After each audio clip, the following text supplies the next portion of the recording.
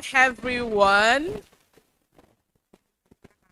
We are all educators, and we know what it means for something to be engaging. So I believe by now we should be networking, exchanging pleasantries with the people sitting right beside us. There is no way you should come here today and you will not at least meet somebody new. So in just a minute or two, I want us to move around, smile to the people sitting next to you. You can even go to the next seat if possible. We are in an educative atmosphere and it definitely has to be engaging. So I'm giving us 1 minute to do that. Let us move around. Let us smile. Yeah.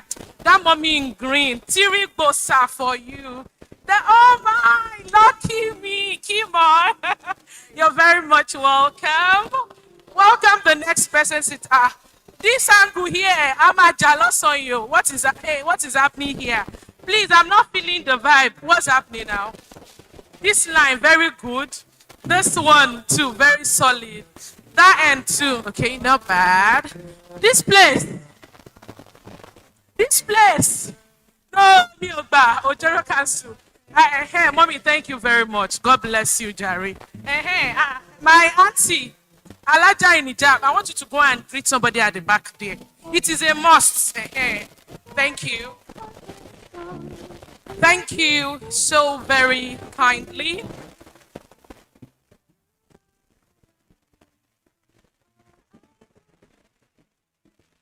Okay. Mo ti rí àwọn mọ́mí ń bẹ̀yẹn, wọ́n ti sáré sọ 1 or 2 pápápá.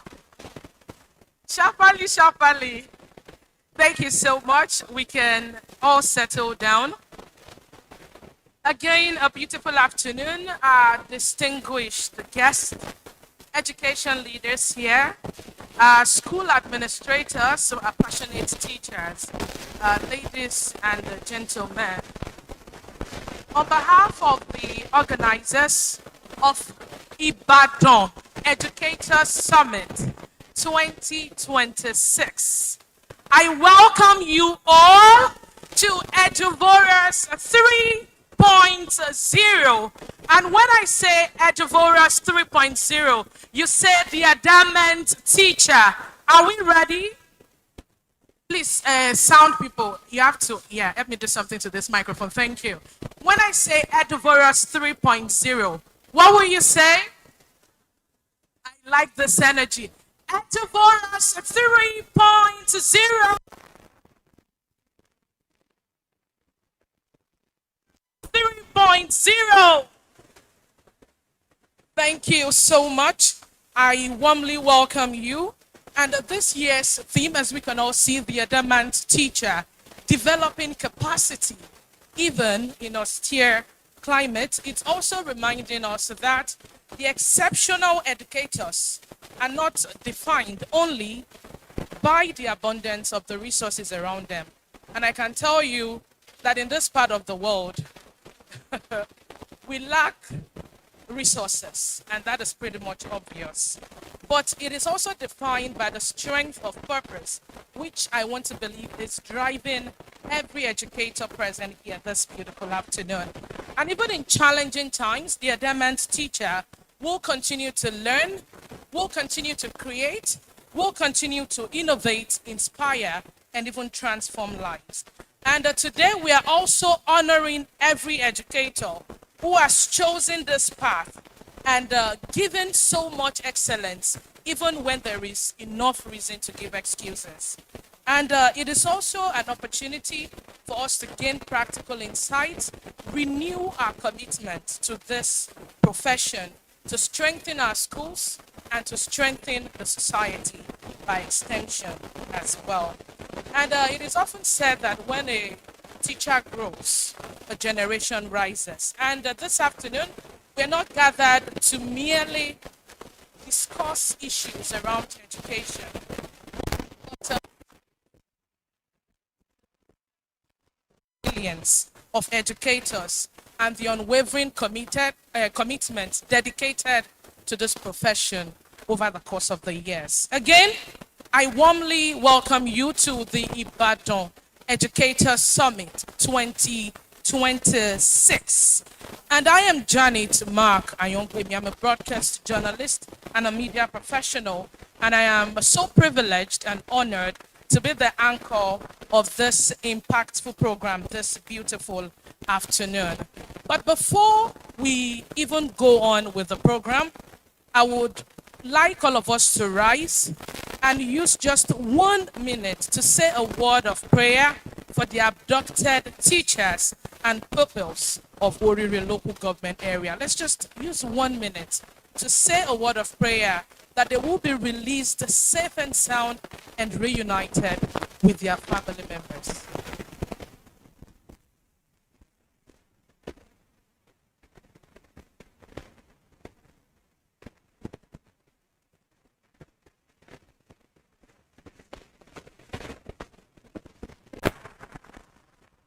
And we all say, Amen.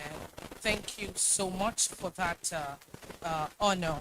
And right about now, we'll move on with our program for this beautiful afternoon. And we'll be taking the national anthem. I don't know if the media people are ready for us with the national anthem.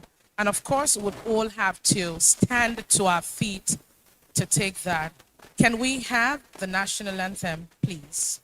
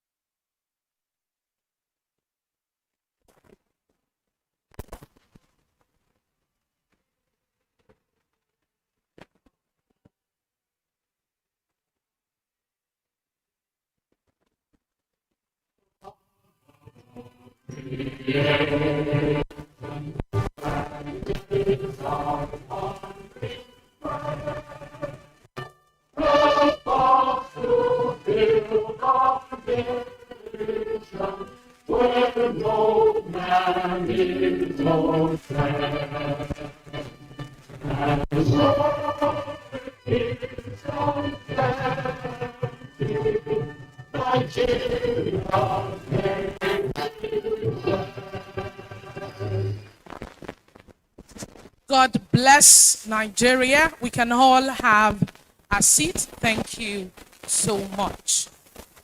As we reflect on the theme for this conference, the adamant teacher developing capacity even in austere climate.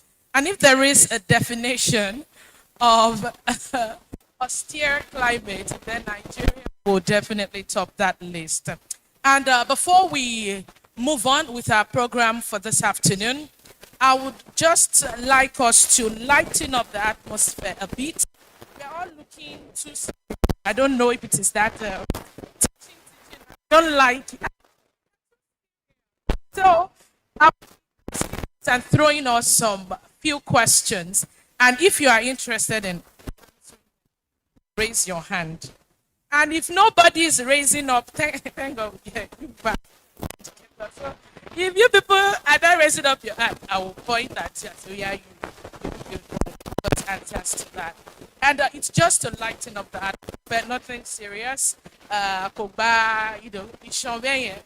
Okay, so let's do this. Recently, the federal government announced that a new registrar will be taking over the Joint Admissions and Matriculation Board. So right now, I don't go so joro. I cannot monitor everybody's phone, but allow my address you. I wish I have this thing they use in football. Is it VAR? Some of you know those people. So, who is that person? What is his name and how old is he? Any volunteer? Lero. Before I thank you, mommy. Oh, sure. Mommy is so sure. Can I get another microphone, perhaps? Now, it will be 40 by this July. Yeah. Our young girl people don't want me by you. Very, very good. That's a very good one. Now let's come to your state. What is the name of the commissioner for education here in your state?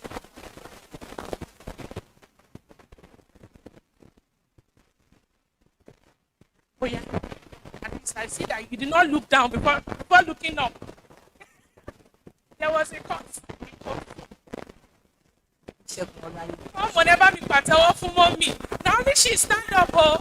You not sure for every other person waiting this one. Eh? Okay, now let's do this again. The Minister of State for Education in Nigeria, not the Minister of Education, no. Minister of State for Education. Auntie, who is the person?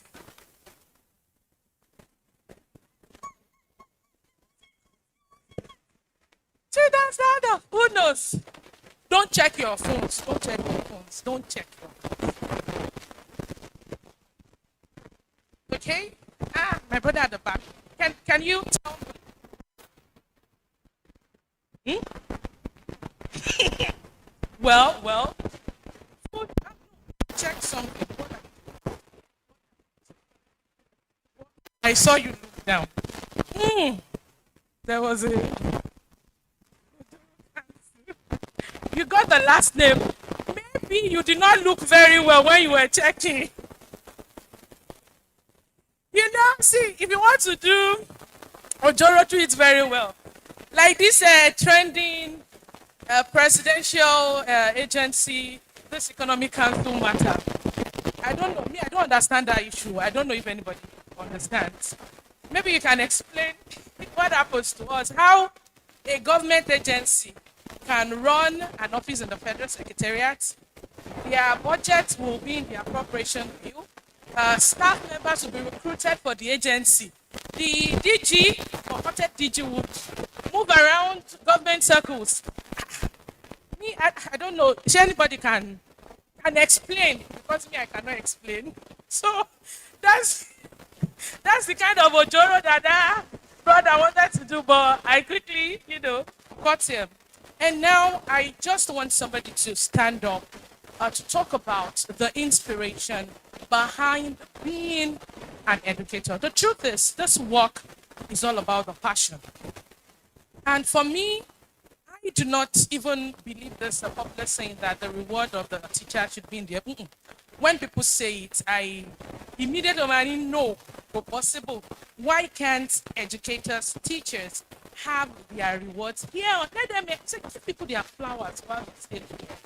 So I just want one or two people to stand up and give us the inspiration behind their passion, which is being an educator. Just two volunteers, preferably a man and a woman. I would really appreciate that. Just to let us into what inspires you.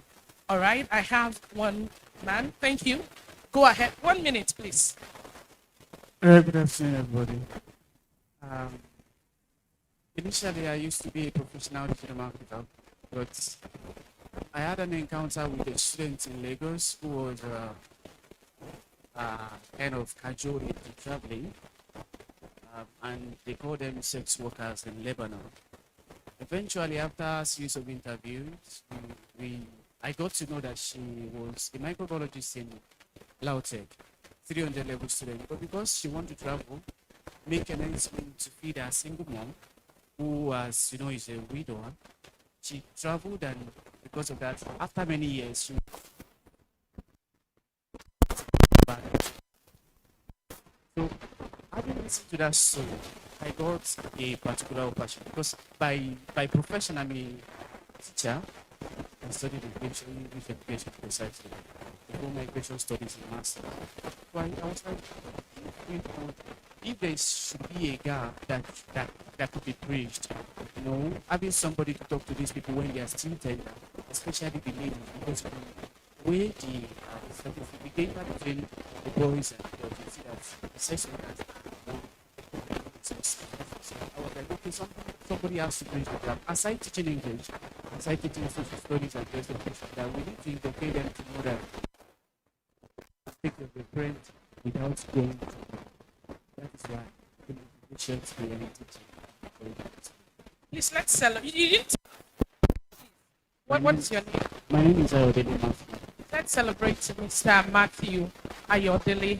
Do we have a volunteer? That's so inspiring. Good afternoon, everyone. My name is Animasha Marvelous. For me, the reason why I chose this career is I believe when you educate a child, you change the narrative of the child.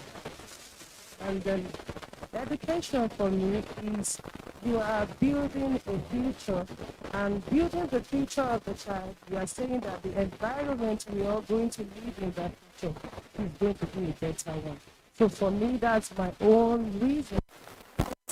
Thank you. Thank you so much. We didn't get your name, ma'am. I didn't get it. Nima Shaun Marvelous. Mrs. Marvelous Anima Shao, thank you so much. It's the two of them. They have shared what drives them because in this education work, you have to we engage a lot of educators. In fact, we need to have a conversation around the new model of education that the federal government is proposing recently. So we engage educators and sometimes we know that this is passion. It cannot be any other thing else apart from passion. And this particular conference is also here to guide us because it's going to be a loaded program this afternoon. We have different panels, different sessions that will actually speak to the challenges, the experiences of educators, especially here in this part of the world. We will be talking about the money aspect. We will be talking about the professional aspect. We'll be talking about the curriculum, the things, the challenges that are affecting the Nigerian educator in our system. Because you don't agree with me that Nigeria is such a blessed and peculiar country. So I want you all to come with an open mind, ready to engage. There will be a session where you can also ask questions, share your experiences, let us know how these issues are affected. And as we gradually move on with the program this afternoon, I would love to invite let's put this together for us to be here. We know, right? We know that somebody has been laboring for this program, even lots of people. And if you've ever organized even a parlor party, some people will say it's a parlor gathering, you would know how it is to bring people together under one roof. You know, some people say, I want to do small birthday, just my friends and families. I'm sure if they say, yeah, tell us your experience, you would have more than enough to say. So before I bring this man up, I would like us to celebrate him with a rousing applause and an ovation, a standing ovation, because I tell you, it is well deserved. In this particular situation we're in the country, it's not easy to put people together.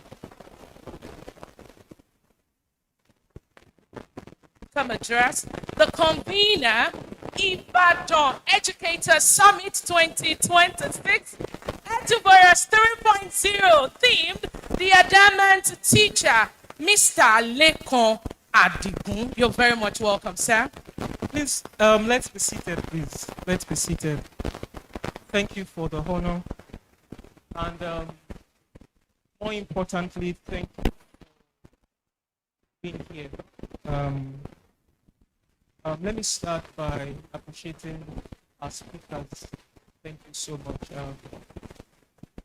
We came all the way from Lagos, and you know what it means to leave your city, your comfort zone, especially in this era where Nigeria is the safest place on earth, right? Yes. So please a round of applause to all our speakers. They are all around, and they are around, checking out of their hotels. The speakers will be here anytime soon. I am a teacher. still very active in the classroom. So, and it's only a teacher that can celebrate other teachers effectively, I must say that. I'm still active in the classroom. I still scream at students, sit down, stand up. We still have deadlines marking. As I speak to you, I still have a deadline. Once this conference is over, I'll go lock up myself somewhere and finish marking. So I'm just trying to say that this is us. I'm you. You are me. Are you me? Is you you? All right. So good afternoon, distinguished educators, school leaders, policymakers, partners, and friends. There's something profoundly beautiful about a room like this. Every conversation you hear,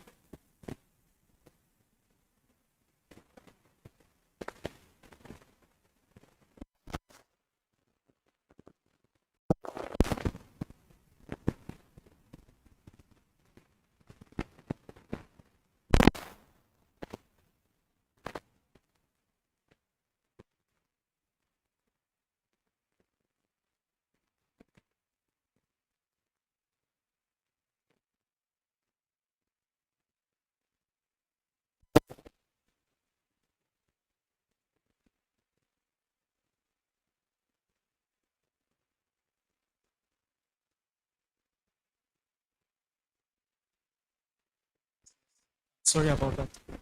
Those years have introduced me to some of the finest minds I've ever known. I've worked alongside teachers who could make the most difficult concept come alive with nothing more than a whiteboard marker and genuine passion. This time around, we use Wabi boards. If you have a Wabi in your classroom, let's raise our hand. Oh, I see a lot of hands, don't worry. Even if you didn't raise it, I see a lot of hands. I've met school leaders whose presence alone inspired excellence. I've taught learners whose questions challenged me to become a better teacher every single day. Actually, 3 of my learners still called me very early this morning and said they just wanted to say hello, and it meant the world to me, I must say. But I've also witnessed another reality. Sorry about that. I have met gifted educators who had stopped growing, not because they lacked potential, but because they had lost hope. I've seen leaders who managed efficiently, but no longer inspire the people they lead. And at one point in my career, and this is quite sad, I even almost worked with a school leader who I felt fit for the classroom. It's my opinion. Don't crucify me. Those experiences have stayed with me. They made me wonder why 2 teachers with similar qualifications who produce remarkably different outcomes. Why one school becomes a place of innovation, another settles for routine. Why one leader transforms lives, another merely fills a position. And after years of observing classrooms, staff meetings, conferences, and schools, I kept arriving at the same conclusion: that the greatest difference is rarely intelligence, it is rarely resources. More often than not, it is the willingness to keep learning. That's why we're here. The educators who continue to develop themselves continue to grow their learners. The leaders who invest in their own growth create schools where others flourish. And schools that cultivate a culture of learning become places where excellence is not accidental, but expected. Professional development is not an event. It is a habit. It is not a certificate to frame on a wall. It is a decision to become better than you were yesterday. And I know this because I've lived it. There was a time when paying for professional training meant taking a big bank loan. My first ever professional training was a huge bank loan. I must tell you that. It wasn't comfortable. It certainly wasn't convenient, but I believed that if I invested in becoming a better educator, the return would eventually exceed the cost. And thankfully, they did. Through your help, we were able to gather this. And this did not cost us less than 5 million naira. Please, a round of applause to everybody in the room. didn't give us money, but you gave us your time. And this is what the world to us. I want to do a shout out to the organizing committee. We would still acknowledge their presence because they did a great job. Those learning opportunities expanded my thinking, sharpened my practice, opened doors I never imagined, and over time gave me the financial freedom to continue investing in myself and others. Then one question began to occupy my mind. What if thousands of teachers had access to these same opportunities? That simple question at the Boros conference. People sometimes ask why this conference is hosted in Ibadan. Part of the answer is deeply personal. I can be a sentimental person, so please allow me. My late father was not a teacher, but he was an astute accountant, a man whose integrity and discipline shaped the way I see work. My mother is not an educator either, but she was a nurse, for that matter, who fell in love with a Yoruba man, and she left a promising nursing career in Sapele to build a family here in Ibadan. So you understand why the conference is right here in Ibadan. Perhaps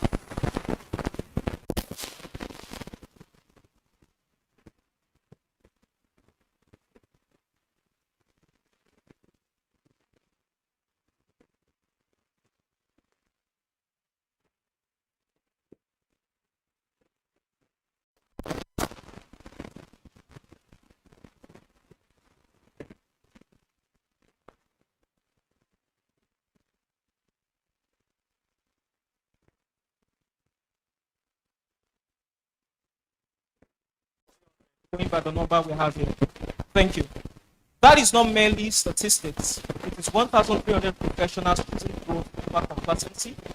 It is 1,300 educators deciding that their learners deserve the very best version of themselves. And by 2030, our vision is to provide high quality professional development opportunities to at least 5,000 Nigerian teachers through this conference, free of charge. Who paid the cover here? If you did, identify that person so that according to serious about it. Serious about it. For everyone. And why do we do this? Because evidence is compelling. UNESCO continues to emphasize that continuous professional development is one of the most effective ways to improve teaching quality and student learning outcomes. Yet millions of teachers, particularly across developing countries, remain unable to access quality training because of cost, distance, or limited opportunity. The knowledge exists, I must say. And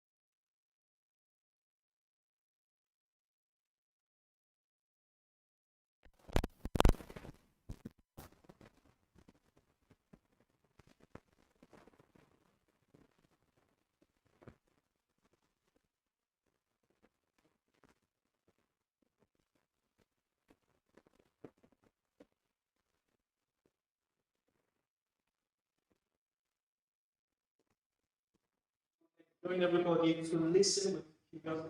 Please ask questions, build friendships. There are school leaders here, schools that can pay you 1.5 million pounds. Please, give them to us. I won't say more than that. Exchange ideas, challenge assumptions, discover opportunities, allow yourself to be stretched, Because when this conference ends, what matters most is not what happened in this room. What matters is what happens in your classroom, what happens in your staff meetings, in the schools you lead, and in the communities you influence. One inspired teacher can change a classroom. One transformed school leader can change a school. And thousands of committed educators can change a nation. And that is our vision here. May these conversations sharpen your mind, renew your passion, and remind you that the future of education is not waiting for someone else. It is already seated in this room. Thank you so much for being here. Welcome to the State of Nigeria.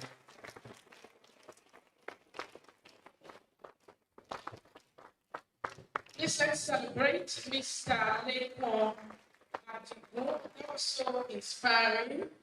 And we appreciate that welcome address from the convener, Ibadan Educator Summit 2026. And time is not on our side, and we're gradually moving towards our section, the food that we have come here this afternoon to consume.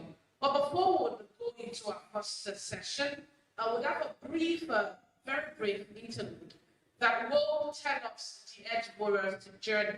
Of course, this is the 3.0, and that makes the third edition. The journey started, it began somewhere. So we'll have a conference highlight, we'll take you through a moment over the course of the years, how we got here in the first place. Is the media ready to cue in the real? Thank you so much. Please let's pay rapt attention.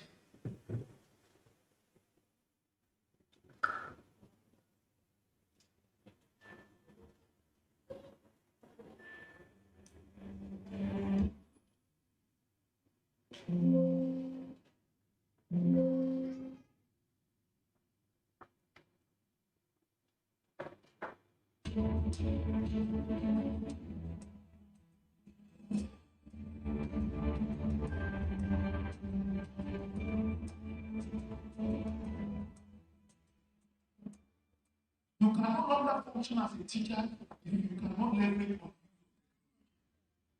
I'm not saying technology will replace teachers. No, not very well. Technology will not replace teachers. But teachers who know how to use technology will replace those who do not know how to use it. Is that what it is? You cannot at this stage afford to be what we call a BBC teacher. You know a BBC teacher, you think it's Bible universal.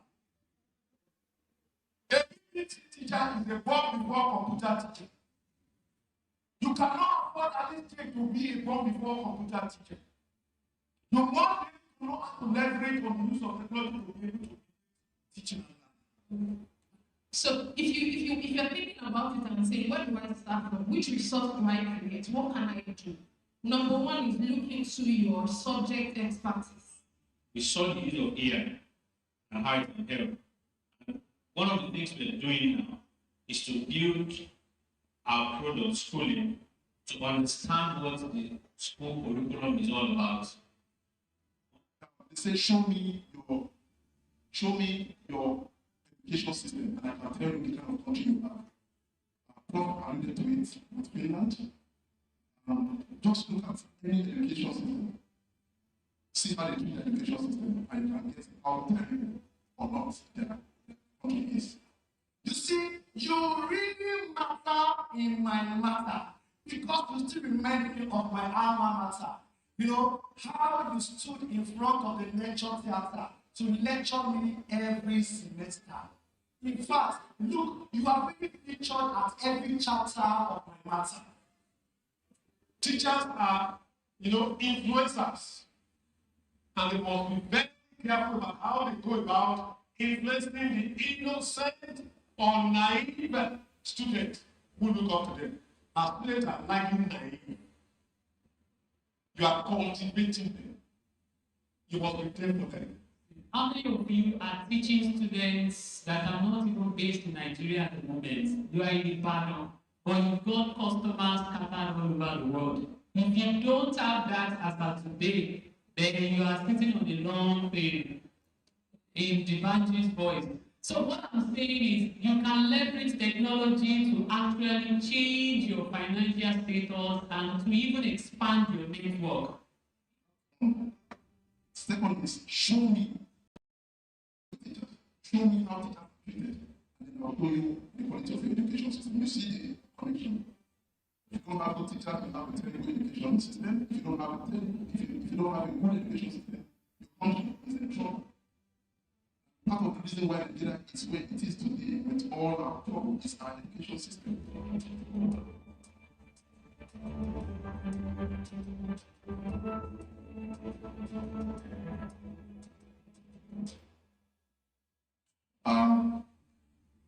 All of you, I beg of you, black belt or no black belt, please focus on professional development.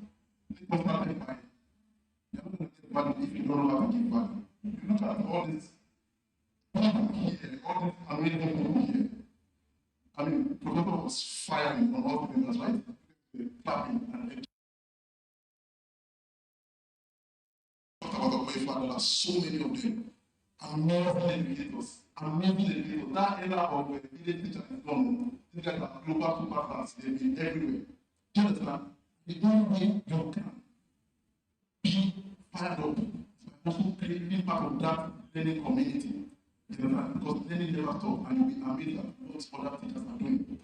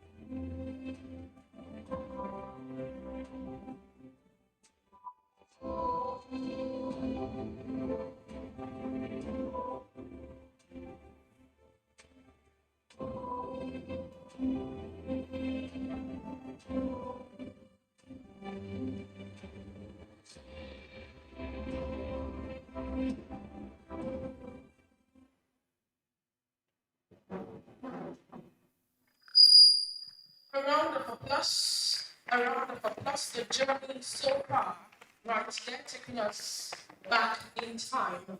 And now we'll move straight into our sessions. And before the first speaker will be coming up, I would take their profile. And even as they walk up to the stage, I would also like us to give a round of applause while she comes up. Miss Veronica Modi is a goal-oriented and passionate education professional with 24 years of experience in teaching, leadership, and school development. She holds a Bachelor of Science in Botany from the University of Ibadan, an MSc in Pharmacognosy from the University of Lagos, and an MA in Innovation in Learning and Teaching from the University of South Wales. She is also a qualified head teacher, having completed the National Professional Qualification for Headship with the best practice network in the United Kingdom. And over the past 2 decades, Ms. Modi has served in a range of reputable international schools across Lagos, delivering both the Nigerian and English national curricula.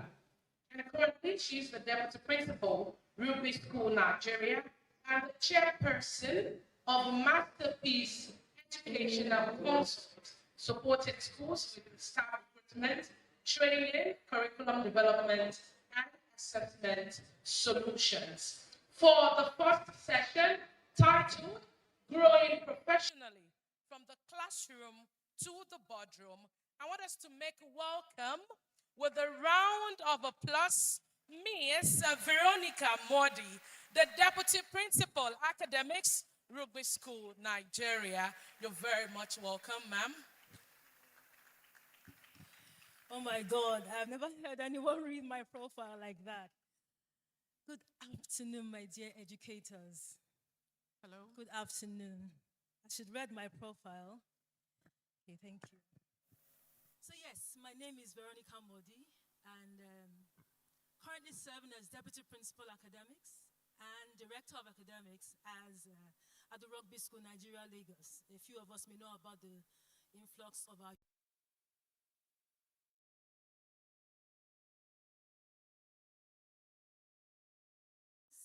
but now they're in Nigeria.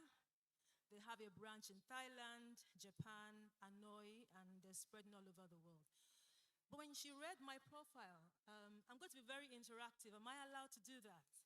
I hope you have your pen. So please look at someone beside you and say, you're going to be my partner for today's discussion.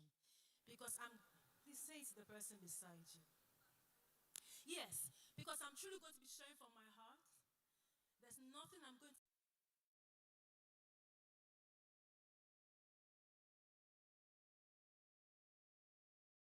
from my own personal experience. I started my teaching journey in year 2000, so As young as I right, in the primary school. primary 5 and 6 precisely. I was teaching science and mathematics. And today I work fully in an A-level school and of course a secondary school. But I'm going to share a bit about how you can grow professionally from just being a classroom teacher to having influence in the boardroom. So by my couching of the boardroom, the place where matters are discussed.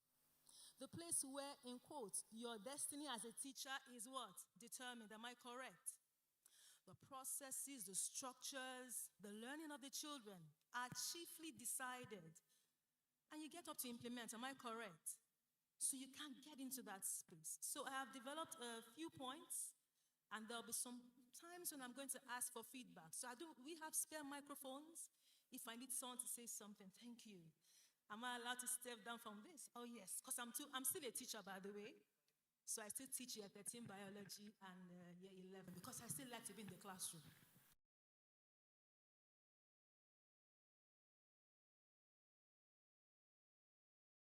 Thank you. Is this better? Because I was kind of echoing. All right, my first slide, please. So my objective, my slide 1. Okay, this works perfectly well. So I'm starting with a quote, not because it's the culture of presenters, but it just gets us thinking. And it says, success is a continuing thing. It is growth and development. It is achieving one thing and using that as a stepping stone to achieve something else. So please just think about it, because at the end of my presentation, I'm going to ask you some questions here. It's an inspiring quote by John C. Maxwell. It's one of my inspirational teachers I often listen to, leadership. My next slide, please. So my objective at the end of this presentation, these are the aspects. So you see, I'm still a teacher, right? One, I will need us to understand the stages of professional growth in education. There are stages to it. Identify leadership qualities beyond the classroom.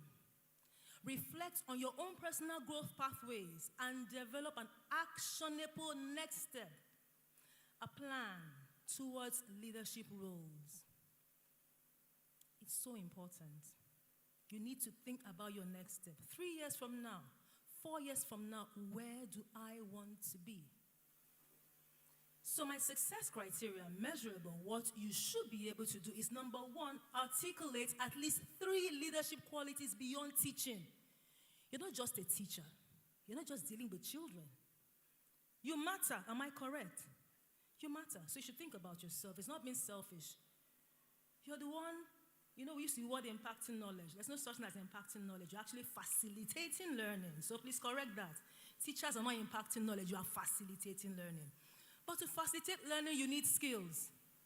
You need to be comfortable in your space. Very important. So secondly, identify 2 personal strengths to develop for leadership. Then create 1 actionable professional growth plan. And of course, engage meaningfully in discussions and reflection activities. These are all we're going to achieve at the end. So I'll go straight into my very first slide, and I'm going to be probably throwing out questions at some point. What does professional growth mean? Can I get a response from the audience, even though you've seen my slide? But does anybody have anything contrary to what I have on the board?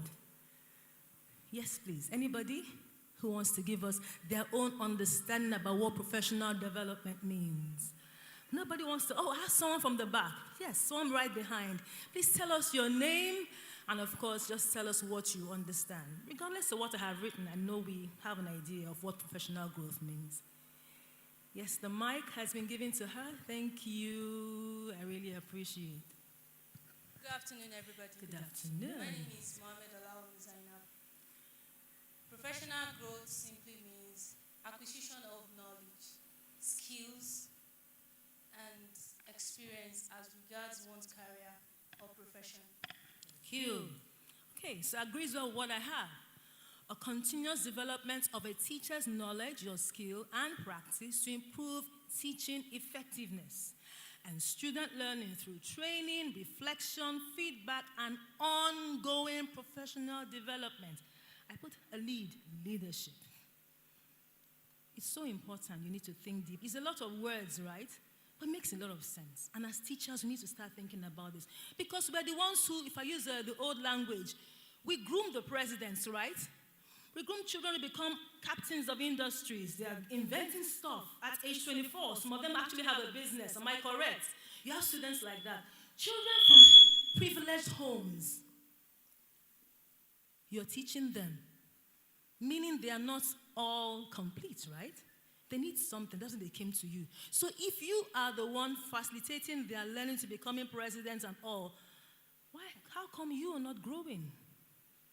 How come you're not better?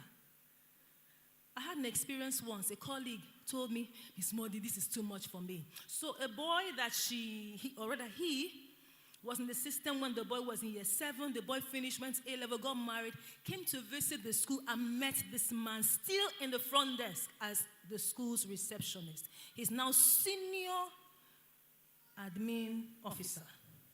Please, was there progress in that man's life? When he cried to me, the question I asked him is, you can't do anything about the fact that the boy met you. My question to you is, why are you still here? You haven't made any change to your life. What else can you do beyond just... And he's a graduate, by the way. So I'm just saying, go back. This experience should shake you. I'm not saying resign, but what else can you be beyond just being a front desk officer? The boy has left for almost 10 years, came back, and the boy actually told him, what even pained him was the boy said, sir, you are still here? Do you imagine that kind of experience? The boy walked in, and he was like, no. And the boy said, sir, you're still here? The boy didn't say it out of spite. He was shocked. Still front desk. Now, the boy does not know that he was no longer called receptionist. He's now called admin officer 1, senior, right? But the boy still met you on the same spot, on the same seat that he left you when he was in year 11. Why? So my next slide. My meeting here today is to trigger you to want more. I'm here to force you to want more, because you can be more. So what does your influence where does your influence currently reach in your school? My next slide. So here I have a growth path for teachers. You will find yourself somewhere on this level. A teacher, maybe now you're a lead teacher, you're a head of department, you've moved, head of department is middle leader, right? Then senior leadership, or you're already in the boardroom, influence. Even in that boardroom, you can grow. You can be more. So the shift for you today is move away from delivering learning to shaping learning systems. They don't have to hand down to you what you should do in the classroom. You're the one to tell them because you are the expert. That is telling you know how to teach, right? You know how to facilitate learning. You know the skills to emphasize. You know the context to help them understand. And yet they tell you, and you're wondering, but this is not best practice. And when you challenge them, they give you a sack, right? But perhaps if you grow a bit more, you can step into a space where you can determine what the curriculum looks like and how it should be implemented. That's the idea. So key traits, leadership mindset for teachers, strictly for teachers, please. Myself from the finance area, this is only for us. Vision thinking. Are you a visionary person? Do you see beyond year 2026? A few years ago, internet is coming. We're all running up and down. Internet has come and settled. Now AI is here. We're all running up and down. Very soon AI will settle and something else is coming. Are you thinking about tomorrow? Are you preparing about your tomorrow? When he was speaking and he mentioned something about, I was watching the video.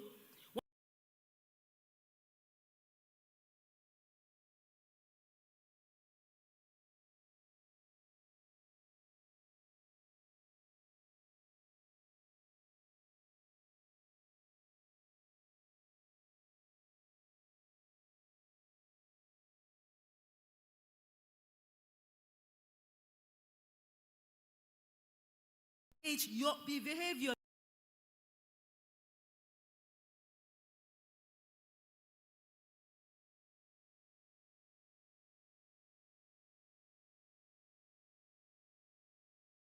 Press your button, am I correct?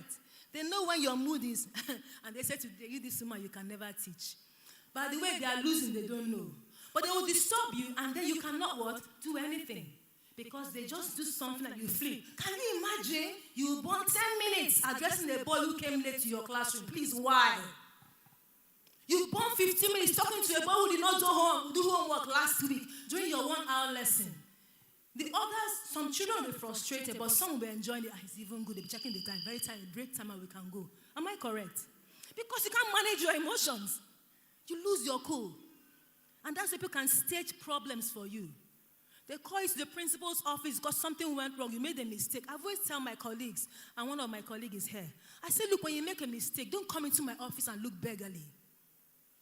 I tell my team members that I lead, don't come into my office, Miss Mother, at that point, I'm coming for you. Be bold, stand firm. You made a mistake, yes. The next thing I'm asking for you is, what next? What's the solution? It has happened. Don't come and say, Miss Master. You know me very well. You can testify. I don't do all this emotional talk. Right? What do we do next? Because this has to be solved. And I always tell them I don't want drama. Everything ends in my office. If I hear it outside, I'm coming for you. I called you in to answer your question. Answer it here. Go out there and behave what? Normal. Because I know your mental health will influence your lesson. Besides, I want my staff members to be comfortable. I'm not a leader who bullies people and will traumatize them and make them, when they see me, they run. No. Everybody makes mistakes. Decision making under pressure. I understand I have 40 minutes. Am I correct? Oh my God. Decision making under pressure. Can you make decisions under pressure? It rained that day. The roof was leaking. The class was flooded. You have to teach biology lesson. Will you shut down the lesson because the roof is leaking? You must be creative. Have contingency plans. The internet failed. All the laptops shut down. The notebooks were torn. You can still teach. Immediately switch. Take a decision. And move. But some of us were going to be grounded there. You stand there, the water, the flood, and it happened. This school, the next in Nigeria, this is our nation. Our leaders, it is over. You can't even take a decision at the spot. And time is ticking. And your pastor, our personal lives. Your own landlord money. He has set pack out. You now spend the whole day crying. Please, does that bring out money? The only thing to bring is high blood pressure. The BP must rise. Has he brought the money? I'm not saying become careless, but the reality of it, what can I do now? It applies to everything in life. Your child is sick. I remember last year. God, so it's going to happen. As you're crying, move. Very important. Collaboration over control. Some of us don't like to collaborate with other people. You must work with other people. You always want to be the one in charge. It's my way or the highway. The way I say it is the way it must happen. You can't survive in this generation if you're like that. You must be willing to work with other people. By the way, even people you don't like. I have worked with a cantankerous team member who actually wanted my position. He believed he was the vice principal of another school. He felt he was more deserving of the role because he knew the principal. They never met me. I was hired as director of studies then, and later a role opened up for vice principal to the Oyibo that was handling our school then. And because he knew the man somewhere in Abuja, by the way, he came in as an ordinary teacher. I recommended him as HOD. Note, I recommended him as HOD. He came in as an ordinary math teacher. And before long, he began to run a crusade against me and teaming up with team members. I knew everything. I'm not a fool. I saw everything. But all through the 3 years he worked with me, not one day did I challenge him face to face about it. I work normally. He will send stinker emails to the top boss and copy me, insulting me in an email. I'll respond back. Thank you so much for the feedback, mister. I understand your point. Please, can we meet and have a talk about this? I can speak for now. I will change my language immediately. I'll say, oh my God, I see you're so passionate about improving our school. Can we meet in the office? In fact, we're going to meet in the director's office to discuss what you highlighted. And then you bring out all the, I say, my God, this is interesting. You know, the point you raise is so important. Have I not changed the music? Yeah. When he comes out, I look at him like, yeah. And I go back to my office. He will change timetable I created behind me. Can you imagine that? I have emails that it was an outright insult to me. I don't know this man from anywhere. But I knew what he was up to. At the end, I left that school. A year after I left, another person resumed in my role that could not take his rubbish. That one dealt with him ruthlessly, and he was asked to resign or he'll be sacked. He now said, you see, Miss Modi is better than you. If it was Miss Modi, very patient, very nice lady, very whatever. Of course, I didn't know. Because when the blowout started, the tone now called me, sir, Miss Modi, they're singing your praise. I said, who? Mr. So. I said, really? Miss Modi is so kind. I didn't know that. She's so patient. After all I did, she would never shout at you. Always walk. She's very, what's the word you use? She has team spirit. She will work with you. She never shuts down any idea. Anyone you bring, she can adjust and plan. I say yes. It's called managing people. Leadership is not about being in charge. It's about taking charge of those in your charge, including your team members. Not only students. You should be able to manage your group. We manage each other. That's the truth. Very important. My next slide. So let's look at the self-reflection activity. Please quickly write down one strength that makes you an effective teacher. One thing that you think makes you an effective teacher. Secondly, one leadership skill you need to develop. I'm going to display a whole list of leadership skills. One, you think. Just one. Please don't write three. Just one. Then one leadership role you could grow into. I showed you the continuum. A teacher, a lead teacher, HOD, senior leadership, and then the boardroom. Maybe you're already senior leadership. Maybe you're already in the boardroom. What else? Today, I run my own consulting firm. I review books for schools outside Nigeria. I review books for Cambridge International. I've done a few works for them. I am an examiner. I won't mention other things I do so I don't get you unnecessarily concerned, right? And I'm still a teacher. Don't I look like a teacher? I don't look like a teacher. I'm a teacher. That's the truth. So these are a list of skills, communication skills. Please develop your speaking skills. Develop your writing skills. Some of us are running to AI now. Don't become so dependent on co-pilots or ChatGPT and the others that you can't even write a simple email without error. No. Communication is both Oral and what? Written. You must be able to communicate. People should understand what you're saying and not misread it. Decision-making skills, team and collaboration, delegation. Some of us are dying under a lot of work. You must delegate and look away without micromanaging. Even in our homes, you have a nanny helping your children. Cook the stew. Bring the salt, let me taste it. Bring the salt, let me taste it. Why can't you trust her to make the soup? That the salt will just be good for you. Did you boil the meat? Bring small, let me taste it. It's too hard. Boil it again. But you already told her to cook the meat and it should be soft, right? Trust her. Then give her feedback later. Then she will grow. We want to micromanage her every step of the way. Conflict resolution, time management, mentoring, emotional intelligence, adaptability. When a situation changes, can you survive or will you fall like a pack of cards? You lose all your hair, everything is flying everywhere. The suit, the tie will move like this because pressure came. Accountability, very important. Many of us are not accountable. Until someone asks, someone checks, you don't do it the right way. Data-informed decision. Data is both qualitative and quantitative. Numbers as well as descriptors.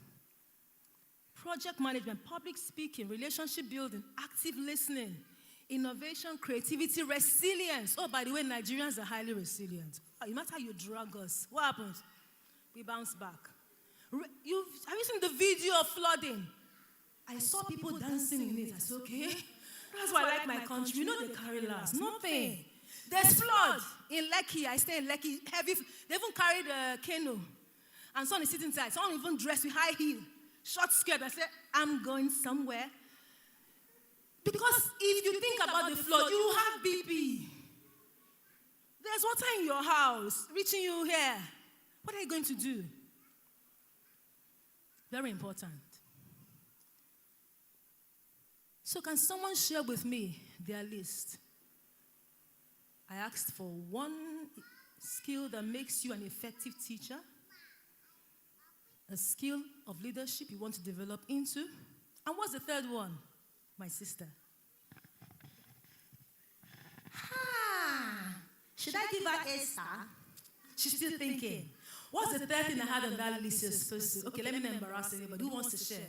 I have three things. Self-reflection. One, I said, one skill that makes you an effective teacher. One, for leadership. And the last one is one leadership role you want to grow into. Please, write these things down. You may say it doesn't matter. It does. If we make children write things down, you should write. Personally, when I write, I imprint in my mind. That's how I learn. When I write something down, it's making sense to me because I'm thinking about it. But if I just read it off and forget, I will forget. But when I write it, I am interacting with what I'm writing. That's how I personally learn. So somebody wants to share, please, their list. I always like people at the back because my students who sit at the back are the ones who will be gisting about how Arsenal and Manchester will fight tomorrow. So please, people at the back, can you share with us your list, please? Somebody wants to share. Or should I pick somebody? A female spoke the first time, so let's have one of our males. Okay, somebody is here. People in front want to win this battle. Women are raising their hands. Let's not turn this to a man versus female challenge. Men, please. Okay, so we have a male here. Please hand him the microphone. Thank you. Oh, you have your teacher voice. You can use your teacher voice.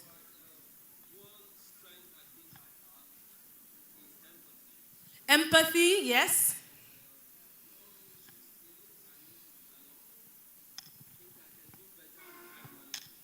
Time management, thank you. Microphone.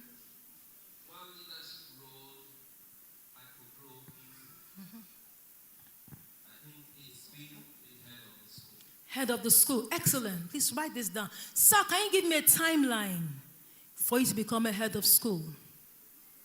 When do you think? It's hypothetical, but you'll be surprised you will hit it. Because opportunity will play out when your mind is set on something. Yes, please. Well,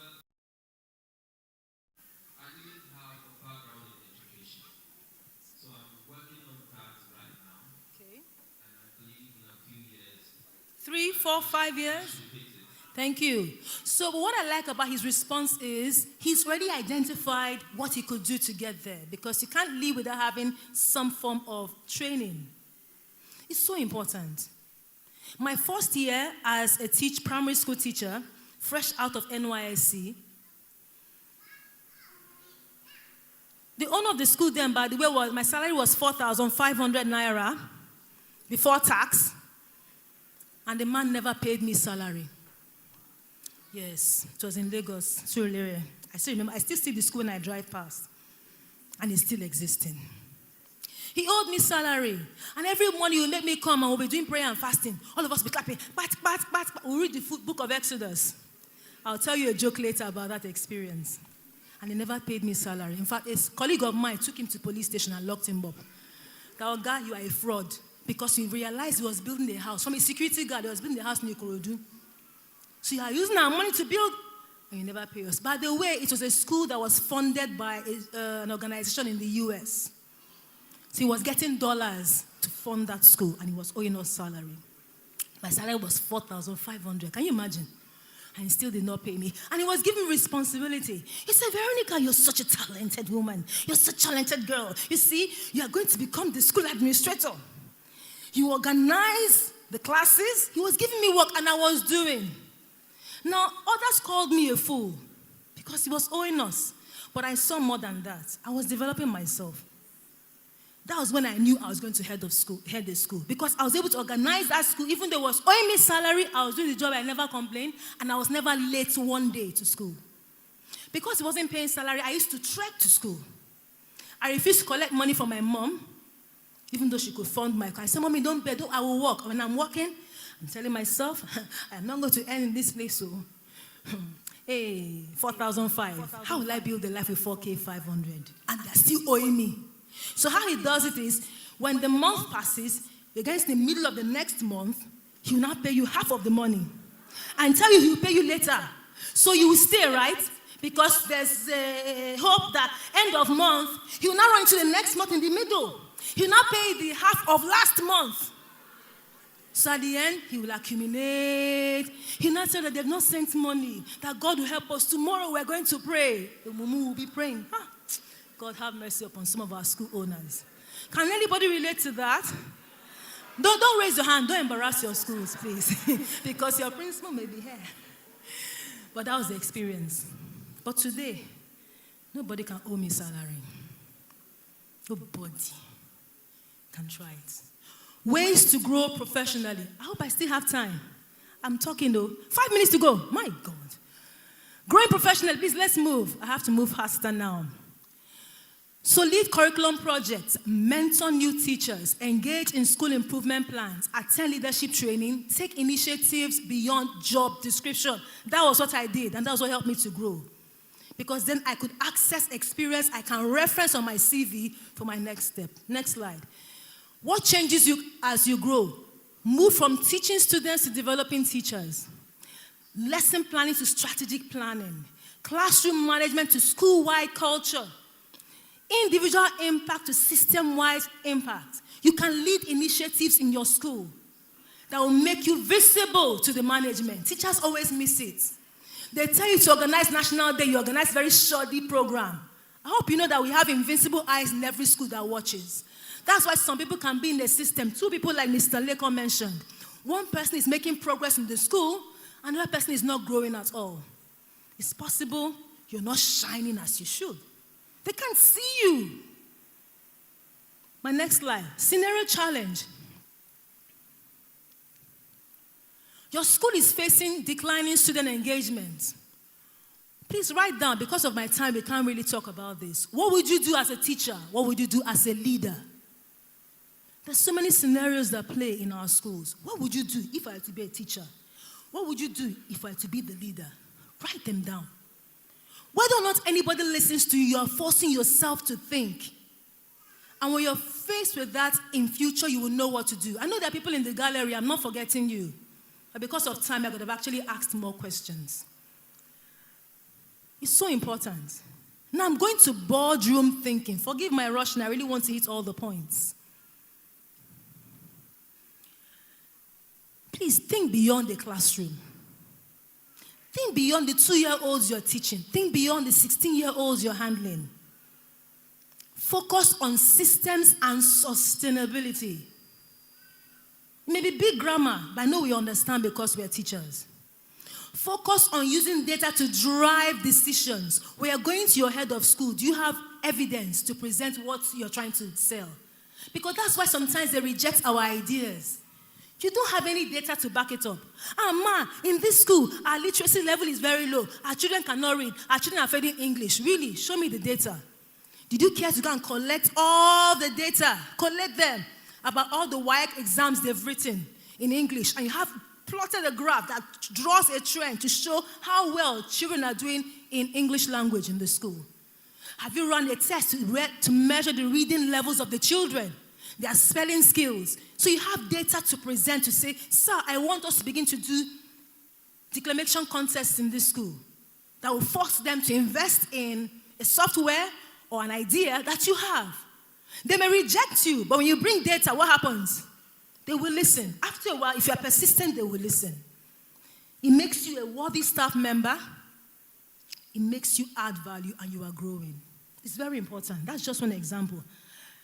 Balance people and performance. Are you solving today's problem or building tomorrow's solution? It's so important. My next slide. So, create your own growth plan. The question I asked our sir over there, where do I want to be in 2 to 5 years? What are the skills I must develop? What will I do this term? Term 3 is ending, right? September is almost here. Who can help me? I have been privileged to access, I call them gatekeepers. People who did not know me. My current role was a recommendation of somebody I met 6 years ago. He was leaving the school. He was the expert in one of the schools I was in. And I only worked with him for a year. I didn't know he took notice of how well I was working. So the day they were to do his send forth, someone said, Veronica, come, let's go now. We're going to send for so and so. He's the current principal for rugby school, by the way, and I'm sure he's watching, but I shared it with him. And I followed. And he was so happy. Thank you so much for sending me off, and he left. When he was offered the role of rugby, I was among the first to remember that I want that lady to work with me. I saw her diligence. I saw she has skill. And of course, I've done a lot of qualifications because I don't joke with I barely had savings, by the way. The program I did with the University of South Wales, I got 80% scholarship. Let me tell you, you don't have to spend your money to train yourself. I got 80% scholarship. A program that will cost almost, that time, in currency, it came to almost 11 to 12 million for that course. I got 80% taken off, and I was told to pay the remaining in installments. Have you ever seen that kind of favor? When I told them, 1.9 million was the remaining. From where? They must say you pay in installments. Of course, I did susu. You know what susu is? I carried the thing then. Because I invested in myself. No school can groom you. Don't deceive yourself. Invest in that future that you want. The opportunity will always come. Pay the price. So I'm going to common barriers. Fear of failure. Let me tell you, just as we tell children, try again. Teachers, do what? Try again. Come on. My people upstairs, don't be scared. Fear of failure is fear of failure. The fact is, 2027 is coming, we shall all be alive. 2028 is coming, we're all going to be here. But what will you look like in 2029? Are you going to be in the same place you're in now? The same salary? The same role? Doing the same thing? Churning out the same results? The same you? And by the way, you are growing older. Oh no, you are getting younger. Is that so? You're 45 today. By then, you're going to be probably 48, 49, 50. It's so important. Lack of confidence. Hey, shake it off. Be confident. Speak clearly. Even in your mistake, be confident. That's what I tell my staff members. Even in mistake, don't go, come on. It's a mistake, but you can't die. Admit it. That's where the confidence comes. Yes, I made the mistake, but sir, I have a solution. This is what I'm going to do. That is what school owners want to see. That's what good leaders look for. Don't die because you failed. Admit. Embrace you made a mistake. Embrace you goofed. Fine. But will you stay there? You move. Limited mentorship. A lot of us don't look for mentors. They are everywhere. I have 1 minute to go, I know. Look for people that can groom you, that can help you, that can support you. Please do not remain in your comfort zone. No matter how old you are, my mom did her NCE because I lost my dad at an early age. She had teacher grade 2. That's what she did, and rose all the way to head of primary. It was while she was training us as children that she did her NCE. She went ahead and did another, I can't remember, one course in one school. Even in old age, she said, no, I must get it, it's my target. And she's retired today, but she still got that NC certificate and additional higher program that she did before she retired. Don't stay in your comfort zone and sit down and allow time to pass. Why? You can do better, you can be better. So which barrier resonates with you? Write it down. Which barrier are you going to conquer? Is it fear of failure, lack of confidence, limited mentorship, or your comfort zone? Some of us are so comfortable. I am the head teacher, full stop. What else can you do? Is that all there is to you? There's more. So my final reflections. My next step in professional growth is make that sentence and finish it up yourself. Sorry, we can't share. But write it down. Oh, I have 5 minutes. My next step in professional growth is I want to be a lead teacher. I want to be HOD. I want to be a senior leader.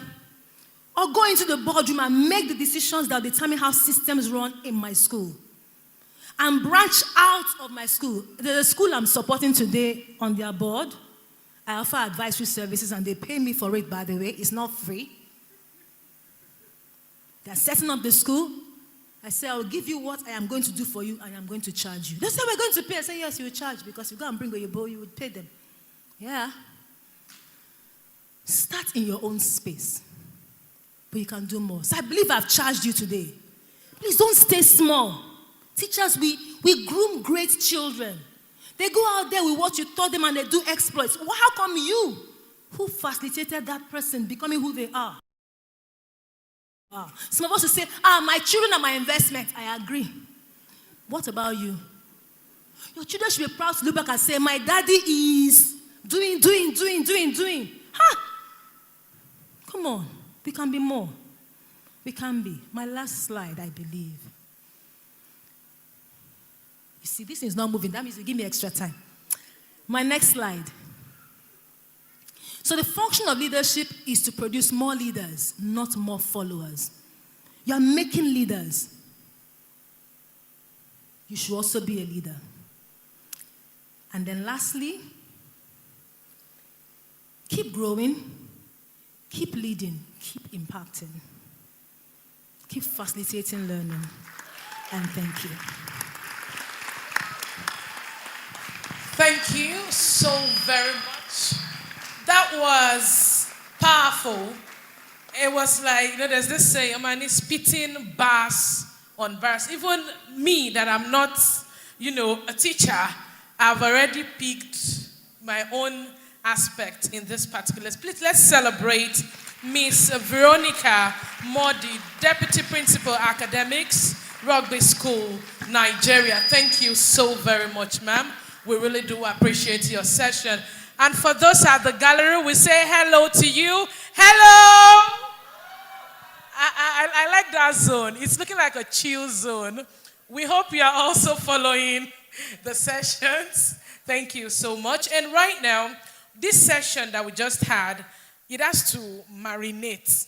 For our mommies who cook, they know what that means. You have to soak it in. So while you soak in this session and as we prepare for further sessions, I have the honor to invite for a soul music performance, Floxy Gold. Please let's welcome him as he comes up stage.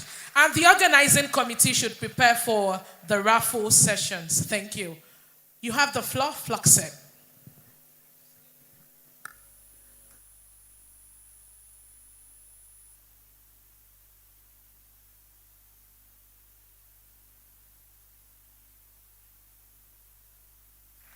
Please let's celebrate Floxy.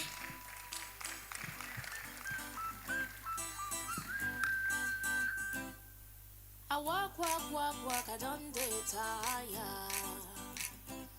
I don't hustle this music as yoga and gala. I know come this life just to suffer. So if it ain't about the money, my homie don't bother. Mo lulu, mo jo. Ẹ fún mi lómi, ẹ bá mi gbọ́. Hello. Good afternoon, everyone. Good afternoon, my fellow teachers. All right, my name is Florence, but known as Floxy Gold.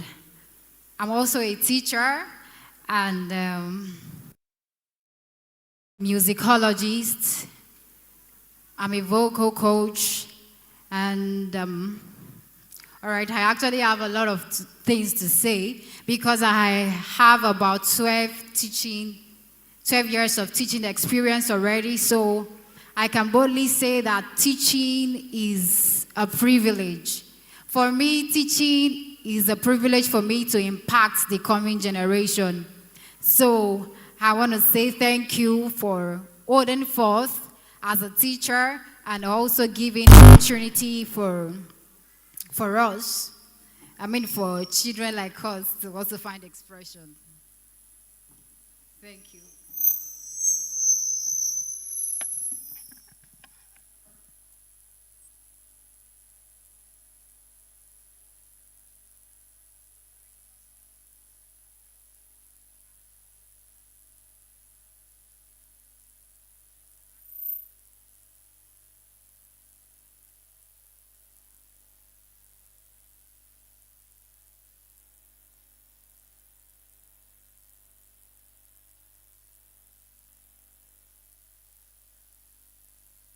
So thank you for giving me this opportunity, Mr. Leko and to stand in front of privileged people like me as well, to be a blessing to everyone here.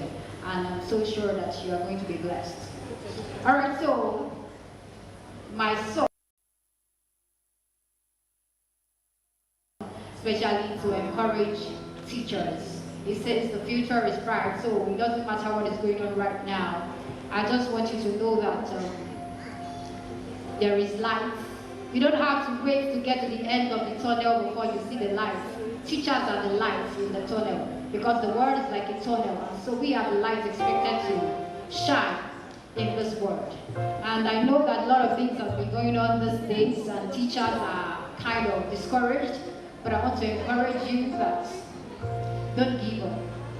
You may be the one to raise the next president that is going to make a very beautiful change in the nation in the next 10 years. And so I want to encourage you to keep on holding forth, keep on striving hard, and don't ever give up.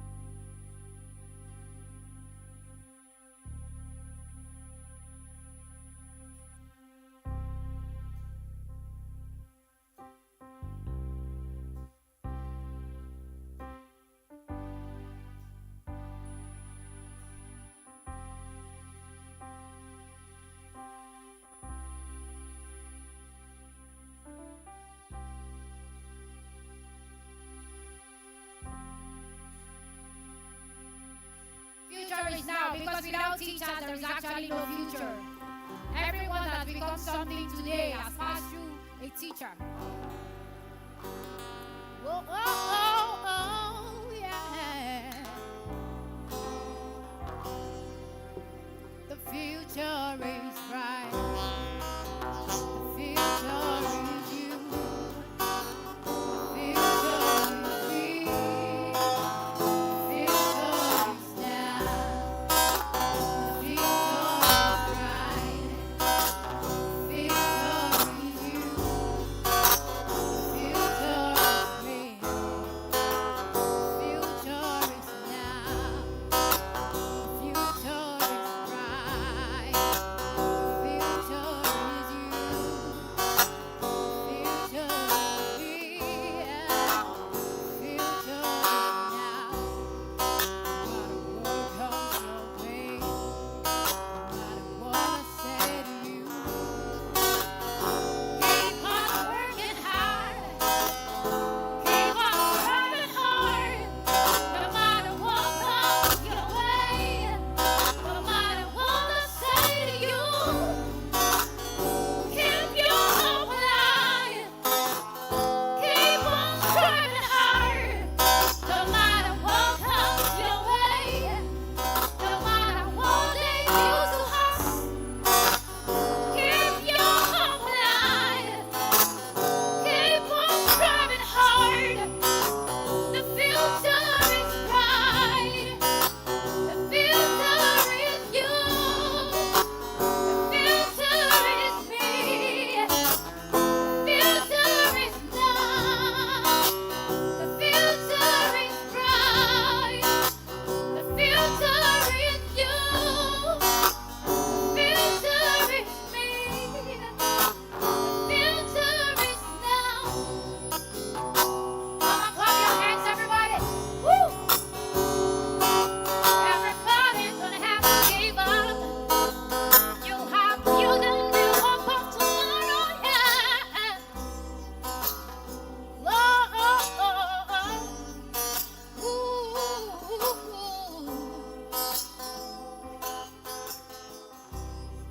No matter what comes your way, no matter what they do to you, keep your hope alive. Keep on striving hard. No matter what comes your way, no matter what they say to you, keep your hope alive.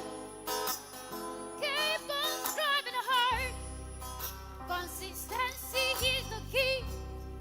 If you aspire to be great, remain committed and keep on fighting hard. Consistency is the key. If you aspire to be great, remain committed and keep on fighting hard, because the future is bright. Everybody sing it. Future is you.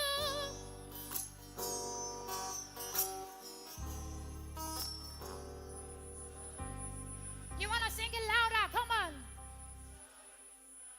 The future is you. And the future is me. With us, the world can become a better place. One more time, sing along with me.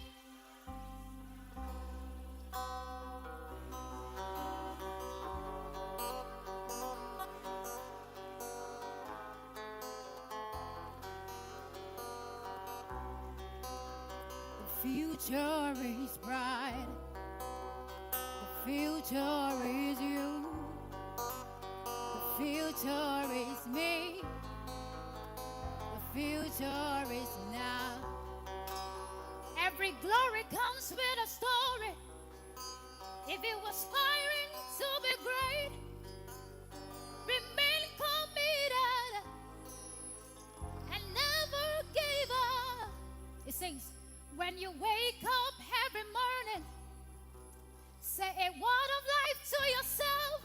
Say to yourself every day, I'm gonna make it. No matter what I face today. Verse 3, when you wake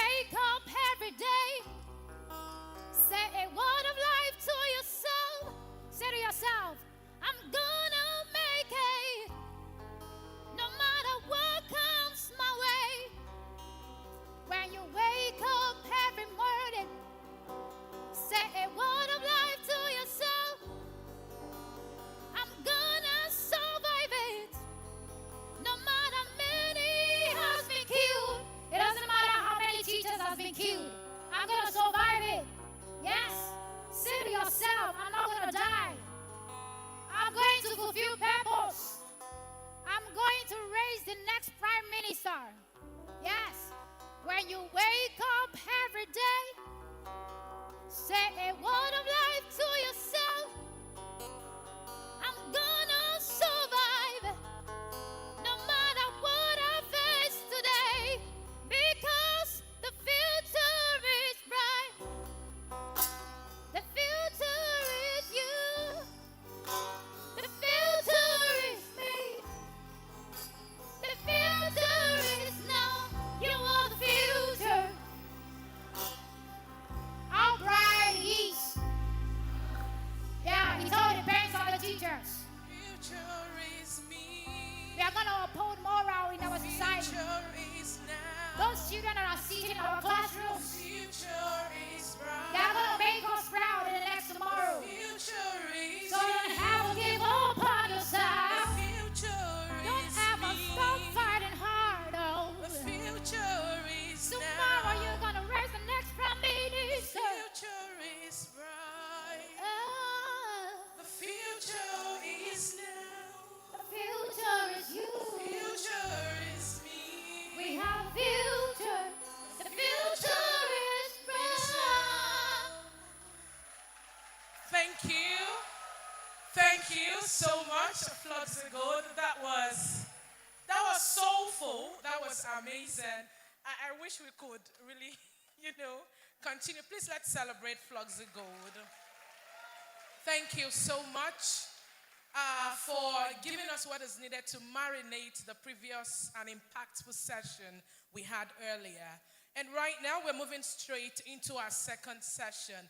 And this should interest you because Ms. Modi right here already laid the foundation for what we will be talking about. It is money matter, which is very, very important. There's this saying, money is important. So right about now, we are preparing to bring up our guest, and I would be taking his profile as we'll welcome him upstage. Emmanuel Osai is a seasoned business professional with extensive cross-sector and international experience, bringing a strong strategic perspective to discussions on financial literacy and professional sustainability.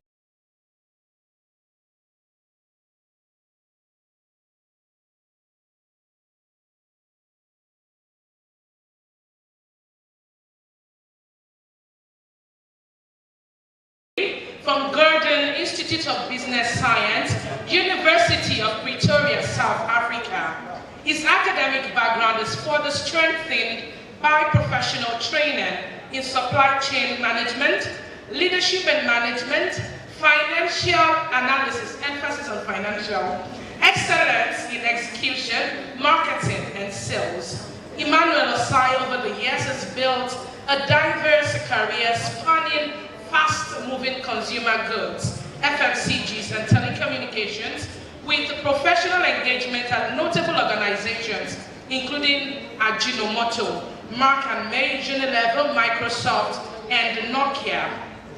His work experience extends across multiple regions, including West, East, and Central Africa, as well as Asia.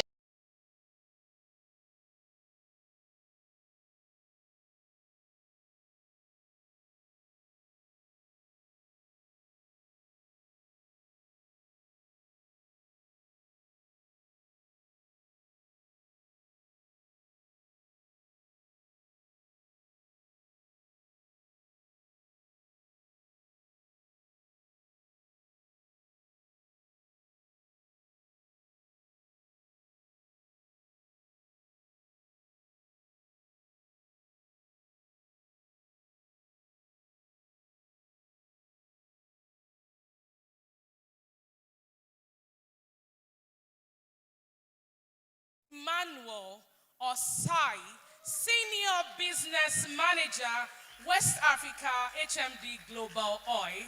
You're very much welcome. I said earlier that teachers must get their rewards here on earth, not in heaven.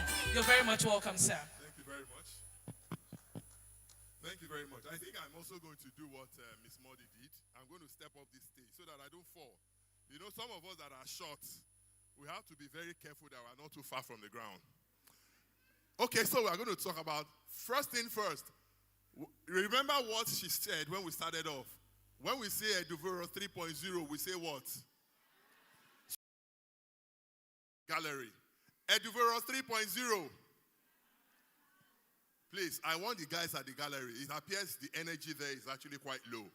Eduvero 3.0. Okay, let me leave the gallery for now. Maybe they are not so happy with us. Okay, for you guys here, Eduvero 3.0. Thank you so much.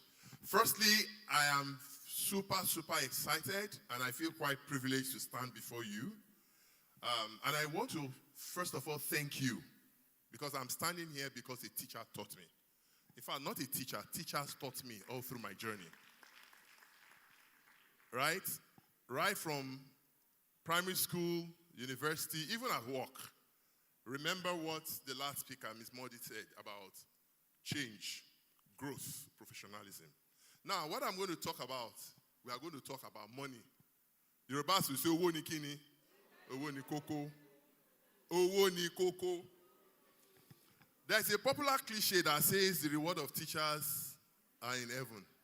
Please, anytime you hear that, tell them to banish that statement.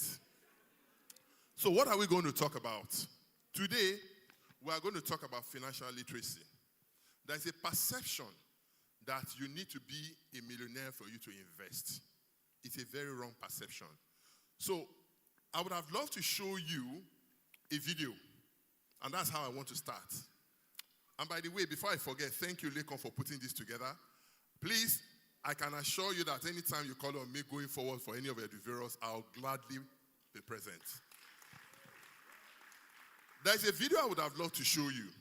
And that video is about, for those of you who know, there's a tribe in Kenya called the Maasai warriors.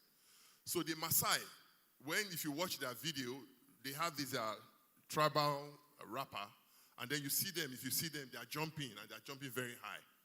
And there's a unique thing about the Maasais. The Maasais are actually very fearless. When I visited Kenya, and I went right into the Maasai, where they live, when wild animals see them, they run. Now, there's a popular video that maybe much later, if we have the time, we'll share. Now, you have about 10 lions feasting on their prey.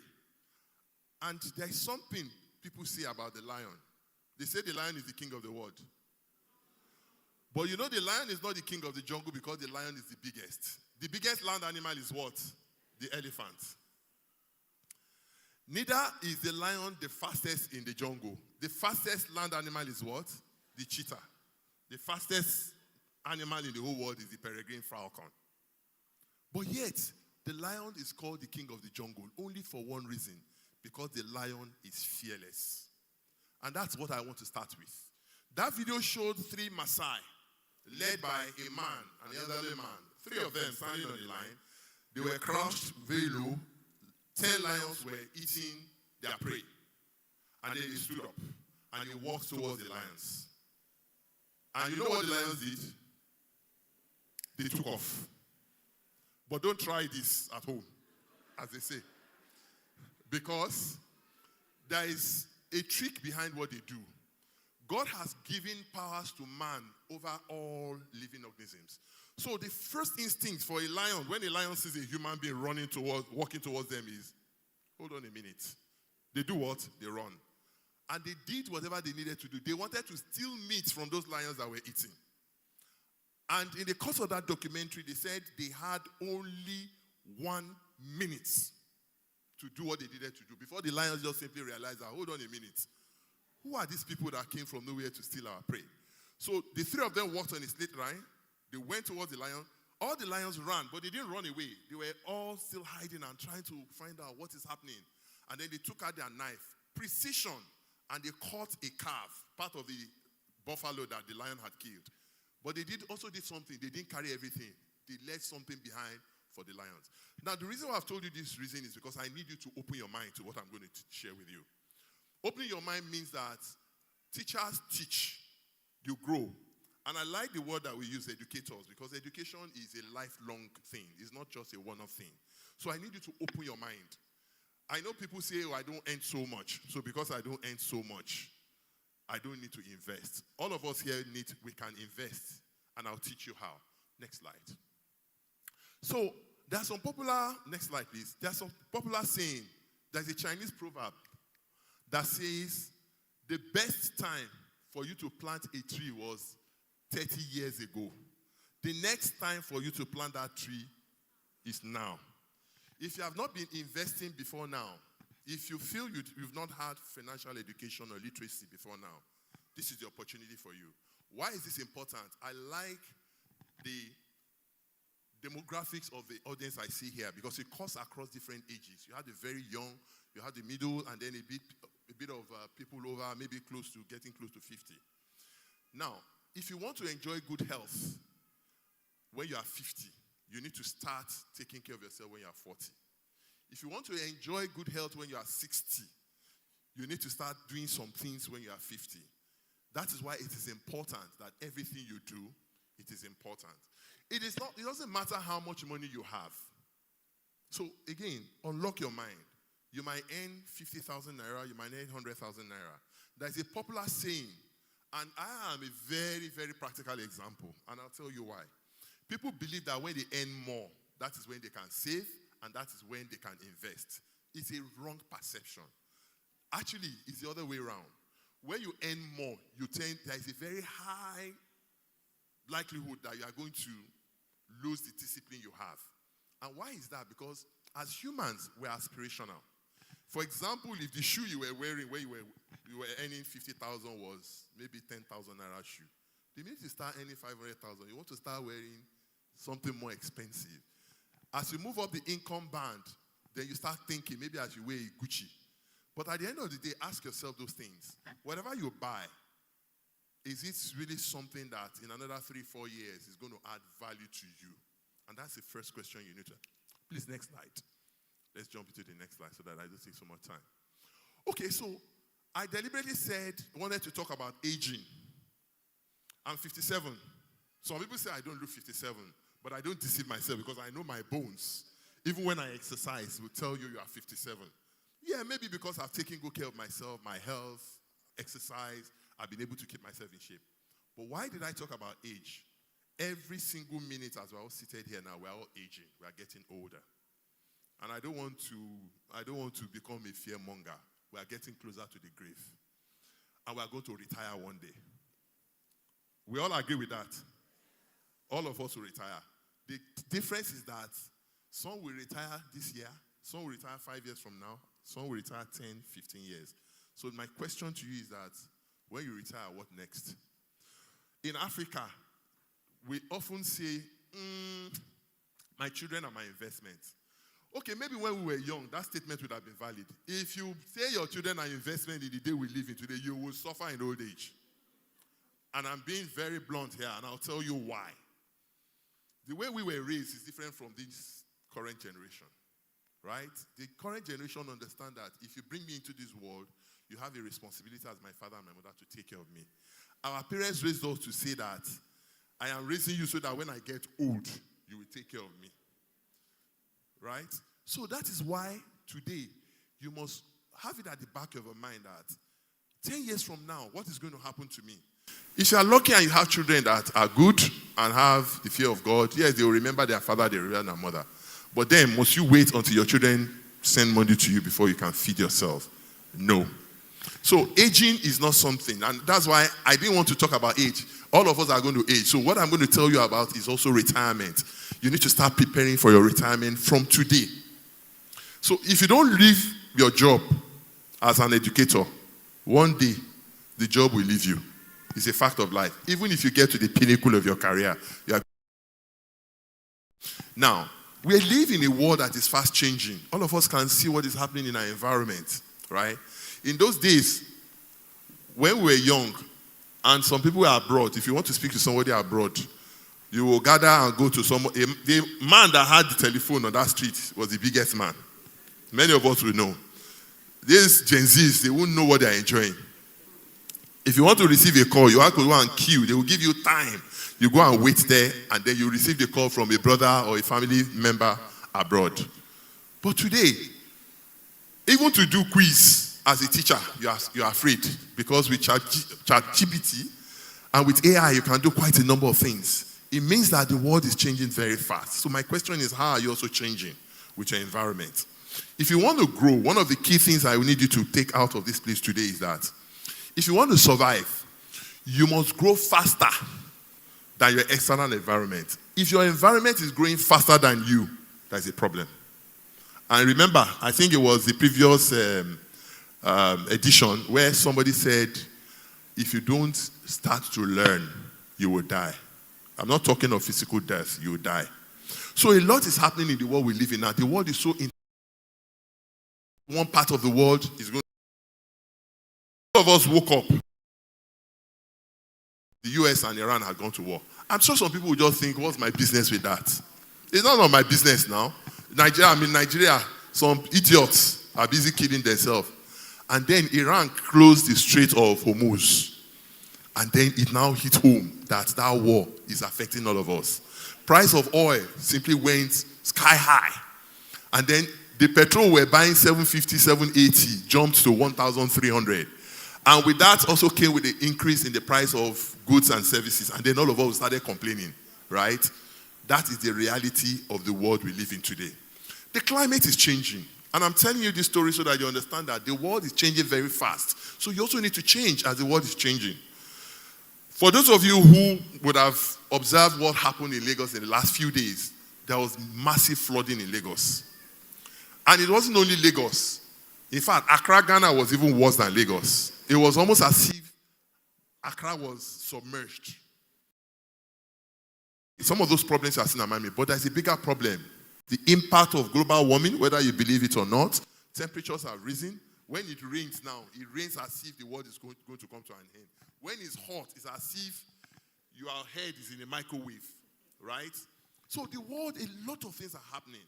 So that is why it is important that you start thinking of what will happen to you in 5, 10, 15, 20 years, depending on your age. And that is why you need this financial literacy, okay? Now, in Africa, we are very communal, Africans, if something is happening to Lekon, everybody will go and greet Lekon. Whether good or bad, we will go there, we'll rejoice with him when it's good. If there's something, all of us will go. That also has taught us over time that we also have a problem. It is a problem. And that problem is what we call the dependency ratio. Dependency ratio is that, I'm sure all of us seated here, the salary you earn, you don't spend it alone. Aside your children or your husband, you send money to your mother, you send money to your siblings that are not doing so well. And they will see you that you are doing better. But the challenge with the dependency ratio is that if you don't also manage yourself very well, you will also become independent. So you need to strike a balance, and that balance is how do you invest your money? You can help people, but you also need to think, because the higher your dependency ratio, the higher the rate of poverty. In fact, there's a new term now. I don't like to say it, but for the benefit of this summit, I'll mention it. They call it black tax. That it affects us as black people more. Because when you see Europeans, Americans, people living in the developed world, because they have a very good social system. If a father has children that have decided to be crazy, the system will take care of the father, will take care of the mother. If they fall sick, they will take care of them. If they can't, the state will take care of them. But we don't have that here, which now makes people to rely on us. Schoolmates that you've known that you were very chummy with, will send you a message and say, please, I cannot feed, send me 5,000. It's good to do that. But you need to also do that in a manner that it doesn't also drag you down. Now, you can see some of the statistics I've shared. In West Africa, Central African Republic has a higher dependency ratio. Nigeria has about 80.1%. Now, what that means is that your money is not only your money, right? Now, please, next slide, next slide. It is because of these reasons that I've given you that you now need to start thinking, what do I need to do? Now, if you look at Nigeria's population, we have a population of about 220 million people. And I'm just going to deep dive now into how we have gotten to this stage of dependency. Now, out of the population of 220 million people, from what you see there, only about half are really working. Only half of that number is working. Now, the balance half, what happens? They depend on you and I. But as you're also doing this, if you don't do it carefully, you are actually throwing away your retirement, because the worst thing you can ever experience is to experience old age poverty. And my prayer is that none of us will experience it. But again, because we are very spiritual in this part of the world, it should go beyond just saying amen. Now we need to act. Next slide. We need to now start thinking, right? So why do we need to plan for the future and your retirement? Why do you need that? Health. As you get older, health issues will crop up, right? Yes. Even the youngest people here, maybe 30, you think you are younger than everybody here. But let them bring a 10-year-old and run the kind of race a 10-year-old will run. And let's see what will happen to your body. What that means is that all of us are getting old by the day. And as you are getting older, your health costs will increase. Once you cross 40 for a man, you need to start thinking about prostate cancer. Because for a black man, two cancer is the most prevalent among black people. Prostate cancer and colon cancer. For a black woman, the two most prevalent cancer killers is breast cancer and cervical cancer. Now, when you look at all those things, nobody prays to be sick. But the way the world has been designed, it just so happens that sometimes, even when you are the best human being, you can fall sick. So you need to plan. You need to have it at the back of your mind that I have to plan for my health in another 5-10 years. And luckily in Nigeria, we have health insurance schemes now. Now, you want to keep supporting your family. Maybe you still have an aged parent. You also need to invest, because when you invest, you can multiply your money. That way you can give to them, and then you too, you won't go broke. You want to maintain your lifestyle. Everybody here is looking very fly, beautiful, chic. You know, some of the ladies here might be wearing a bone straight. One bone straight is maybe like 450,000. Teacher, yes. I deliberately said that because I knew that that comment was going to come. It depends on your level as a teacher. Again, remember, it depends on your level as a teacher. Right? So if you want to maintain your lifestyle, you also need to invest in that lifestyle that you want, that you desire. Right? If you want to live old and you don't want to go broke, then you need to invest. Because if you don't invest, even if you save money and you keep money, any money you just keep that is not working for you, over time, you will outlive, that's your savings will go. But your investment, if you invest wisely, then you can outlive your savings and even leave some for your children or whoever. You also want to avoid financial stress. Even marriages these days are facing pressure because of financial stress, right? I was sharing this with some couples, that people say the biggest issue affecting marriages, the first one is actually communication. The second one is financial stress. Because when the woman is doing so much and the man is not bringing, women are not desired to be the breadwinner. Whatever anybody wants to say, that's a fact of life. I'm not a sexist. We are meant to complement each other. And that is why, on a lighter note, today, if I pay my children's school fees and I come here and I say I pay my children's school fees, you people will say this man is stupid. If you don't pay it, who's going to pay it? But if a lady comes in here and I say I'm the one who has been paying my children's school fees, she probably will not even feel too comfortable to talk about it. Not because it is wrong for a woman to support in that regard, but because you women are the most wonderful species God has ever created. You are meant to support, you are meant to provide all this stuff. Yeah. So, you want that. In Nigeria, we don't have social security. Other countries, they pay very high tax. But you know, if you fall ill, if you just dial 911, an ambulance will come and pick you. And I always advise people that in a country where you don't have social security, where even when I see people driving on the road, they are driving as if they have an appointment with the devil. Right? I always ask myself, do these people understand the country they live in? Because God forbid, if something happens and you start to bleed, before you can get help, the person will just bleed out. Right? So that's why you need to be conscious of environment. We don't have social security in Nigeria. So if you know you don't have social security, you need to provide your own personal security, financial security. And then investment will allow you flexibility. You know, when you have money saved up for something, and savings could be anything. If you have children, the young ones here, and you have a boy who is 5, and you plan properly that, okay, I'm going to start setting aside small money. In another 15 years, when that child is about to enter the university, the pressure on you will be less because you planned. That's why planning is very, very important. The last one is inflation.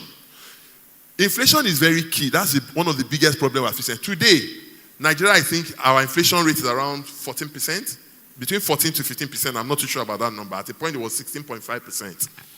Now, why do we complain? Because the money we to the market, if you go to the market today, and you buy a basket of tomato for 10,000 naira, for example, and then you go back 1-2 months later and they tell you it's 15,000 naira. The question is, has your income increased? It hasn't. But what that does is that it puts a lot of pressure on you, because now, if you were buying one basket of tomato before now, probably you now cut it to half. My prayer is that we don't keep cutting it, that we now start picking 3-4 tomato on the table. That's why to curb inflation. Next slide. What are these investment opportunities that I'm talking about?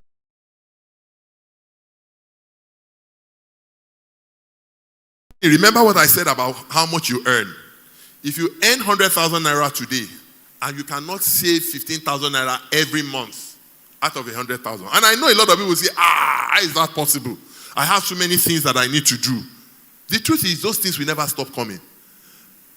That's the truth.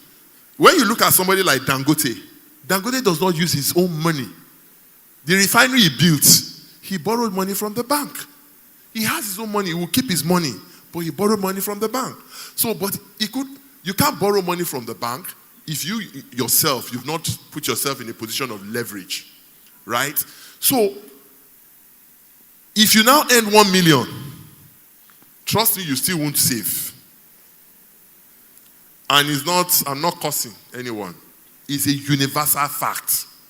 If you go to the place like the US, many of the celebrities, black celebrities, most especially that we knew when we were young, many of them are broke today. Because when they were making money, what were they doing? They were buying houses, mansions they didn't need.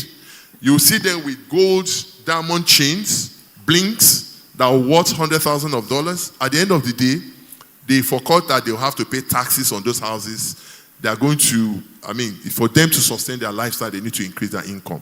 So, you have to learn to set aside something every month. It could be 5,000 naira. And there's a law of what they call the law of compounding interest. The 5,000 naira you set aside every month, you'll be shocked what that money will become in 5 years. But you must bring that discipline to bear. Now, what are those investment opportunities? We have government securities, bonds. When you talk about bonds, you have the federal government bonds and you have what you call treasury bills. Now, those treasury bills, you can go to a bank and buy. You can buy a treasury bill for as low as 30,000 naira. You can buy. With 30,000 naira, you can buy a treasury bill. With 50,000, you can buy. Even with, in some cases, with 20,000, you can buy. Right? The good thing with treasury bills is that if you, for example, you are buying bonds take longer. So, for example, Nigerian government will say they want to sell bond. If you buy a bond for 10 years, that's a longer time. So me, I'm not even interested in the bonds. But a treasury bill, you can take your money after 91 days, after 182 days. It's short. So that also encourages you, because you know as you are putting your money into something, you are seeing that money grow. Now, the beauty about treasury bill is that if, for example, you have 100,000 naira and you decide to buy treasury bill of that 100,000 naira, depending on the percentage, it could be 10%, it could be 15% per annum. They will pay you the money up front. So they will give you the profit up front. You can use that profit to do whatever you want to do. Do you understand? But don't forget, your principal money is what? Is still there. You have shares, stocks. 15 years ago, and I'll share this openly. And I'm assuming that there are no kidnappers here. But that was on a lighter note. Even if you kidnap, you won't get any money in my pocket today. I bought NACO, National Aviation Handling Company of Nigeria, NACO, shares. It was all money that I could have used to go somewhere and just maybe flex. And I bought those shares, 50,000 naira. I'm talking about 2008. For close to 4 years, I was regretting that I bought those shares. I regretted that I bought those shares for those 4 years. Because I'll be looking at it. I've just thrown forth. If I used this 50,000 naira, I would have used it for something else. Now, today, that same share that I bought with 50,000 naira is worth over 5 million naira today. Today, it's worth over 5 million naira. And why is NACO? NACO is the National Aviation Handling. Anybody who is traveling anywhere, NACO will make money, because when aircrafts come into Nigeria, they make money. When you are traveling, they make money. So it's like a cash cow. So you must learn how to invest in stocks. Little money, be putting money. Even you can buy in your children's name for their education. You can keep putting some small money. When they say you want to buy stock, you don't need too much money. With 30,000 naira, you can open a stock account. Even with 20,000 naira. The day you have 10,000, you just tell your stockbroker, buy. The good thing about it is that there is very strong regulation around stocks in Nigeria today, that unlike what we had when one criminal-minded person will steal your money, nobody can steal your money, because once you open your CSCS account, alert, as you are buying, you are receiving alert. If you want to give instruction, they can't sell it without your instruction. Do you understand? So, buy stocks. And there are some stocks you can buy. They're like Sure Banker, go to sleep. These are companies that have operated in Nigeria for many years. They will still outlive us. I worked in Unilever. Unilever has been in Nigeria as far back as 1900, when Royal Niger Company came in. So it transitioned from Royal Niger Company to UAC, and then it broke out. So if you put 5,000, 10,000 naira every month, just be buying small stocks. In another 5 years, by the time you are retiring, go back and check the value of those stocks. The good news about it is that there's a lot of confidence in the Nigerian economy now. So even if foreign investors are bringing money to the economy, so take advantage of that, right? So MTN, think about MTN. As we are speaking today now, somebody is recording what I'm saying. After this, you are going to call. They are taking money from your pocket every day. If it is small money you have, invest and watch that your money grow. So the caveat to that is that it's not every company you go and put your money in.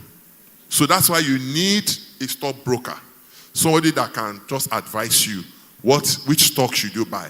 But even if you look at it, any business that is related to food is a necessity. That's a good stock.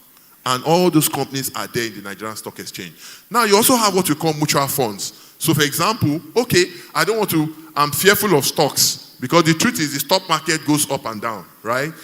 You can take your money, go to a bank and say, I have 100,000 naira. I want to fix this money for 6 months. If you fix it for 6 months, interest rate today is between 10%, depending on the bank, 8 to 10%. Let's use 10%, for example. It means if you fix that 100,000 naira, they're giving you 10,000 naira. And so now imagine if you leave that same money for 5 years. The law of compounding interest comes in, because at every point in time, when your interest hits that 10,000 naira, the next interest you are going to get is not 10,000 naira. That money is going to increase. So discipline is very important. And I want to share with you what I also tell a lot of people. As a people, we like to show off. An average Nigerian, yes, we are very fashionable, but we like to show off. There are some habits, if you really want to develop good financial discipline, there are some habits you will not to cut off. And it doesn't mean you are going to shut your life down completely. Yeah. It doesn't mean you are going to shut your life down completely. Number one, when you use your money to go and buy ashwebi every time, have you asked yourself how much you are spending on that ashwebi? You don't calculate it, but calculate it in a year.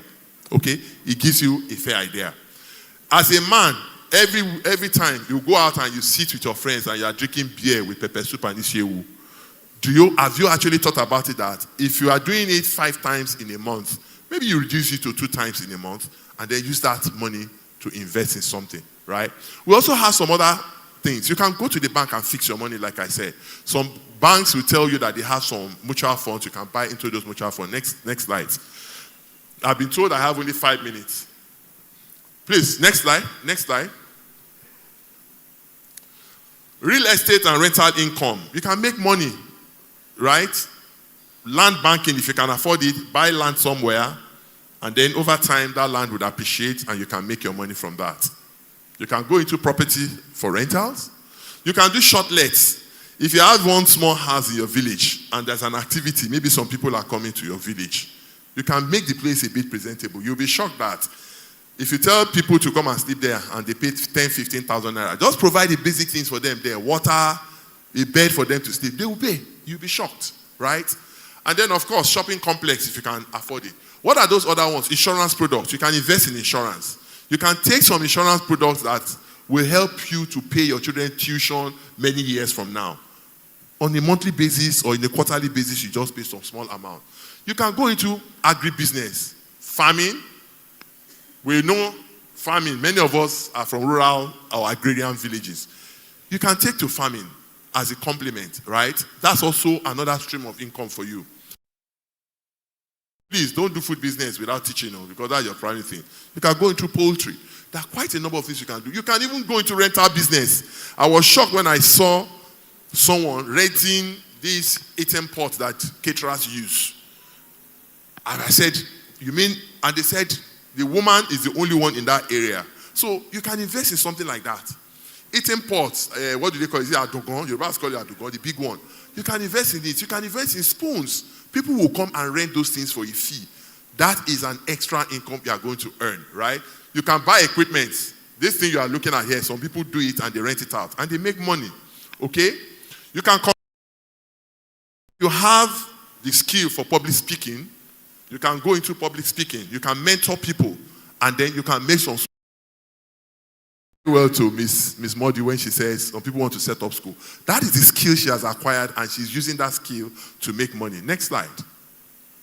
Quickly. So I'm going to quickly run. Things you should consider when you want to invest. You must think about, don't put your money in something that will make your capital disappear. Now, that investment, how quickly can you convert it to cash?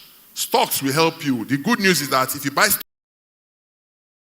they've changed it. It used to be 7 days. It will take you 7 days to process your money. From 7 days, they reduce it.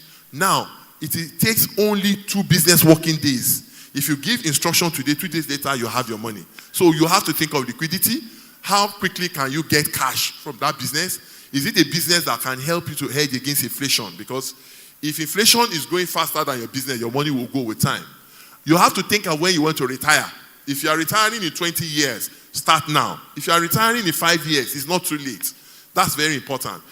You also have to think about currency rate. If you are going to do any business that has to do with dollar, naira, you have to be careful because of the volatility of the naira against the dollar. You have to be careful. Then if you are buying property, think of the location.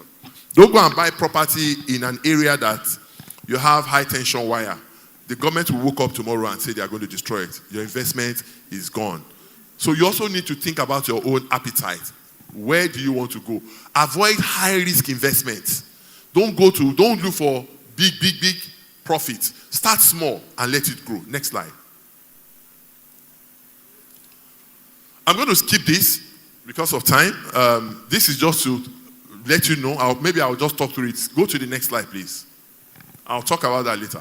So this is what I will recommend to you. If you have money and you want to put your money in something, percentage of that money you have, you can put all your money in other words. You can see that real estate is 25%. So for example, if you have 200,000 naira, you can decide to put that entire 200,000 naira to real estate, or you can decide to split it. Maybe I want to invest in government bonds, I want to invest in treasury bills, I want to invest in stocks, or I want to go and fix the money. And then insurance is very important, so that when you retire or you fall sick or something happens, you have something to fall back on. With 2 million, if you take an insurance cover of 2 million naira, what you pay in 1 quarter is 20,000 naira. It's just 20,000 naira. And if anything goes wrong, at least you know that you have something you can fall back on. Now, what are the things you need to avoid? Number 1, MMM. Number 1, MMM. Number 2, MMM. Number 3, CBEX. Be careful of things that will tell you that they will double your money. So, it's typical Ponzi scheme. Some people will even try to convince you that they have cashed out. Yes, they have cashed out, but they have created pain for other people, because what that thing is all about is they've taken money from one person and given to you. So that man who is at the end of the chain might be the one that might lose out at the end of the day. Avoid it. Don't go into labor intensive. If you are not going to in Nigeria, if you are doing any business, your eyes must be on that business. Don't go and employ people and you don't have your eyes there. Please avoid it. Before you buy land, do your research very, very well. And don't wait until you retire before you start taking steps to invest. Don't procrastinate. You can start today. Remember the Chinese proverb I talked about. And seek advice. And please avoid going into heavy debts. When you are in debt, even the Bible says that a borrower is what? Don't avoid debts. Live within your means. All of us, we are not running the same race. Somebody can see me today and see the shoe I'm wearing. You don't know my journey. You don't know my journey. Run your own race and don't look at somebody else. Next slide. Next slide. So, I'm going to round up now, right? Cast out your fears. Take a bold step today. So the quick things you need to do, look at yourself today. What is my net worth? What am I worth aside my job? Once you have ascertained what you are worth, what do you want to start putting your money into? And once you do that, start to commit small amount. Please, for you not to cry your old age. Please don't retire from something. Retire into something. May God bless you all.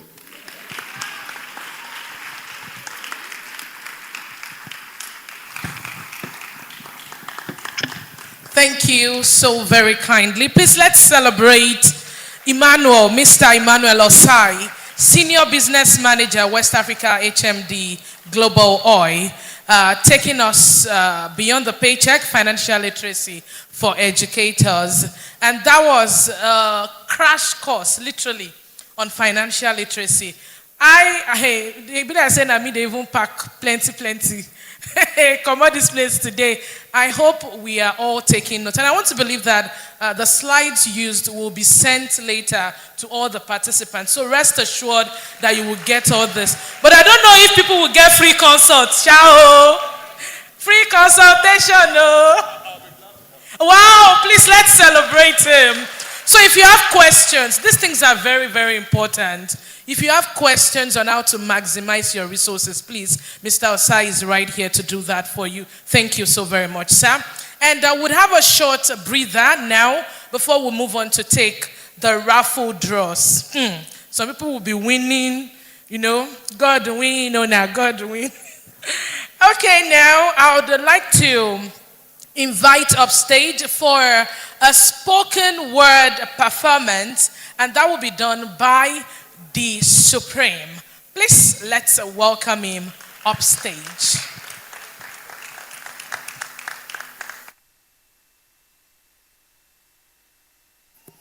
Hello. Okay. Hello. All right. Good evening, everyone, or good afternoon, everyone. Okay, let's start this way. I woke up at midnight. I began to imagine. My eyes were so bright, shining like halogen. I began to imagine. I felt breathless as though there was no oxygen. I was there. And,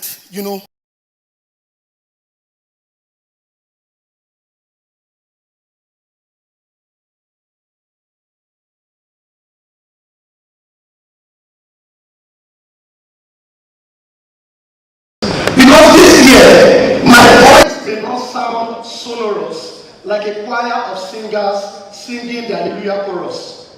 Because the words, the things that are going on in my mind, they are too numerous than what the mouth may utter without sounding slanderous. And you see, I feel like making my words sound vigorous, but I will try to be decorous. Because we've come to a time and season when animals that are herbivorous have now metamorphosized into becoming carnivorous. The environment that was once glamorous and desirous has now become dangerous. And fear is now spreading like virus. And living behind closed doors has now become our antivirus. See, our children are scared to go to the classroom. Going to the classroom is now fearsome because our daughters and sons who are beautiful and handsome have now become debate for ransom. I tell you that even if late Madam Ransom Kuti or Kuti Ransom were to be alive, she might as well be taken for a ransom. See, this is absolutely worrisome and fearsome because those ones that have been troublesome, they are now burdensome, asking for ransom. The dread of going to the classroom has now kept our children from not going to school. They are there watching TV in the sitting room. And some of them have been introduced to what daddy and mommy do in the bedroom. See, I tell you that some of them are even in the guard room. Some are held up in the dark room. Some of the females are already being displayed for illicit business like in a showroom.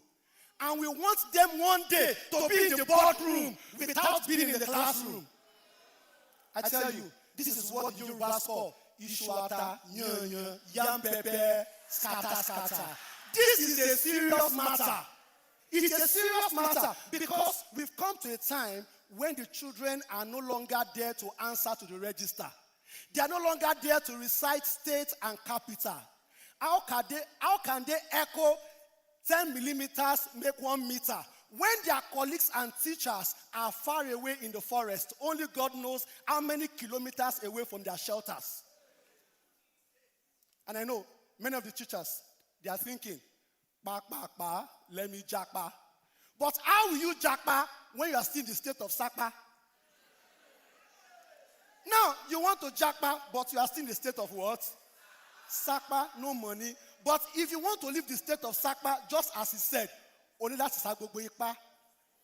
Sagbogboikpa means you have to put in all effort in order to leave the level of sakpa. Now, I tell you that no matter the threats to the protection of education, education still remains the solution to our nation. Because there may be a turbulent friction, but that will not stop our onward motion. The thought we have been buried, but I tell you, it is just a process of germination. The sun may be scorching. Yes, it may be scorching. But I tell you, it is just a process of evaporation.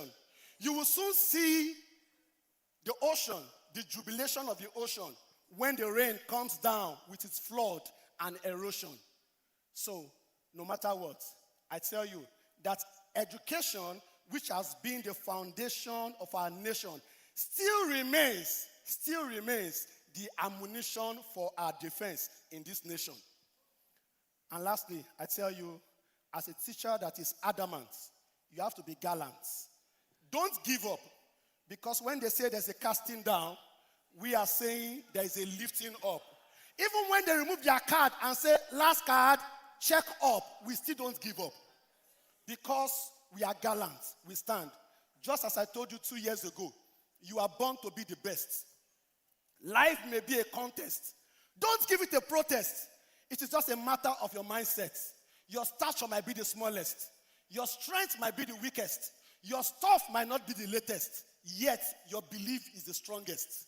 Promotion neither comes from the west nor from the east. It's a matter of God's consent. So touch your chest and let your mind be at rest. Those who have doubted your best, soonest you will tell them, come be my guest.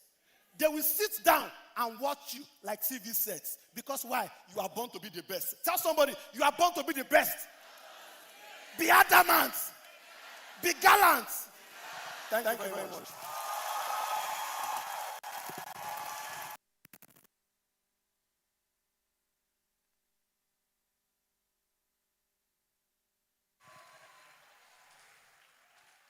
Oh my God. Please let's celebrate. Kiman. Kiman. Again, let's celebrate the Supreme. Thank you so much. That was so thoughtful, almost sounding like a call to action as well. You know, it's striking the thought so hard and so vivid. You brought the words, literally bringing the words to life. Thank you so much for that spoken word session. And right now, we're moving to the raffles. So I'd like to invite up here the members of the organizing committee. You feel we know. Tell your neighbor, say you feel we know. You feel we know. All right. Sorry, we will do this quickly. So we have lots of cash prizes for us, yes, because teachers have to celebrate teachers. Are we correct? I would like to please honor the presence of some of our daddies and mommies here. Right in this hall, we have specific persons who mandated their teachers to be here. Please, I want us to give a round of applause for all school leaders, please. If you've worked in a place where your school leader, first of all, tell you as you're entering, just submit your phone outside. Or when it's time for programs like this, you go to them and they'll say, just go, don't come back on Monday. You understand what I mean? Then you know that for that school leader, that founder who allowed you to be here, you need to clap them. Please, a round of applause, a round of applause. A round of applause. I would also be mentioning specifically, because we wanted to do this when we're sure that all our guests are seated. So I'll start from the Ministry of Education, because when we wrote to the Commission of Education of your state, they were very glad and they approved the program. And we have I apologize, I'm trying to get the name so that Minister of Education will not shut down this place. Yes, so we are under them and we are glad to be under them. Please, a round of applause for the Minister of Education. Please, I need us to keep clapping, or else we'll shut down all private schools. Not public schools, though, we'll shut down all private schools. All right, thank you so much. Thank you so much. Thank you so much. All right, so here we have the Director of Quality Assurance, Mrs. M.T. Omotosho. Oh, she's not. Oh, good. All right. But she's ably represented by Mr. Bello A.S. Please, I want us to keep clapping. Please, thank you so much, sir, for coming. Thank you, sir. Mrs. Sube A.A. She's not here. Okay. Mrs. Oladejo O.A. Thank you so much, Mommy, for coming. We appreciate your presence. Thank you so much. I hope there's quality here because it's quality assurance. Thank you. When we heard that you were coming, we had to start ensuring. Yes, so. Yes. We also have Mr. Bakari A. Please, a round of applause for Mr. Bakari. Thank you so much for coming. Thank you so much for coming. So the dean, because one of the things we also decided to start doing for the past 2 years, it's been about teachers. And at some point, we came together and felt if we are training teachers, what happens to education students? Future leaders. I know some of them are saying, "Oh, my dear, there's money." I'm serious. Why we think there's no money in education is lack of information. I'll tell you, I can say it. Take that from a brother. There's money in education. All right, so So we wrote to the Dean Faculty of Education, University of Ibadan, the premier university. Although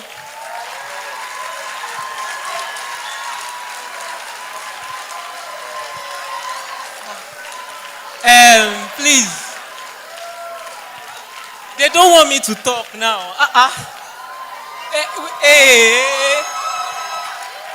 Okay. Premier University, I get. Although we still have the Oba and one university, but we accept that Premier University is hosting the Oba and one university. All right. Sorry, I had my first degree at Obafemi Awolowo University. I didn't want to go back because of the stress, and I know that UI is very accommodating and hospitable, so. I didn't want to be doing a Luther continual shutdown for 72 hours. So I felt, let me run here. And honestly, those are great universities. A round of applause for UI and OAU, please. All right, so we also wrote to the Dean, Faculty of Education, Leeds City, because I had my postgraduate diploma at Leeds City. They collected money from me, though, but I got the certificate. And, the Dean said he would have loved to be here, but, deans are busy. And so the Dean of the Faculty of Education, Leeds City University, is ably represented. Please, I want you to clap for Dr. Sheyi Davids. He taught me, so they don't withdraw my certificate. Thank you for coming, sir. Thank you for coming. We also have Mr. Ayegbede Victor from El Shaddai Baptist College. Mr. Ayegbede, are you here? Mr. Ayegbede, are you here? Thank you for coming. Thank you so much for coming. Please, Mr. Ayegbede, please, we have a seat reserved for you here. Please come forward. Thank you so much. El Shaddai Baptist College teachers, are they here? Oh, thank you. You will resume on Monday, don't worry. Mr. Ayegbede would not. All right, we also have Mrs. Fagbure Oluwadamilola Christiana, Midline British School. Mrs. Fagbure, please, where are you? I know she's here. She's humble. That's why but she's here. All right, we also have Mrs. Gbemisola Oyewumi Ojo from Kids Castle Akobo. Mrs. Gbemisola, we will send a private jet to... Mrs. Gbemisola was here last year with her teachers. Are Kids Castle teachers here? Don't worry. Your salary will be increased on Monday. All right, we also have the head of school of Primrose Academy, Mr. Okpeya Folabi. Is he here? Mr. Okpeya Folabi, please, thank you for coming. Please, we want you to come forward, please. We have a seat reserved for you. Primrose Academy, Akobo teachers, are we here? Oh, yes, 100% salary increment. Mr. Afolabi will ensure that. We also have the head of Unicorn Cosmopolitan College. I know they are here. They just don't want to. Okay. Unicorn Cosmopolitan College, are we here? Okay, they're still on their way. I'm sure of that. We also have Mr. Samuel Obayemi of Beaufort School. Mr. Samuel Obayemi, are you here? Those of us that use glasses, please pardon us. All right. Thank you so much for coming. Thank you for being a part of this. We do this every year, and we know that we'll see you next year by God's grace. Thank you so much. So it's time for the cash gift. I have to step down, so the organizing committee. And we're going to give the organizing committee an ovation just after now because they made this up, I must say. Please, a round of applause for the organizing committee. Thank you so much. Good afternoon, everyone. I'm Tobiloba, and it's time for the raffle draw. I'm excited about this. Let's make some money. But before we go on, I would like to ask if Miss Akongbe Peace Victoria is here. You won a raffle online. Please come and collect your cash gift. Let's give her a round of applause first. So, it's not politics, so. We have a WhatsApp group. We're over 600 educators. And there's a particular, sometimes we teachers, when we get us to the house, you say, nobody should disturb me on any WhatsApp group. So we asked a particular question, I think so, yeah. And she was the first to respond. and we appreciate promptness. So we said 5K for you. Come to the conference, you get it. After that, every other person started responding. You can share the money with them. Okay, so I'm going to explain how this works. We have 2 sessions of raffle draw. And the first session, I'll be calling out 5 winners. And each person will be winning 5,000 naira. So I want you all to check your wrist tag and take note of the last 3 digits on it.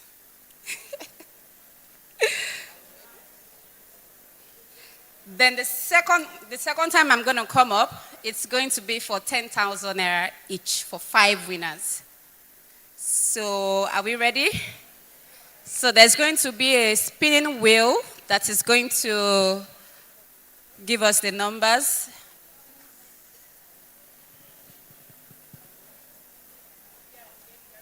Good. Okay. Have you taken note of your numbers, please? Good. So let's have it. Let's spin the wheel.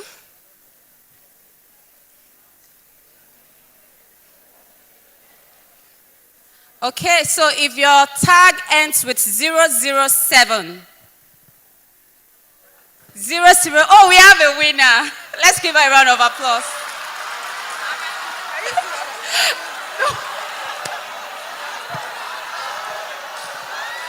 Please. Everybody.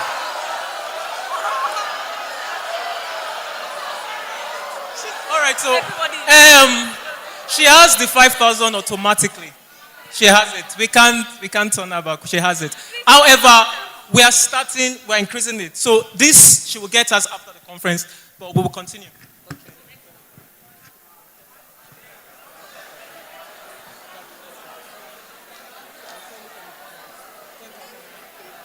Okay. Okay. So the next one is going to be for 5,000 naira. Let's see who's going to win. Let's spin now.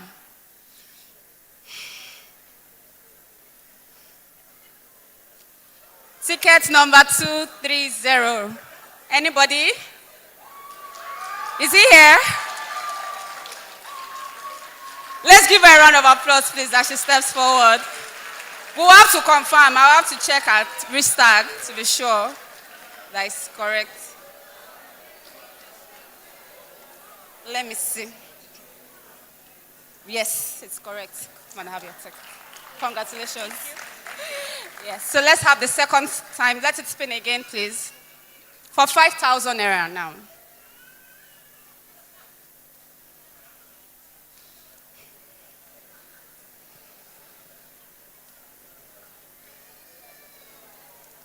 Spin, spin, spin.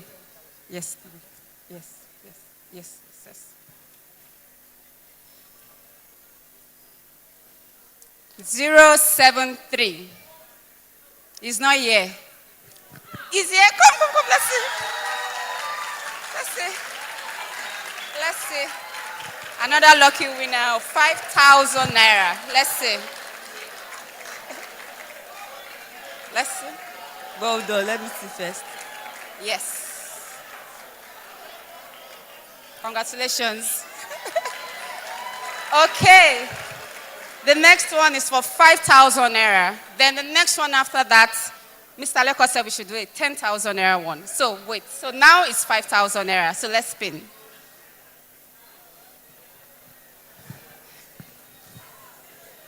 Your heart is not doing kikum. Oh, 485. Oh. Ladies are winning. Men, what are you doing? Let's see. Let me confirm first. 485. Correct. Congratulations. Now for a 10,000 naira amount. Let's see. Maybe the men may win this time. We've had 3 women. Let's see. Let's spin.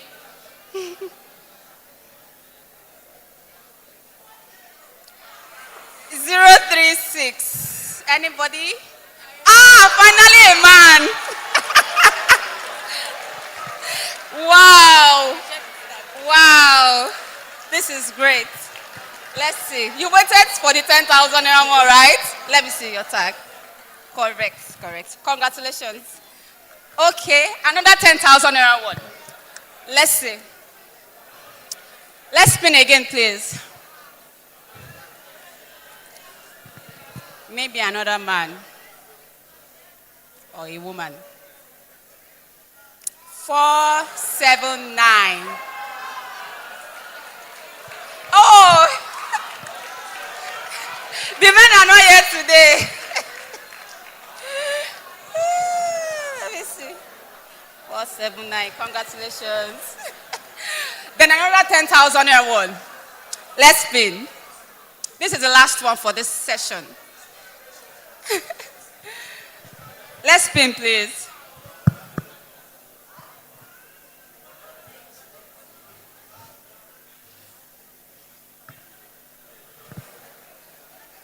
$263.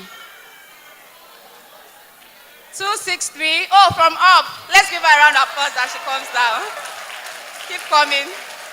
Keep coming.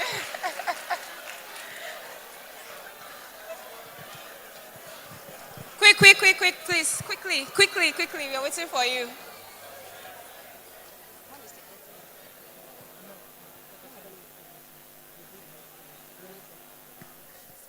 Yes, she's coming. 260. Yes. I'm waiting. We're waiting.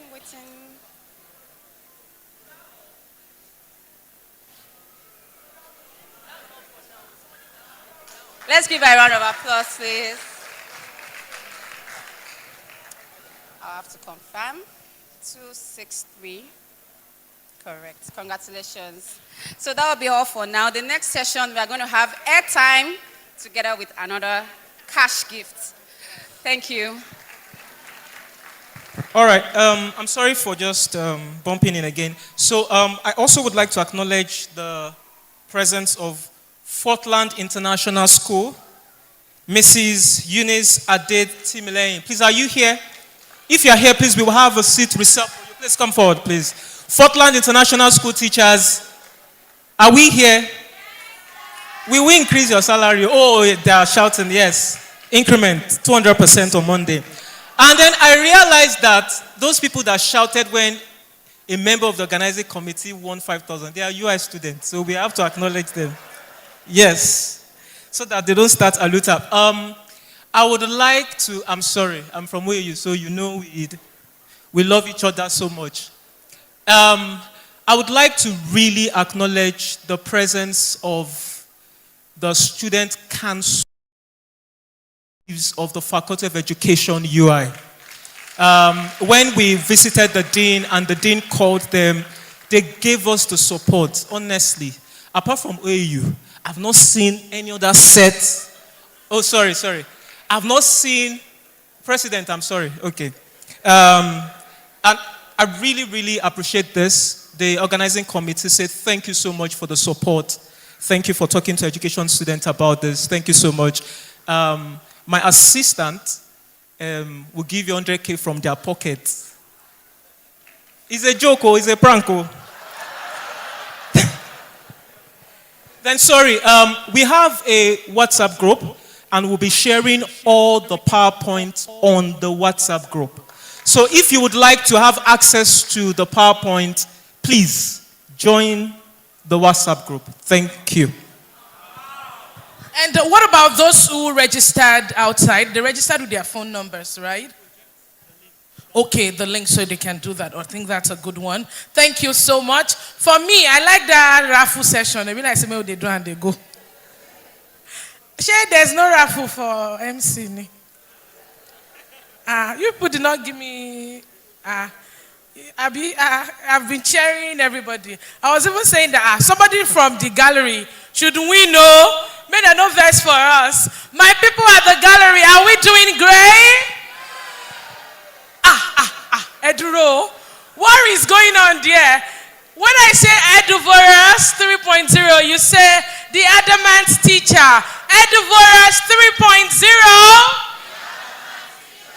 Thank you so much. I'm liking that energy already. And now we'll move on to take our third session for this evening. And right after that, we'll have a brief interactive panel session. And from there, the next raffle would come up. I'm sure you still want to wait for that. And with that, would be done for today. So, like the Yorubas will say, Ibitan lo kojino morara. And right now, to move further for the third session for Edverus 3.0, would be having a dynamic accredited boarding practitioner, boarding advanced safeguarding lead, Council of British International Schools, Mrs. Modupe Agbonlaho, who is dedicated to fostering students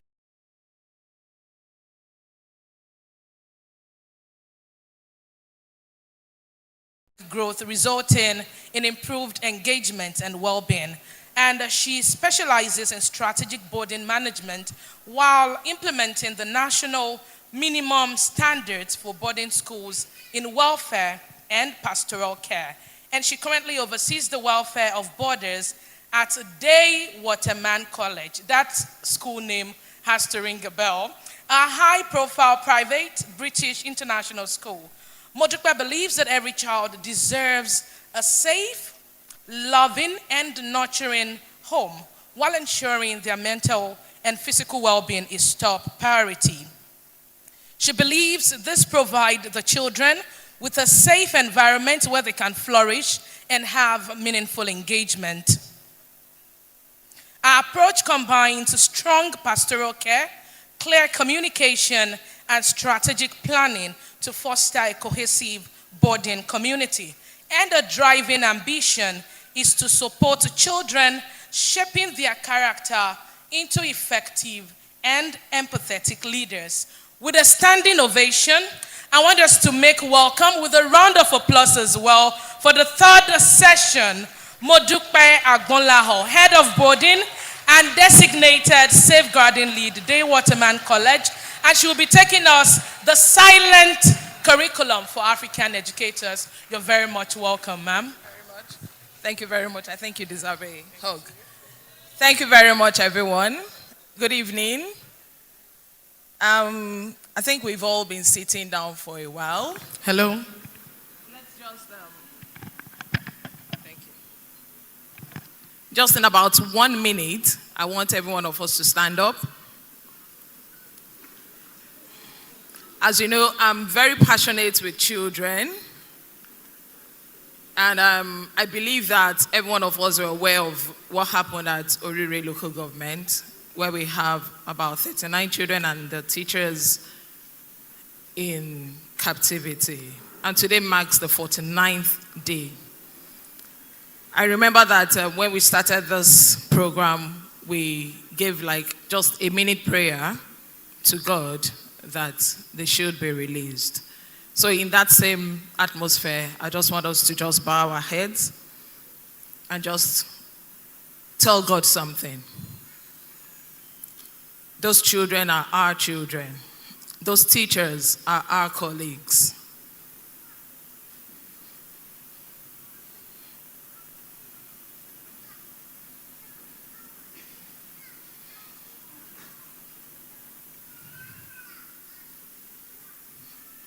I will pray that the Lord will answer our prayers.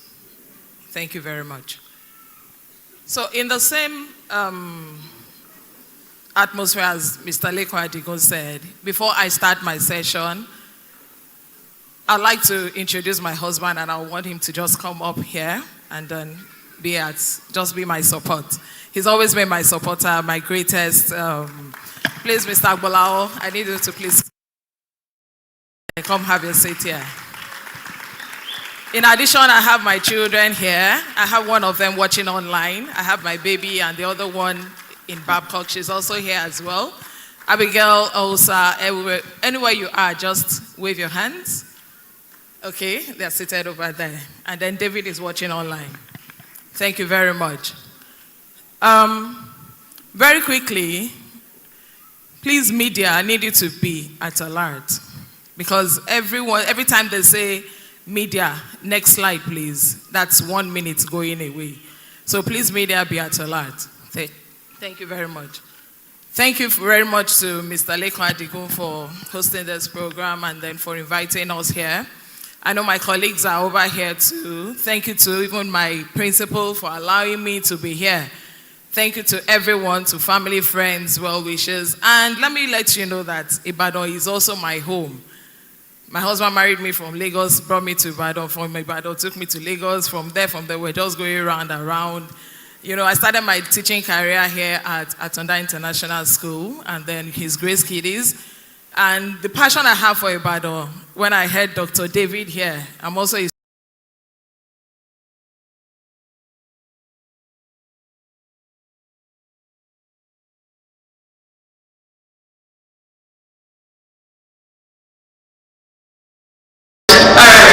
Please, next slide.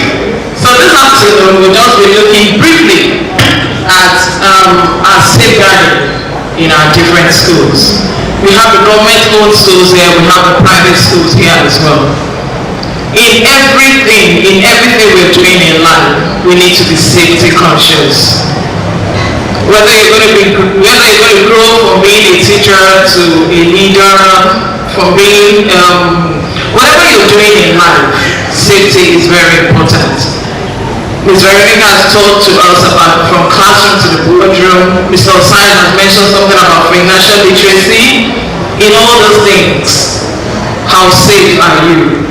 mentally and physically. Now, before we go deep into this session, I want you to just have an open mind. As you're seated here, how are you faring mentally? You know, there's something that they always tell us that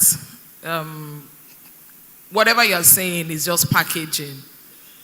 I have a mentor then that would tell me that, Ms. Agbolao, before you come into my school, whatever you're going through in life, just drop it at the gate of Atlantic Hall.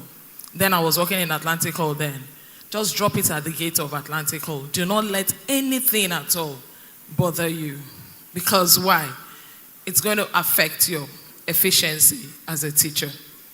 So the same thing that we as educators were seated here, whatever you're going through in life, it's not the end of the world. Ms. Veronica mentioned something, let us move forward in life.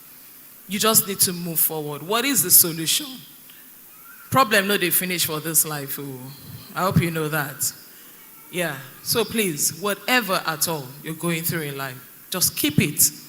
And then, what is the next goal I want to achieve? So now look at this. This is just, some of us have this kind of playgrounds in our schools, right? Now when you're seeing this, is this a normal playground? Please, it's going to be an interactive session as well. It isn't, right? Okay, I need just 3 people. And then the 3 people too will also win a little raffle draw from me. Even though it's going to be very little. So you drop your number with any of the organizers and then you will hear from us. I need 3 people, 2 men, because all the women have been taking all the prize. What's happening? And I think that man that won this, is your name Balogun? You know when they say Balogun, what does it say? Balogun Leyobiri. So I need 2 men and just 1 woman or lady to tell us what is wrong with this. Okay, who's helping us with the mic?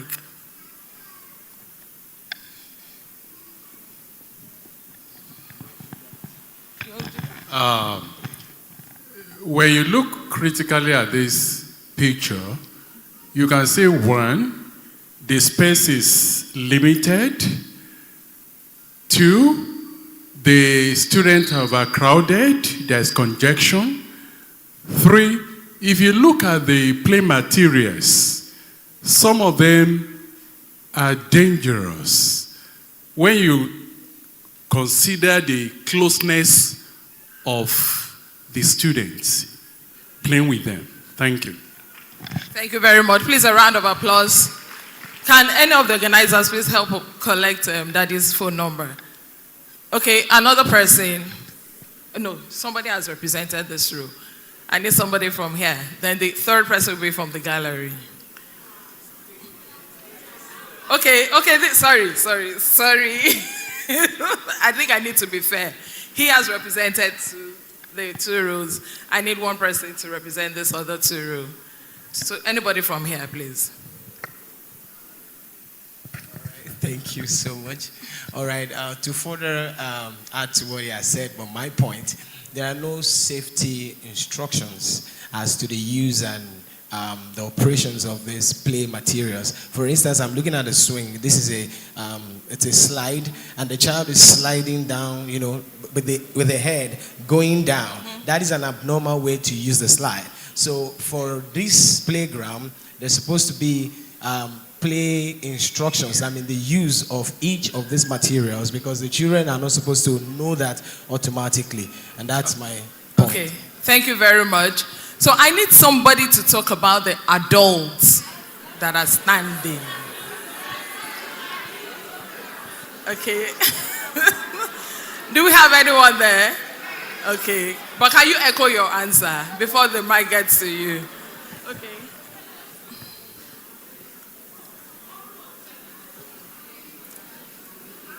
Okay, can we please be quiet? Can we please be quiet?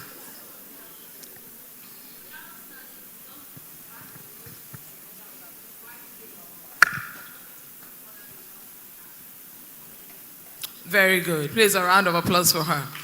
Next slide, please. So why is it crucial for school staff to provide a safe and secure environment? Why is it crucial? Why is it important for us to provide a safe and secure environment? Why do you think it's important? Okay.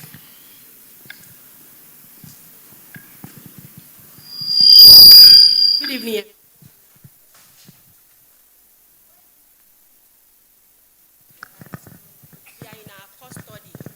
The children are in our custody. So automatically at that time, we are responsible for their safety.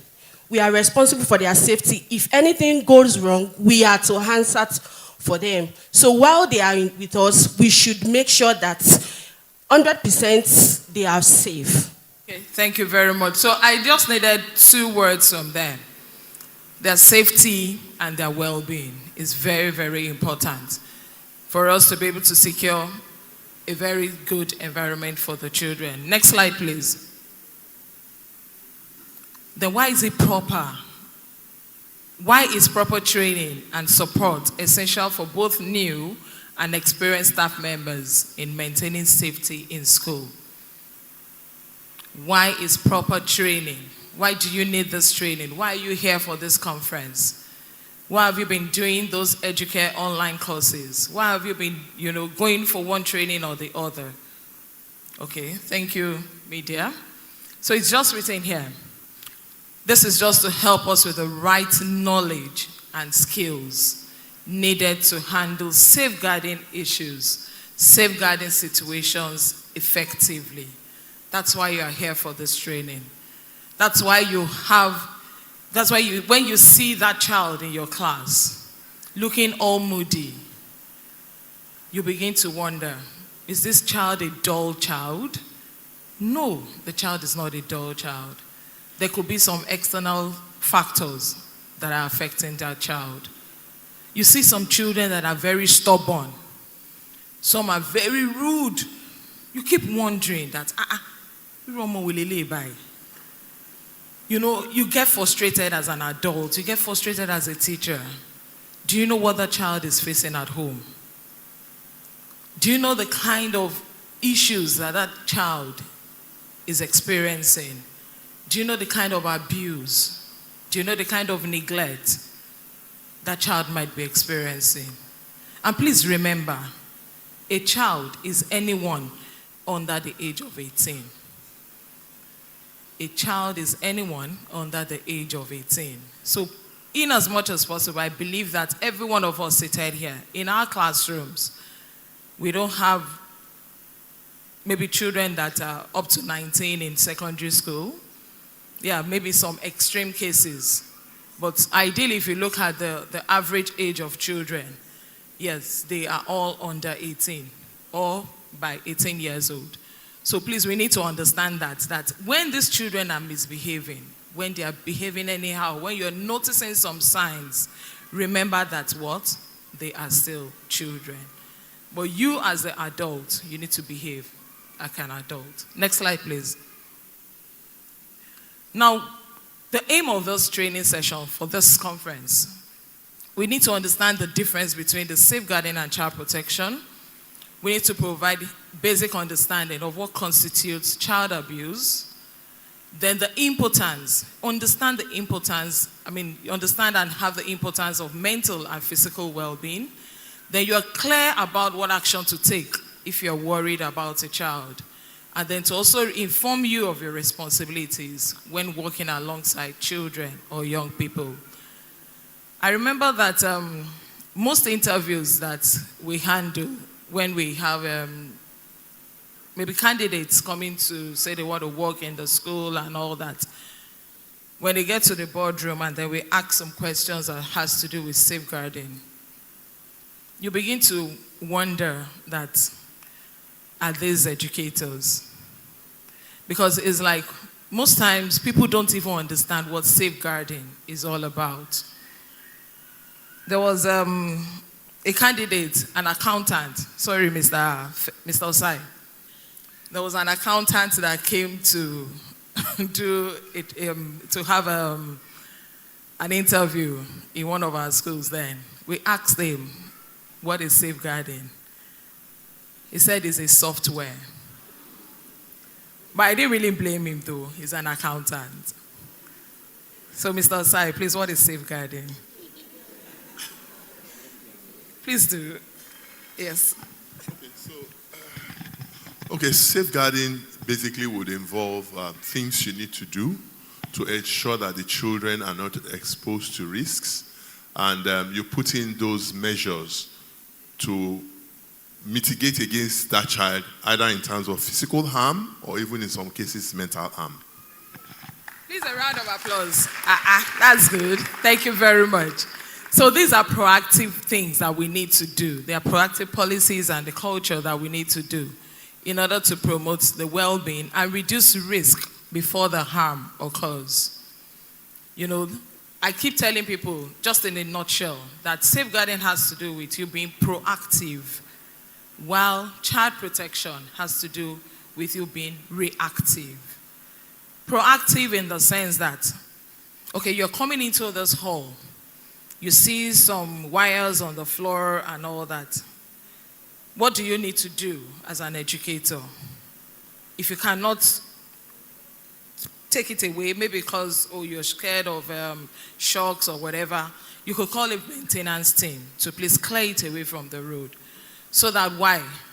When the child or yourself, you're walking, you don't trip off. So you are being proactive. And then every one of us working in the education sector, we have a legal duty to keep the students safe from harm. It is our duty.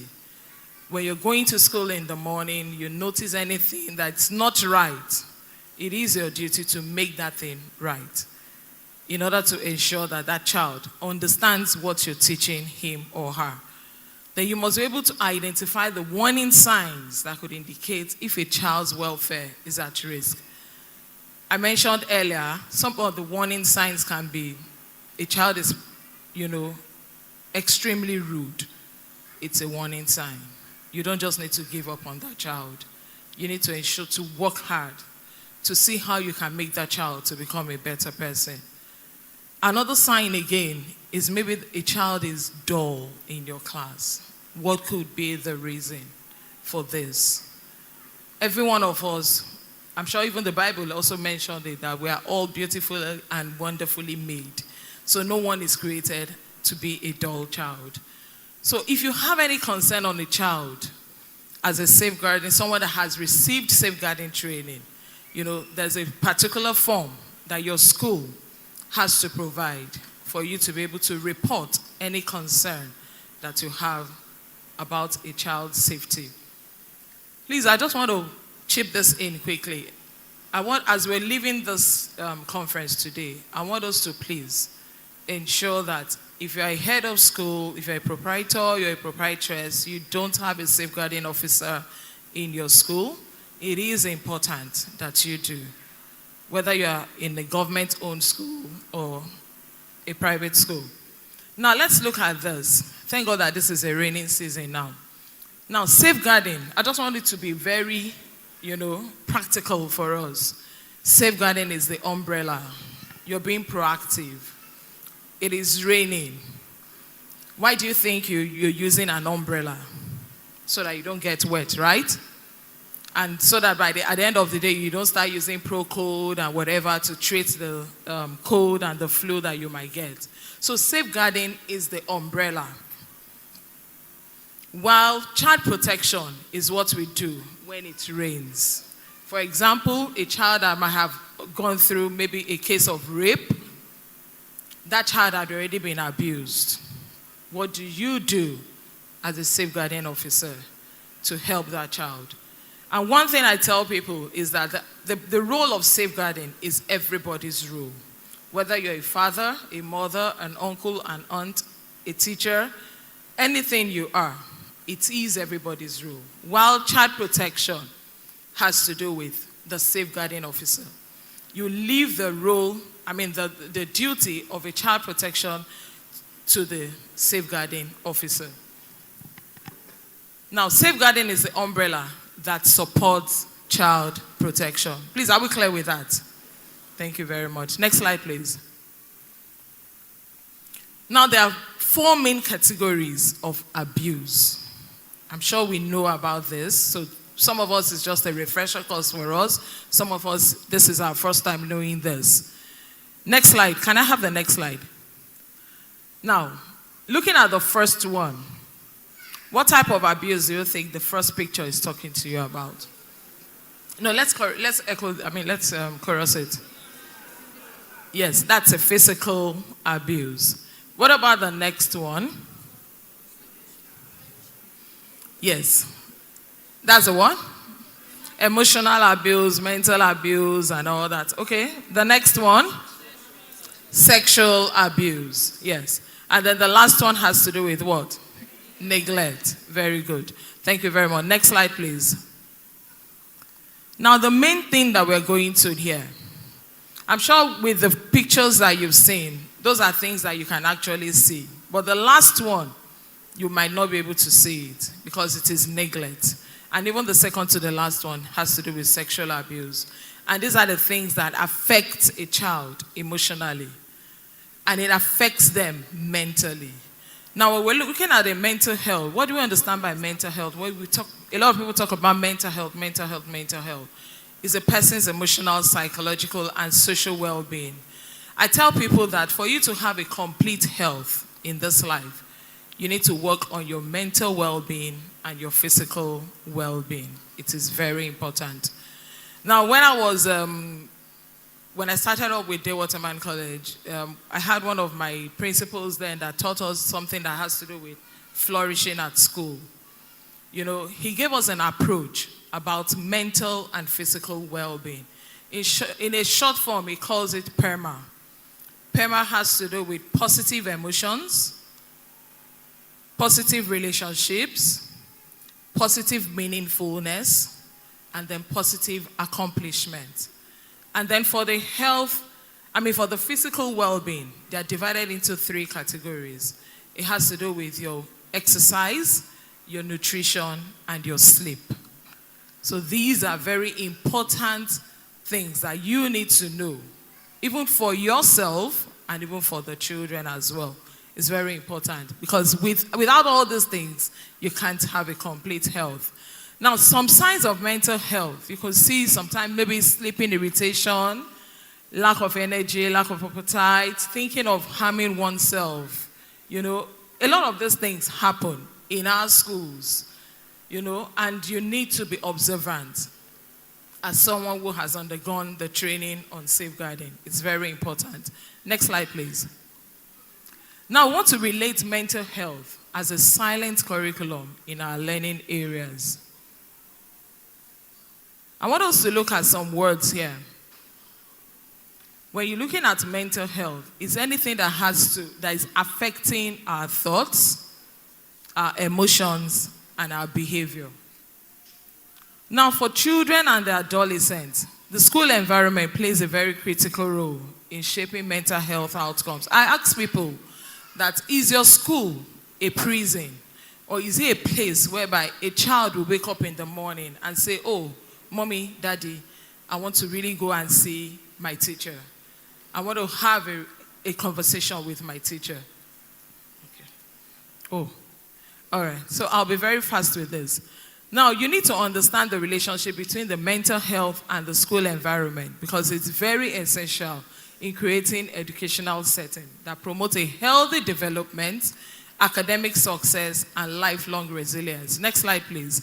A lot of we educators that are seated here, we are so particular about academic achievements, right? Forgetting about the mental well-being. Without the mental well-being being okay, there's no way you can get an academic achievement. So mental well-being is a very serious thing. And I'm charging every one of us this evening. It shouldn't be a silent curriculum in our school. We need to really take it very, very important. Because without that, there's no way we can have academic success. Next slide, please.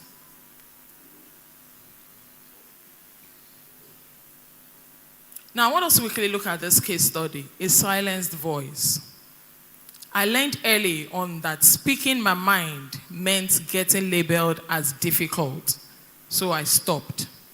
Now I just do what they expect, even if it makes me feel invisible. Some of us are victims of this. You see a child that is being outspoken, that is talking very well like the Supreme, and then you will just shut the child up and say, oh, will you keep quiet? You know, you please do not keep them. Don't shut them up. It is not right.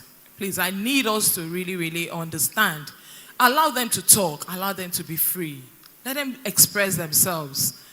Because by shutting them up, every time you keep shutting them up, you keep shutting them up in the class, the next class they will go to, they'll just be looking like Mumu. They won't want to talk again.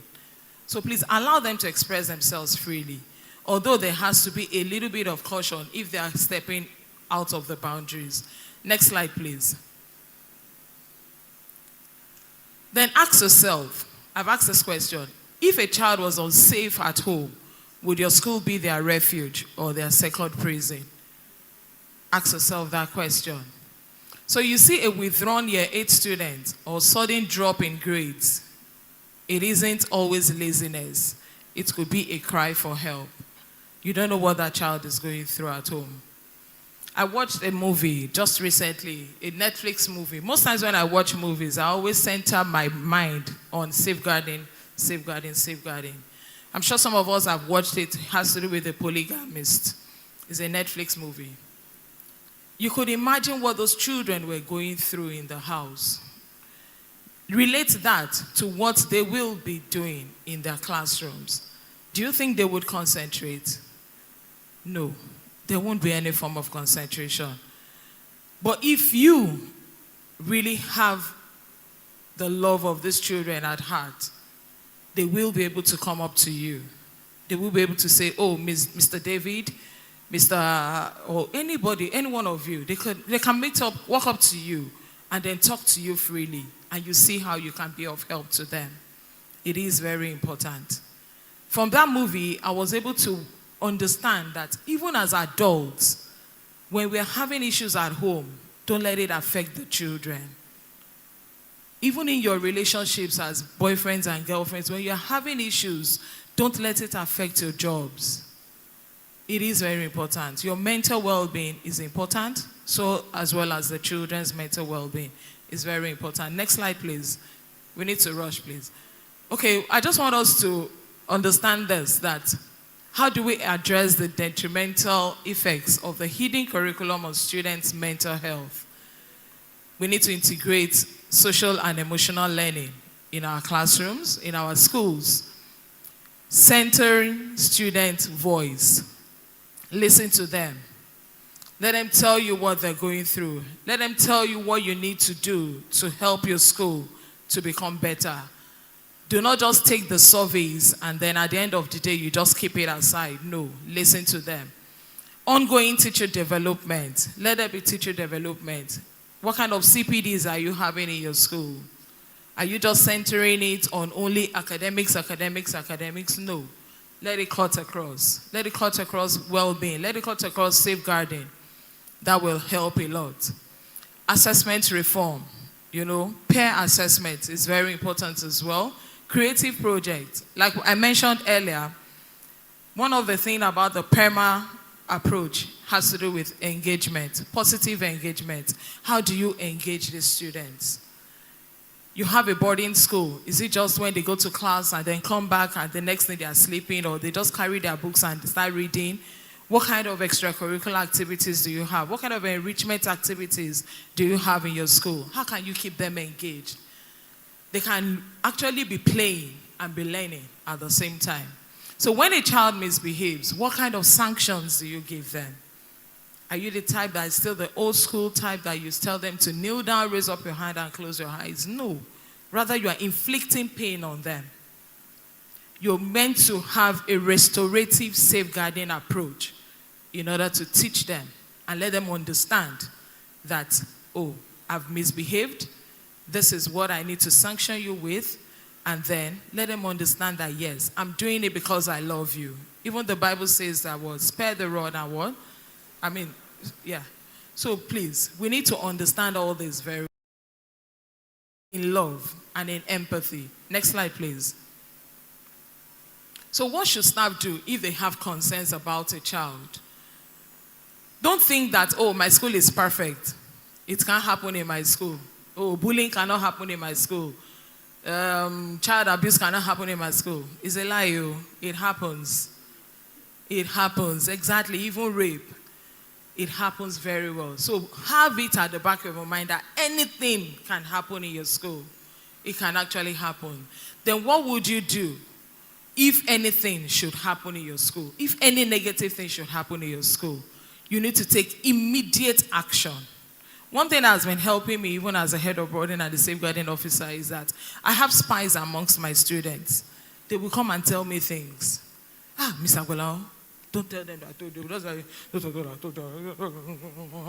So we understand our language. May they just tell me like that, okay. Me too, I have my techniques of going to meet them. Or going to meet those that are being unkind to another person. So please, have spies, have people that will give you information amongst them. Your eyes cannot be everywhere. It will really do help you. And when you notice anything happening in your school that is not pleasant, please take the action and then report to a safeguarding officer. You can speak to your school counselor. If you don't have a safeguarding officer, speak to your school counselor or the leadership team or even the principal about it. They will know how to go about it. Next slide. So the do's and don'ts we're just going to, I don't know, okay, the slides will be sent to us. So I just need us to just quickly look at this. Please be vigilant always. It's very important. You saw that picture, the first one that we showed. Those teachers were not vigilant at all. They were just standing, backing the children, some chatting and all that. When you're on supervision, please be vigilant. Let the children know that, yes, you care about them. You see a child that is not eating. You see a child that is just on his own or withdrawn. Walk up to the child. Hello there, what's the problem? Is there anything you might want to share with me? The child will see that, yes, you're showing care and love. Then you need to complete any mandatory safeguarding courses that your school has asked you to do. I really like this program because some schools are here compulsorily. They need to be here, and they are here. Then avoid actions that compromise the safety, the privacy or trust, such as overreacting. Sometimes when the children tell us some things, they'll say, oh, sorry, I'm going through some emotional challenges at home. So children will just say, ah. That alone will put off the child. We'll be like, please don't be overreacting to things when they tell you. Allow them to talk. When they talk, then in a professional way, you know how to handle it. Next slide, please. Then it's acceptable to ask questions to clarify your context. Ask the child's permission to to observe the marks if it has to do with physical abuse. But when you are asking the child's permission, ensure that another member of staff is present. You need to guide yourself as well. Please, it's very, very important. Very, very important. Some children can be very, maybe they want to put the teacher in trouble, but please be careful. Think very well. They never promise to keep a disclosure secret. Please, talk to the next person that you need to talk to. Then avoid giving children your personal phone numbers or social media contacts. This prevents inappropriate communication and maintains professional boundaries. In our schools, I'm sure we all have our official email addresses. You can share that with the children. You have your official phone numbers that can be shared. But your personal contact numbers, please don't do it. You need to provide a professional boundary there. Then if you're not sure of what to do, your responsibility is just to act if you have any concerns about a child or a young person. But how do you act? You just pass the concerns on to either the safeguarding officer, your counselor, or anybody on the leadership team. So it's not your own duty to decide whether abuse has taken place or not. Allow the safeguarding officer to do that. They have a way. We have a way of doing our investigations, and then we are able to help the child. Then a key message. These are key messages for all of us seated here.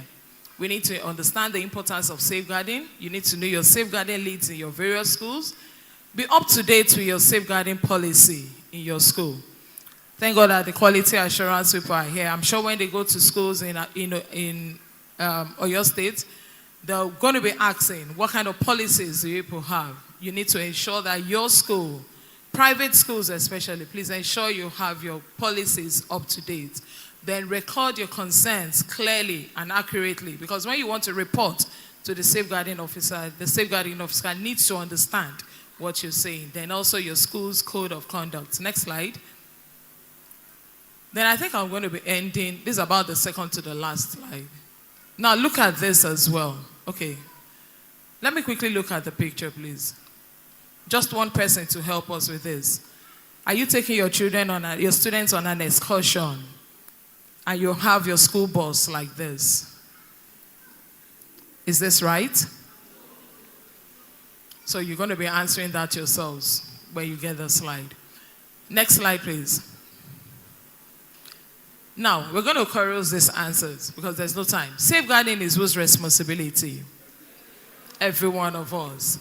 So which of these is not a defined type of abuse? Institutional abuse. Thank you.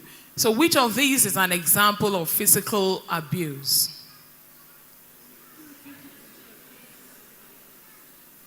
I didn't hear that. Unexplained gifts, yes. If you have observed a bullying incident and you're concerned, what should you do? Just pick two responses.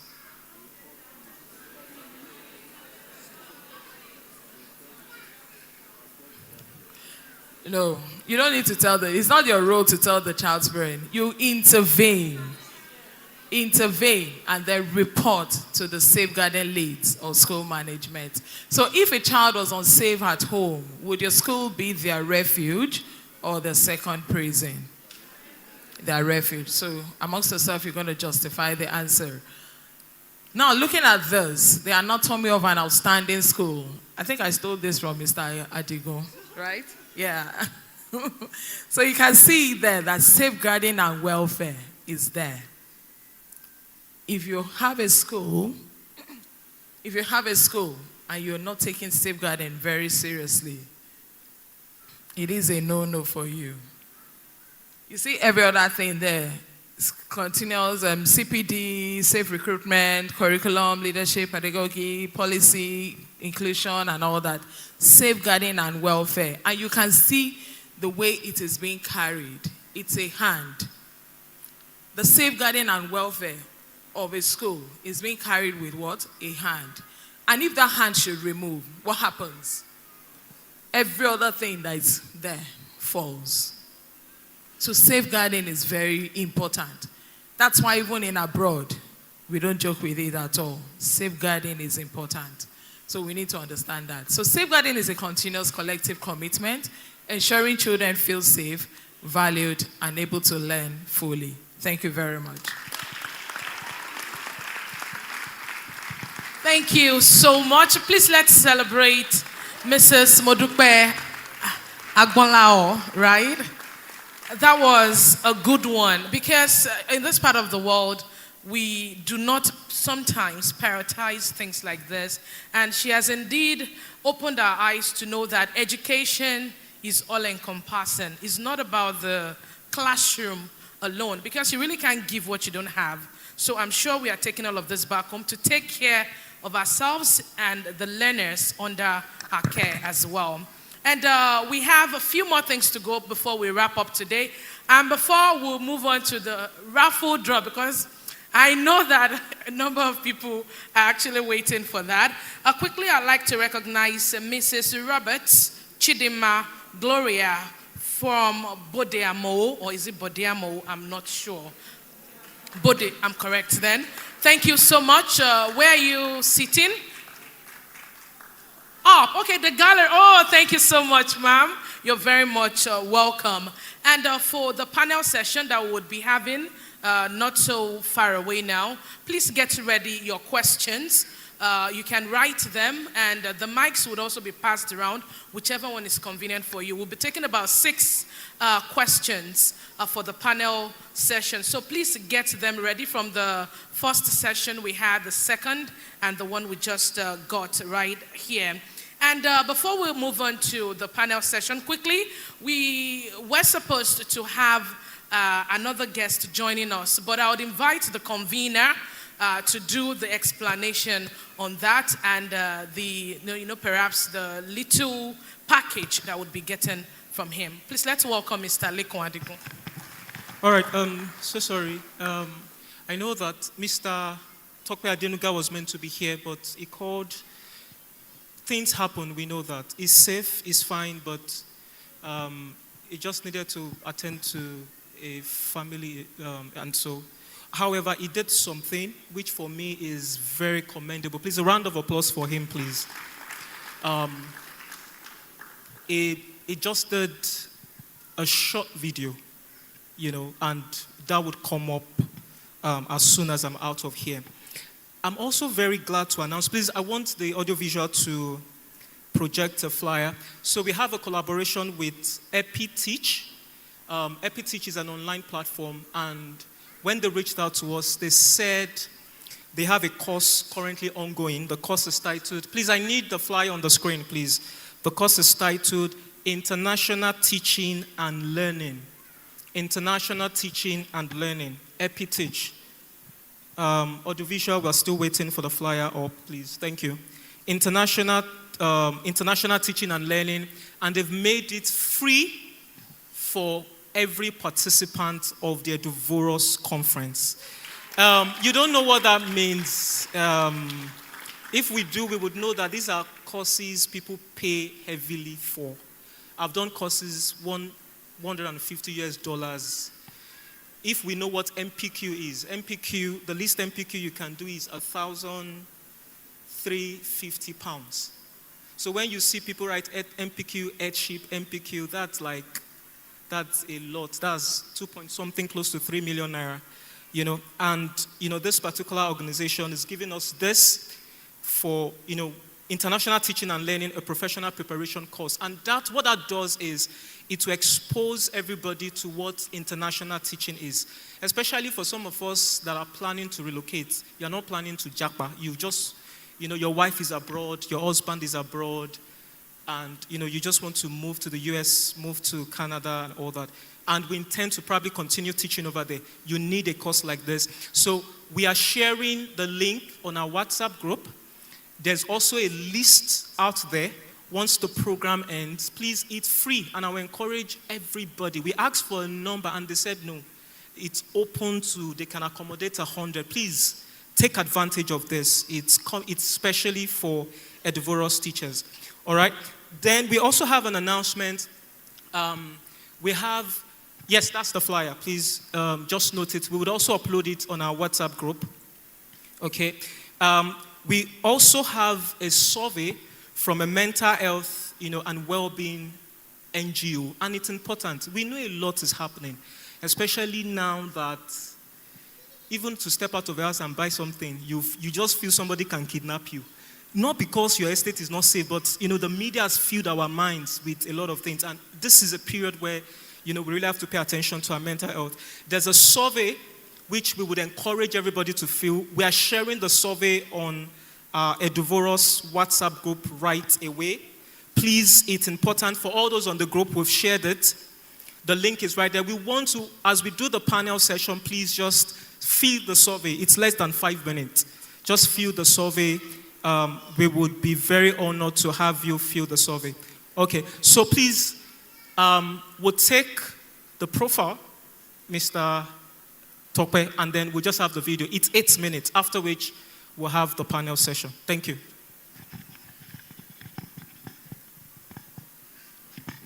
All right, thank you so much, Mr. Lekon Adigun. So briefly, I would read out the profile for the next speaker that would be engaging us virtually this evening.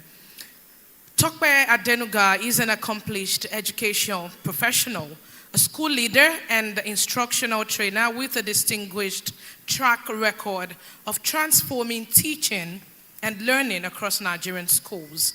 With years of hands-on experience in classroom facilitation, curriculum implementation, and school-wide academic advice, has become a trusted voice in effective pedagogy, student engagement, and teacher capacity development. With advanced academic training, including a master's degree in psychology from the University of Lagos and an MA in educational leadership and management from Anglia Ruskin University, United Kingdom, Tope blends deep theoretical grounding with hands-on experience in classroom instruction, teacher development, and organizational leadership. His work consistently bridges research, practice, and policy, making him a sought-after voice in both local and international education spaces. Tope Adenuga is a visionary with a grounded understanding of the African educational landscape, and his mission is to elevate education in Nigeria and across the continent by shaping teachers, strengthening practice, and championing effective future-facing learning for all. So a round of applause as we virtually welcome Tope Adenuga, a developmental psychologist and educational consultant, for a session titled The Participatory Classroom, Developing Lessons That Hand Learning Back to the Students. Please let's celebrate him, even if he's not here physically. Thank you so much. Media.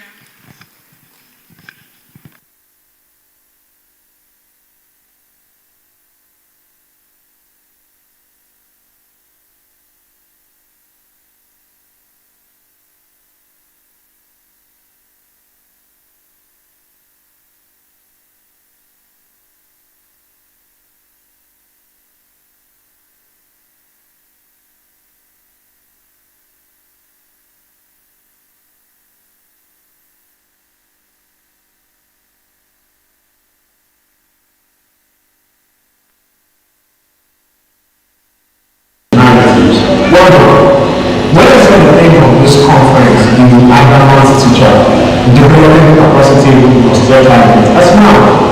Because if there is one profession that continually proves that greatness is possible, even in difficult circumstances, it is teaching. Church, across Nigeria,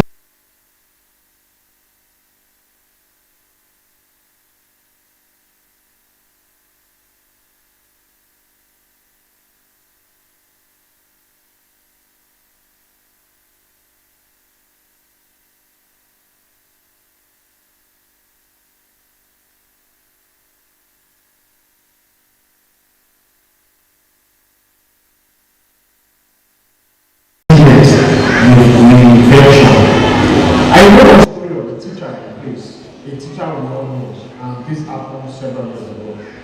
What made the teacher remarkable wasn't that he gave brilliant lectures, no. In fact, There are several reports that I looked at. He rarely lectured at all.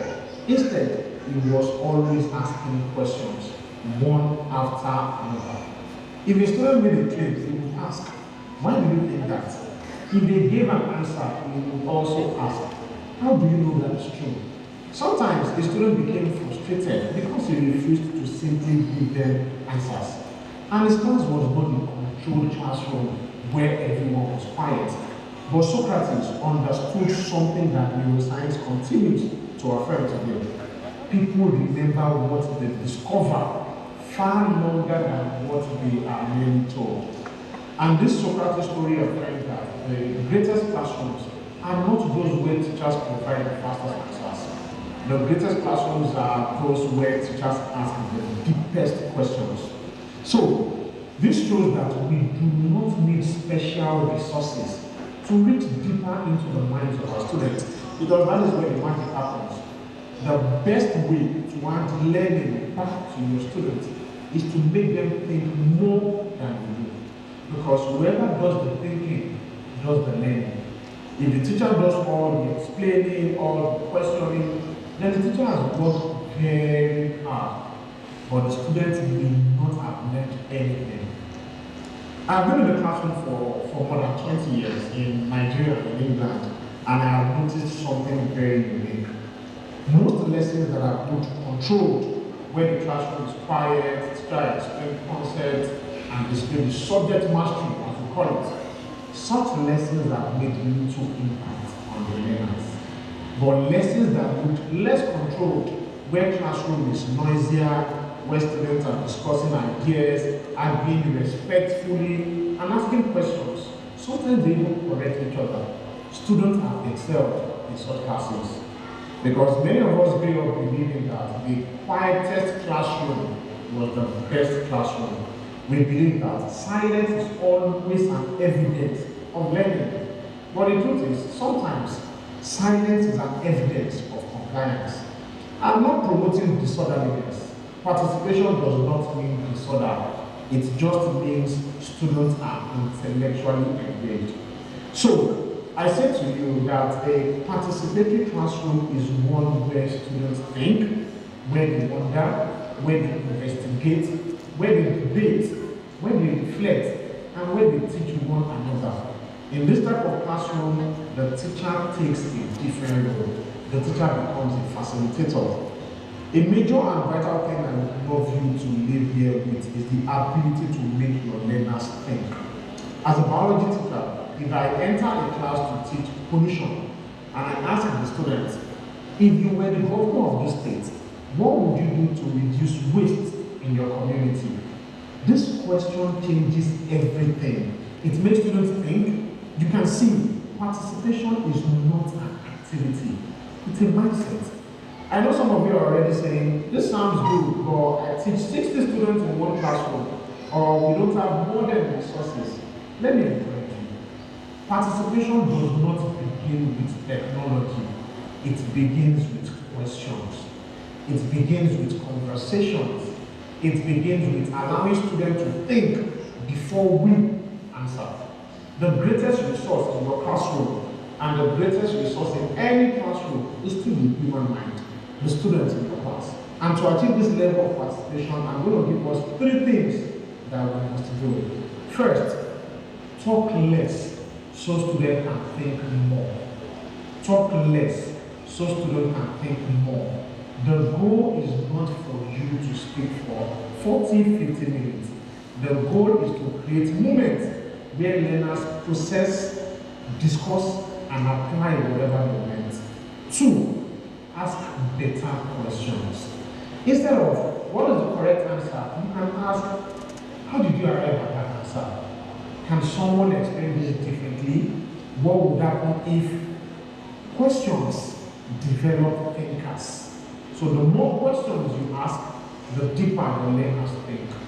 3rd, celebrate curiosity, not just correctness. Some of the greatest discoveries in the history began with questions, not answers. Children should leave your classrooms believing it is safe to think, to wonder, and to explore. I'll round up this conversation with the story of the butterfly. When a butterfly wants to emerge, it struggles. A man sees a butterfly struggling to emerge from the cocoon. Feeling sorry for it, he cuts the cocoon open. The butterfly comes out, but it never flies. Why? Because the struggle was necessary. Without struggle, the butterfly will have no strength. Many classrooms accidentally do the same thing to our children. We rescue children too quickly. We answer too quickly. We solve the problem too quickly. We remove productive struggle too quickly. But learning happens in the struggle. Let your children struggle. Stop acting like their savior. And our job as teachers is not to make learning easy. Our job is to make learning possible. Because the classroom that changes lives is not the one where students receive the most answers. It is the one where students develop the confidence to ask better questions, where they can wrestle with ideas, where they can discover truth for themselves. And a teacher's greatest success is not measured by how much they taught. It is measured by how much their students learn to think without them. And this is why I love the theme of this conference, the adamant teacher. Not someone who refuses to change. An adamant teacher refuses to surrender the belief that every child can learn. An adamant teacher refuses to allow difficult circumstances to define educational possibilities.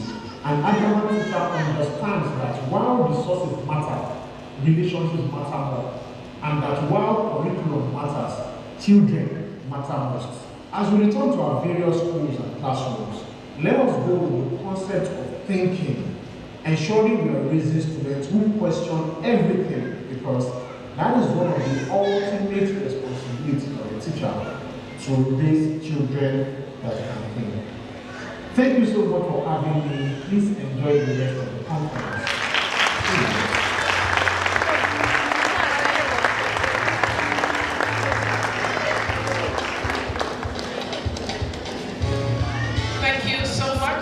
Mr. Tope Adenuga. That was a short one, but equally powerful. I hope we have our questions ready. Okay? All right. And we have the convener of this amazing event who would be leading the panel session. And of course, we have the speakers up here as well. First, in order of how the presentation has been, I'd like to welcome Miss Veronica Modi upstage. Come and give us fire for fire. I love that fireful spirit. Thank you so much, ma'am. And I'd also like to welcome Mr. Emmanuel Osai, our money man. Say money back. Thank you so much, sir. And then I'd like to also welcome Mrs. Modupe Agmonla, our mama, talking about mental health, safety, very important. Thank you so much for teaching us so calmly and very impactful as well. No, go back and sit down. Go back and sit down. You're very restless. Did you know you mentioned that earlier? Please let's celebrate the convener, Mr. Leko Adigo, handling the sessions. Thank you so much. We will do this very quickly. Because Trenchard will shut down this place very soon. So it's time. All right, we are taking only 6 questions, but I'll just ask 2 questions before we throw this open. We expect that the mic will go round, so this can be quick. All right, thank you. This is directed, and I really want Mrs. Veronica Modi to answer this, please. And this is important because when school founders, head of school, allow their teachers to come here, there are certain things teachers have heard. We also do not want to encourage resignations on Monday. Because what some persons will hear is from the classroom to the boardroom, I have to leave. So how can that still be achieved without upsetting a school structure? Then do we really need to step out of the classroom? Because I know that school heads are thinking, I know they are not, because the ones that are here are wonderful people. Yeah, a few of them I know them personally. But definitely, if we have a school head who's worried here, or teachers that misunderstood the thing to say, you know, I hope my question is clear. Yes. Yes, thank you for that question. And I know it's a question that is running through the minds of almost everybody, am I correct? So the essence of this session is essentially to equip us, upskill us. Nobody's asking you to resign from your current school if you're clearly getting value. Because the key thing is, as you're adding value, you're getting value. And please, all our school owners, definitely when they encourage your staff members to resign. But the point I made is, in every space you are in, regardless of whatever you think is the difficulty or the greener grass you see somewhere, there's always an opportunity for you to grow in your school. It's just that we don't notice. We always look for the big one of they reassign me as a middle manager, or they made me a curriculum lead. As simple as opportunities to lead curriculum review for next academic year. I know now that the meetings in some schools, you're looking at your past reports.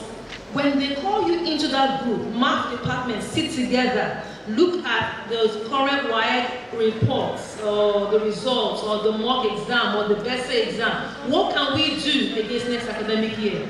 You make yourself tangible in that meeting, very evident. You are growing, you're stretching your mind to be able to evaluate data and to make suggestions that will improve children's performance in the next academic year.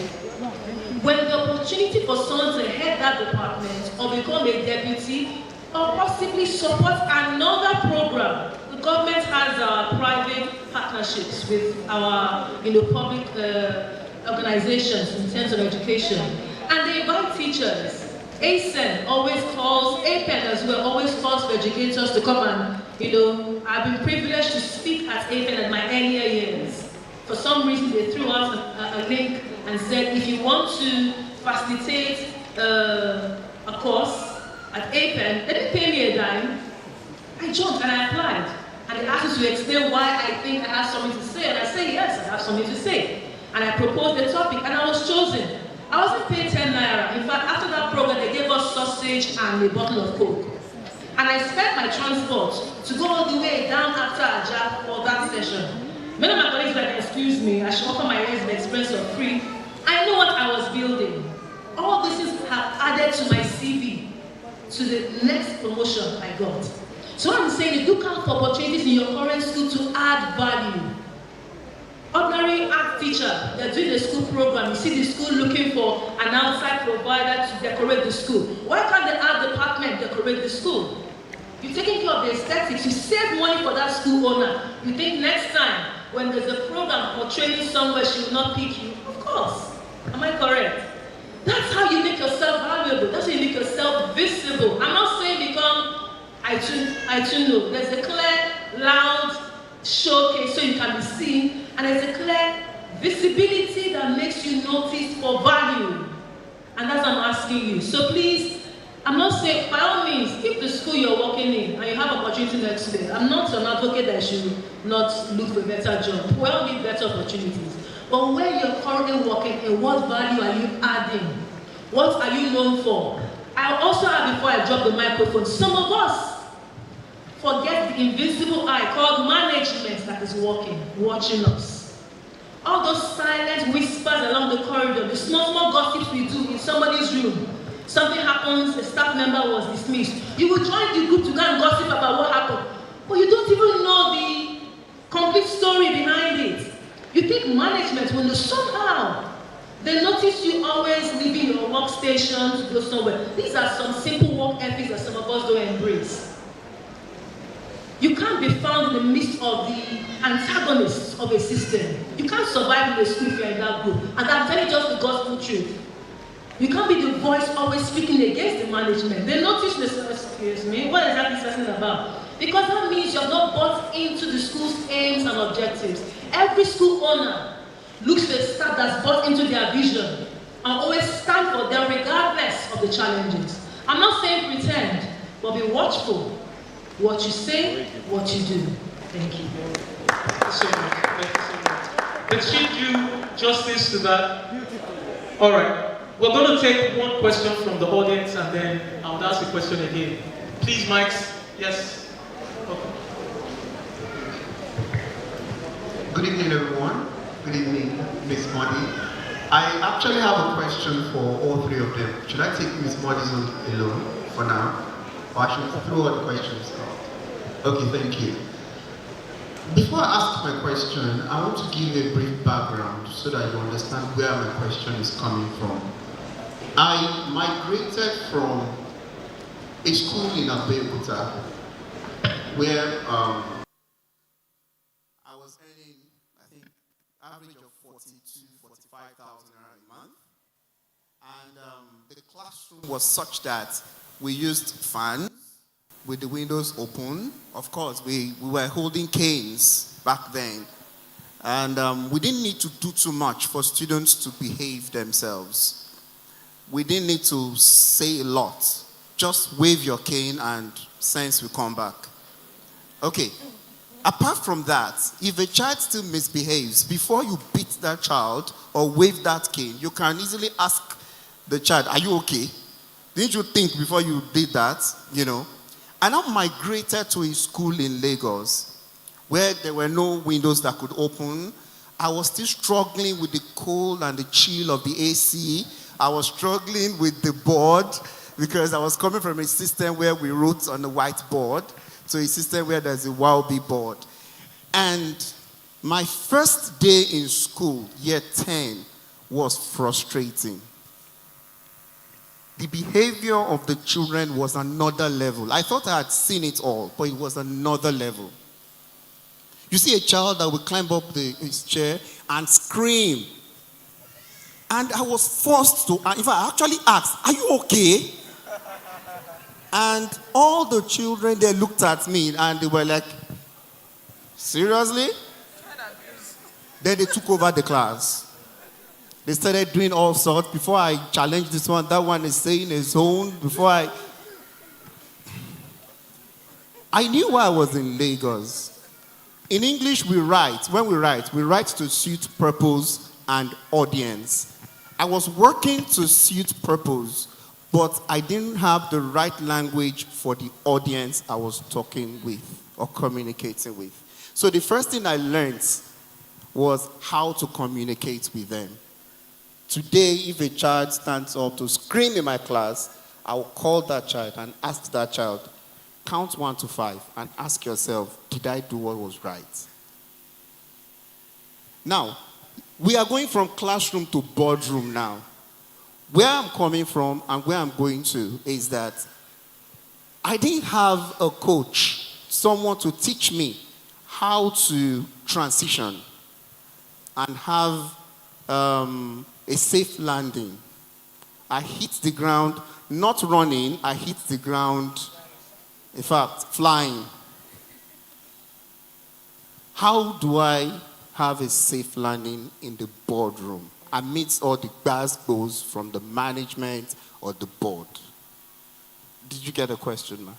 Thank you. Now, the second question to our money man. Thank you, sir. You talked about investments, and as a teacher, like I said, I moved from earning 42,000 naira, in Lagos, my first school was 120,000, and it kept growing that way.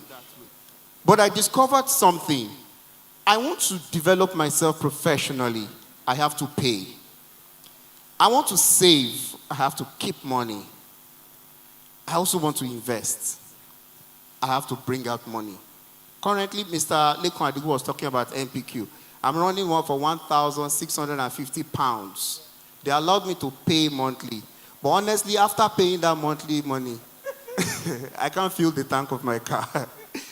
Okay, amidst all of this, I want to do everything.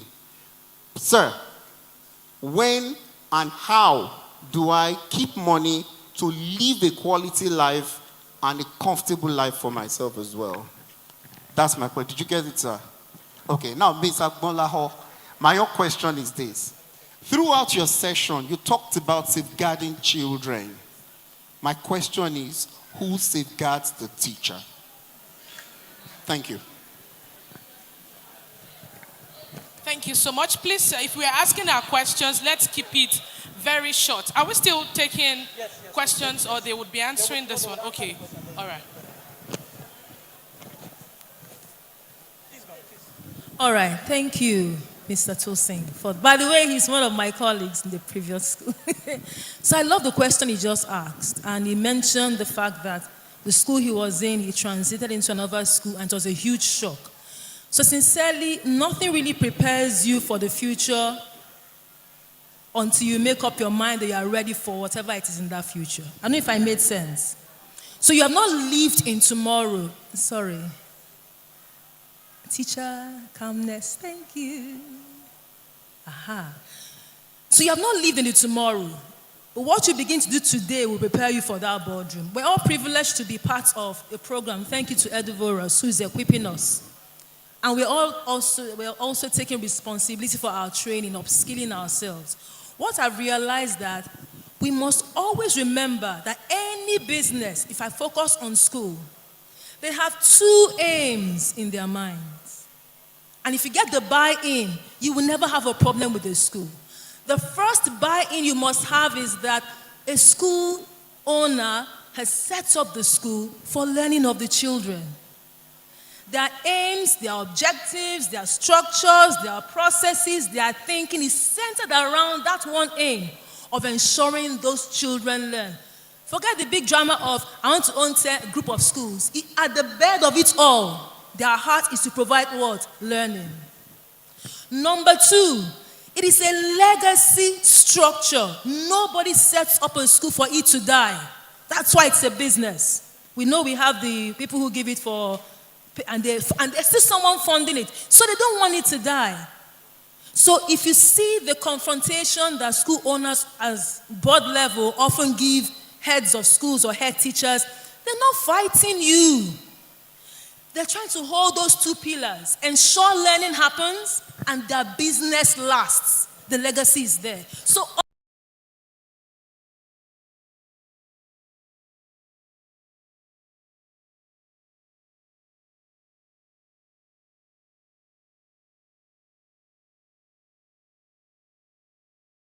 do we understand? So when you enter the boardroom, the first thing you do is you must have understood the aims and objectives of that school. Do you think of that background search about the people on the board? My current school, I understand everybody because I present. My current school, even I'm the deputy in charge of academics, I still have to present to the board. And I try to understand them, their personalities. I know the 511 that will shoot question. I know the ones that are like, Miss Mordy, you making sense. I know the ones that tell me the data I presented does not make sense. Oh yes. And it's not being rude because you don't understand what they're saying. So I know the ones that come with fireball. I know the ones that are going to be very calm and the question later. I know the ones that want to shake you a bit to see if you truly understand what you're doing. So every word I say, I think about it. And I'm quick to catch what they say, rephrase it in my head so I act and I can maintain my cool and still get out of that meeting with my head high. So you must be very strategic. You must read the room. Don't be, no, you're talking, they're just watching you. What's wrong with this one? So prepare. Start from now to prepare. But like I said before, what helps you is understand two things. They have the desire to provide learning. And that's why sometimes some of them are so peeved when things go wrong. And they sometimes school cultures where parents will always run to the school owner. And she doesn't really understand that I should send them back to my head teacher. She always wants to step in. What's she trying to do? Keep her school in place. Ensure the children learn. Ensure her school lasts. And that's all she's trying to do. You are not her problem at all. So don't get angry. What you do is help her. Show her capacity. And you show her capacity, she'll begin to what? Step down. She may not release control completely to you, but she'll begin to have confidence in your leadership. I hope I've answered your question.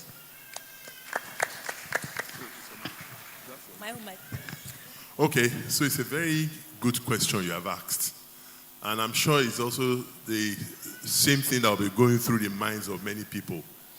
Because you will be asking yourself, I earn 100,000 naira, I'm struggling.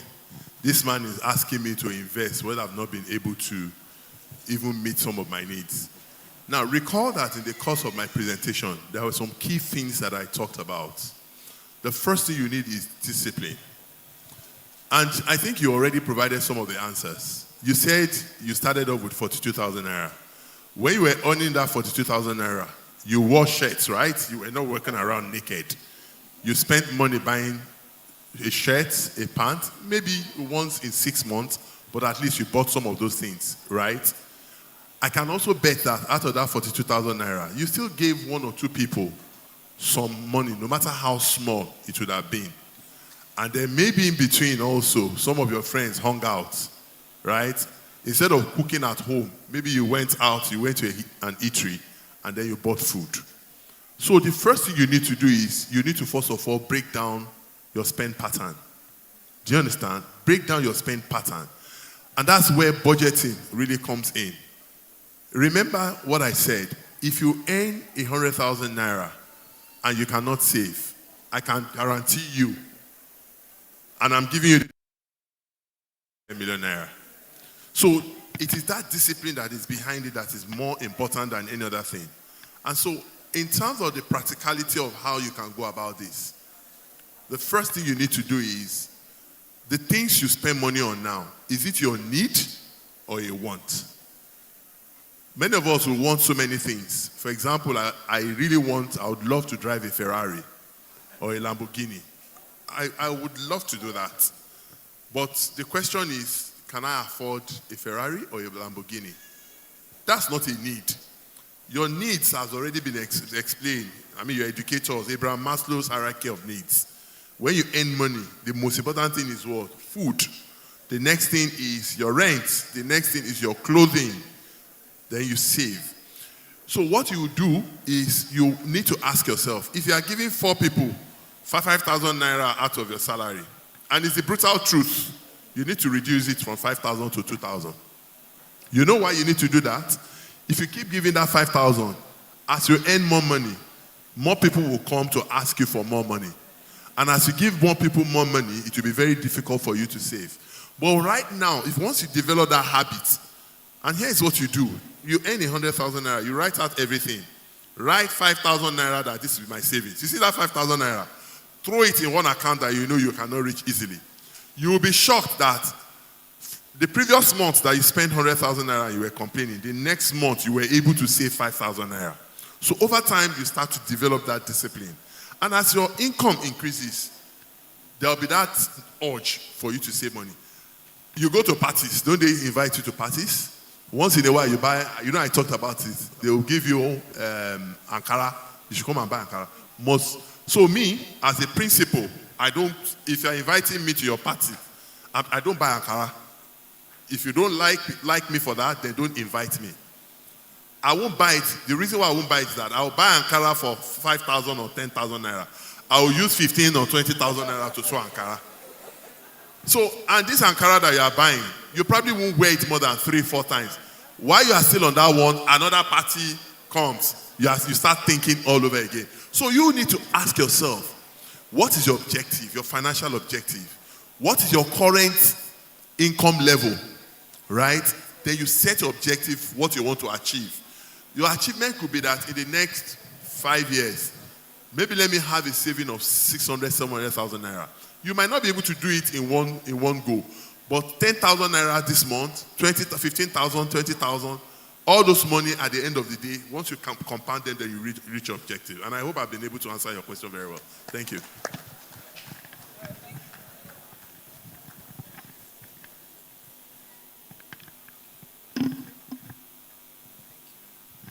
Thank you, Mr. Adigun. You asked the question that who safeguards the teachers?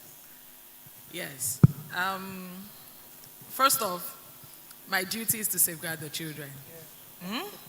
Just note that, number one. Secondly, the policies in your school safeguards the teachers. Why I'm saying this is because for the students, for the children, they are still children. you owe them that responsibility to safeguard them. When you're getting into a school takes you up as a teacher and all that. One of the things you need to help yourself with, what policies do they have in the school? How can I ensure that I safeguard myself? How can I ensure that, oh, my line manager is not always giving me this query and that query? I think one of the problems we have, especially in Africa, is that we do not like to read. The policies can be so voluminous, but please, I charge us as teachers, just dedicate a particular day, go through the policies of your school.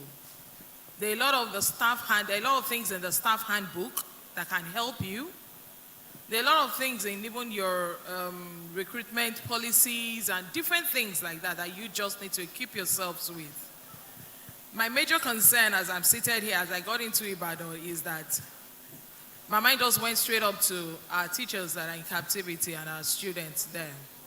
That when these people are finally released, how do we help them to get back to their normal selves? Because I tell you, it's a big trauma for these people, the children and the teachers. So, Mr. Adigun, I'm sorry. Mr. Shinainde, I know that you know how to safeguard yourself. We've worked together, so I know you very well. But to the other teachers here, please, your policies, please hold on to your policies. And if you have a toxic environment, maybe you have a toxic leader, that no matter what you do, they will always find fault in what I'm doing. I think it's best for you to just reroute. There are a lot of good schools out there. Reroute. And like Miss Modi mentioned, just equip yourself, train yourself to be a leader. Anywhere you find yourself, you will be valued. Thank you very much. All right, thank you so much. We took a question from, okay. Yes, please. Thank you so much. Greatest teachers, or should I say Eduverals 3.0? Okay, thank you. I hail you. Well, I am a senior lecturer at the College of Medicine. I teach medical students to become doctors. But about 32 years ago, I started as a primary school teacher. Just before I went into medical school, I taught primary 1 students in a private school at Alakia. The school was called Omoke Nursery Primary School. I don't know if they are still there. But many years later, some of the students I taught became doctors in medical school, and they were greeting me. Some were nurses, and I was like, I don't know you. And they said, you taught us in Omoke. And if you see the sense of achievement that I felt, I think teachers deserve a round of applause because you are builders of nations.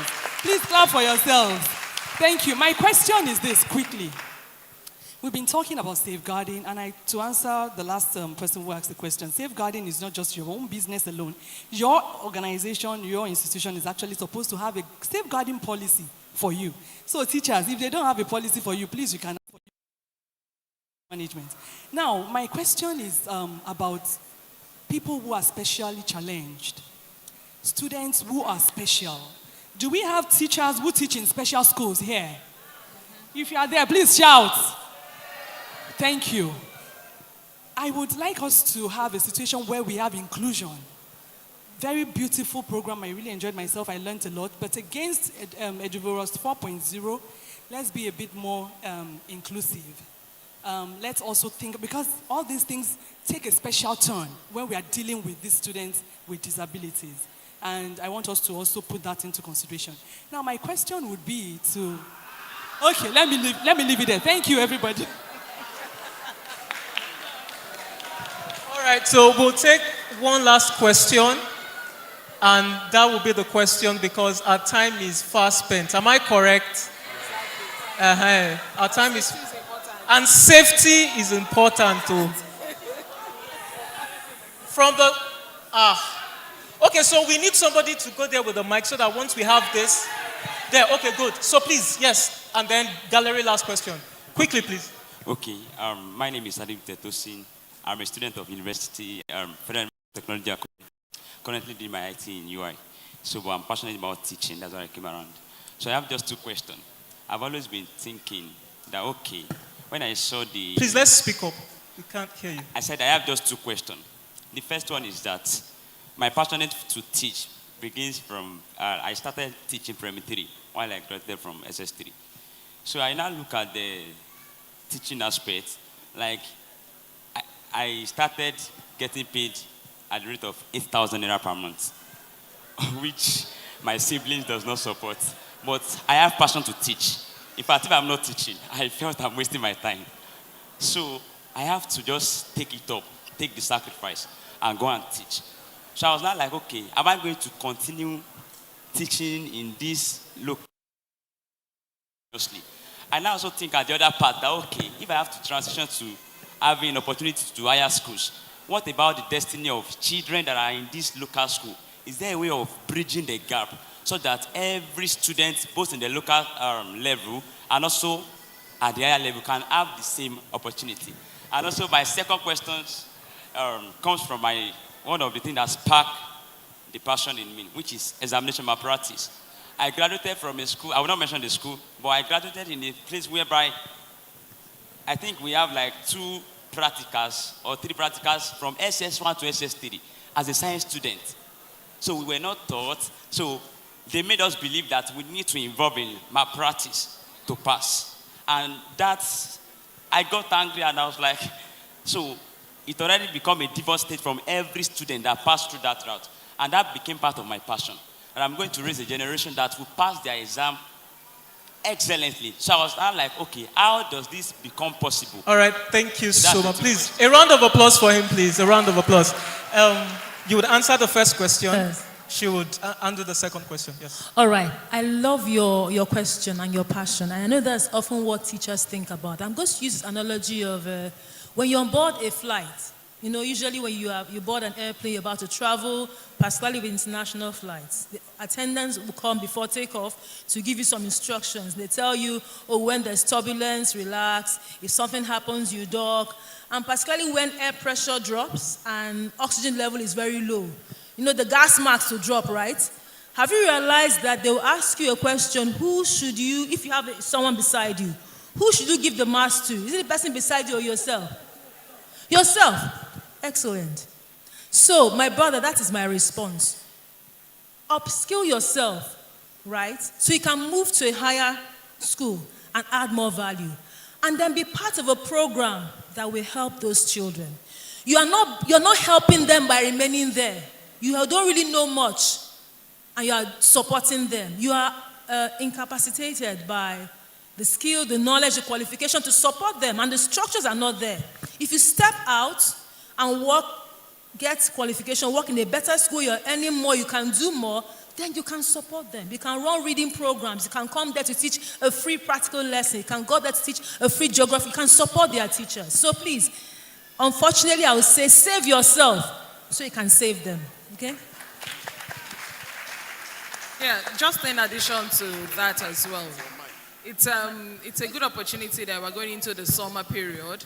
Once you're able to upskill yourself, just take this summer period. This is a period, the long holiday period for the children.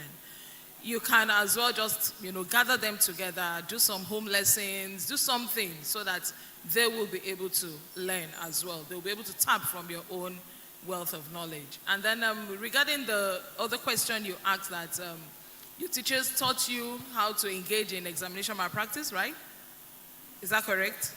Okay, good. I think that the world is already, our eyes are opening now to a lot of things. Trainings, conferences, and all that.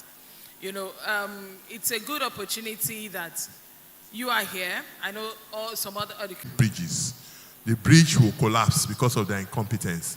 They will drive on roads that are filled with potholes. Accidents happen, people die.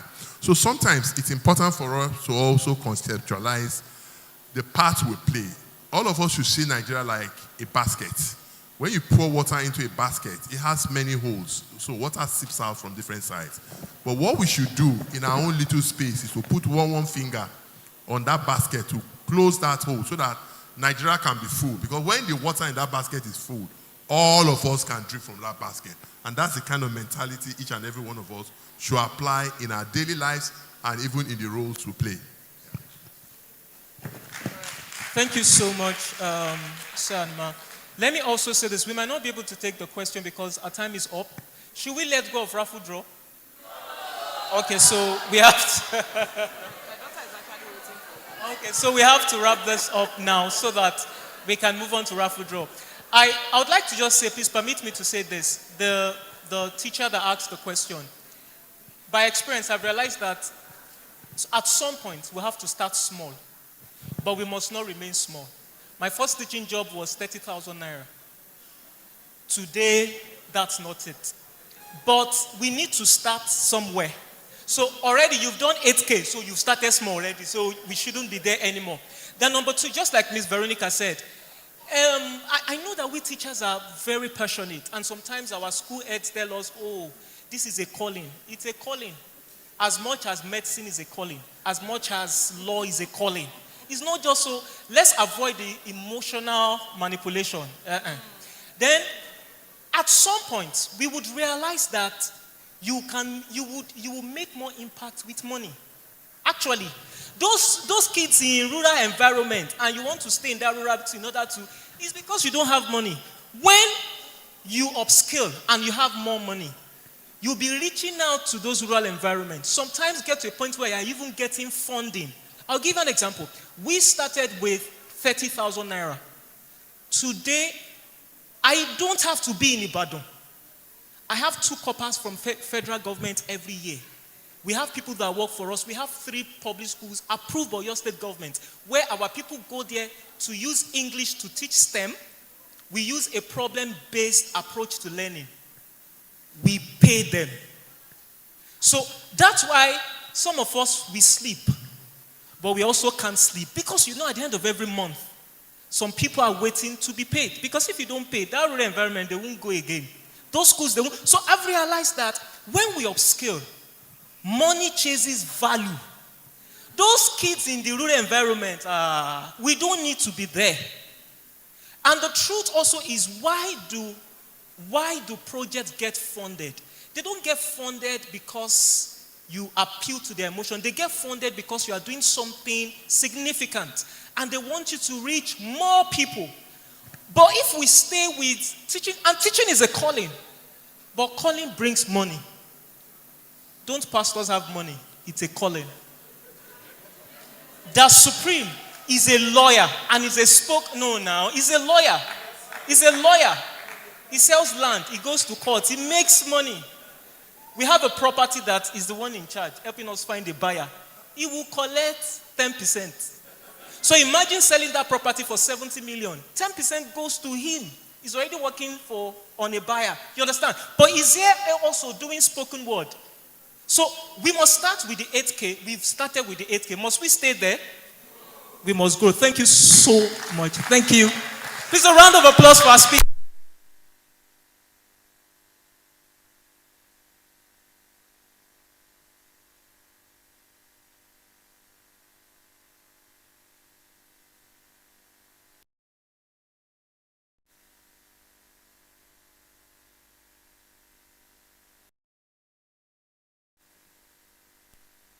Hello?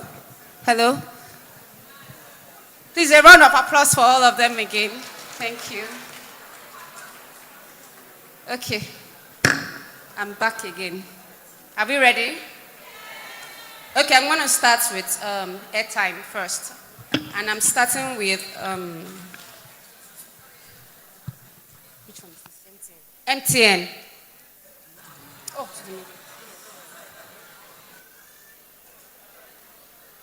ready?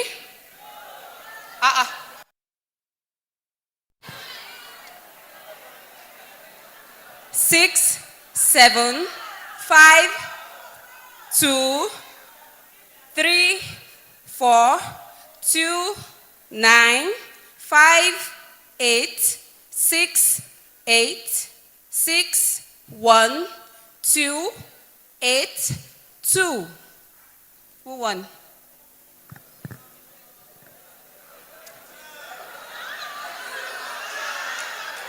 Who won it? Congratulations. Okay. Glow. For Glow users, are you ready? 7, 7 9 9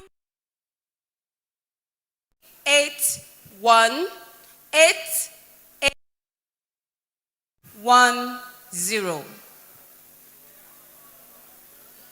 Who won it?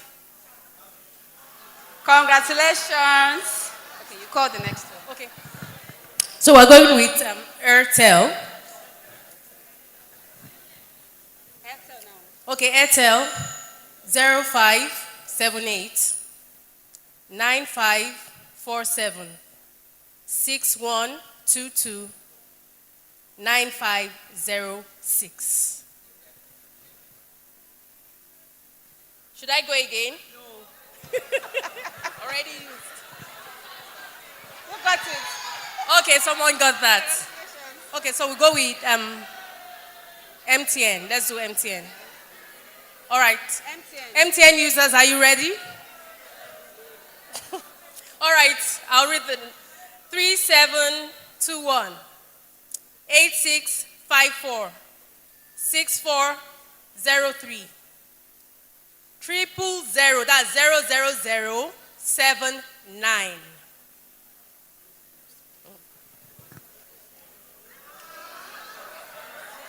From up? Down. Congrats. Glow again. Glow now. 7 1 8 2 4 5 9 9 1 5 4 9 1.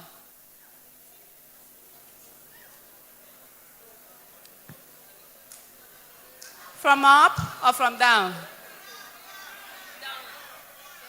Congrats. Okay. Airtel. Airtel now. 0876 22 88 57 31 6295. Who won it?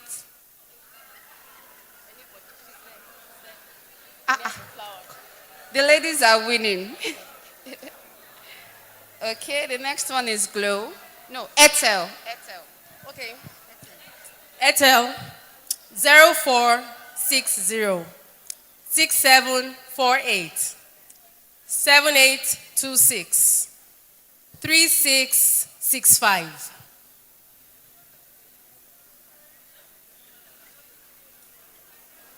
Okay, she's there. Congratulations. And the final one. Glow users, are we ready?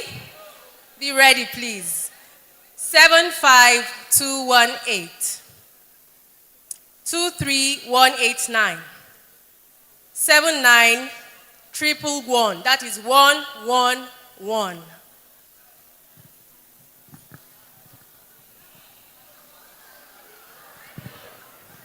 Who won it? Signify. Congratulations. Okay, now time to spin the wheel for 5,000 naira. Let's see.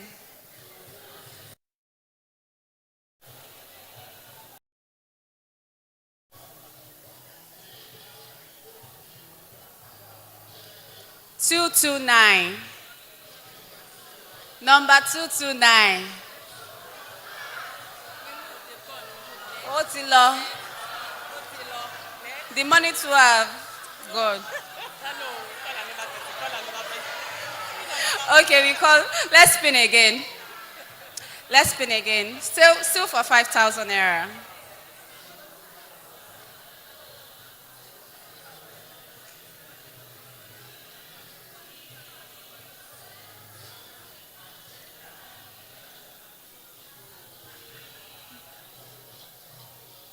Four to 6. Let's give him a round of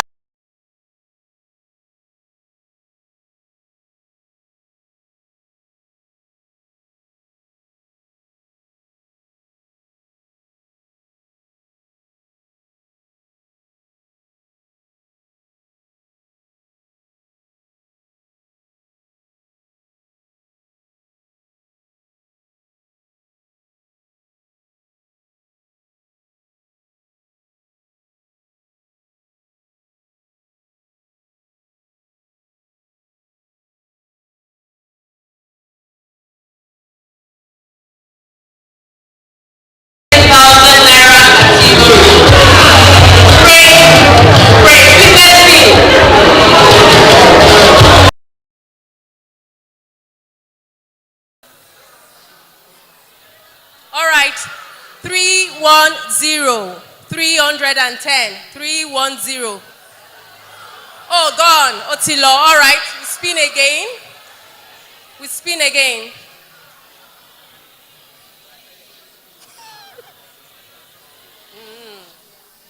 Okay, we have 151.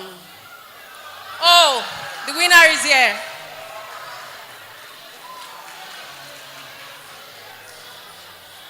Okay, so let's go ahead to spin. Another round. Let's go ahead to spin, please.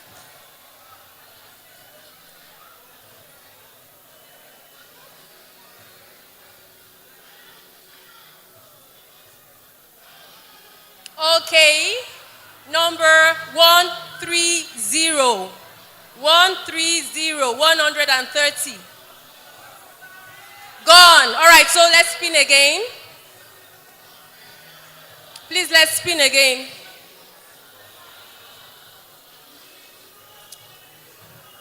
Media, please help us.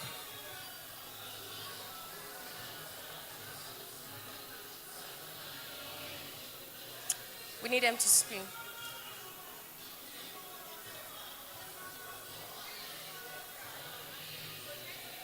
Okay. Thank you.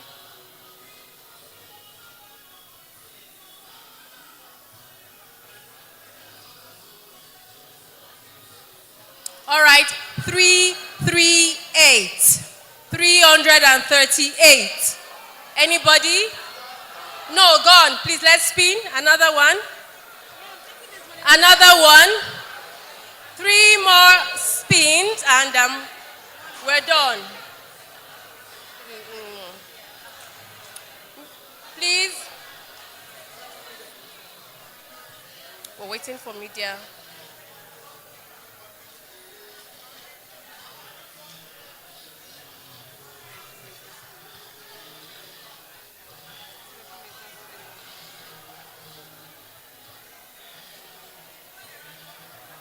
Okay. Should we just call a random figure? They are saying no.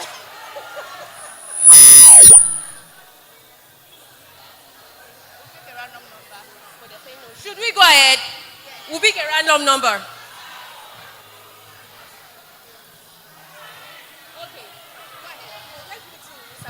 Okay, I'm going to call on Mr. Kolawon to give us any 3-digit random number from 1 to 500. Thank you. 296. 296. Oh, from up. Congratulations. Start. 96.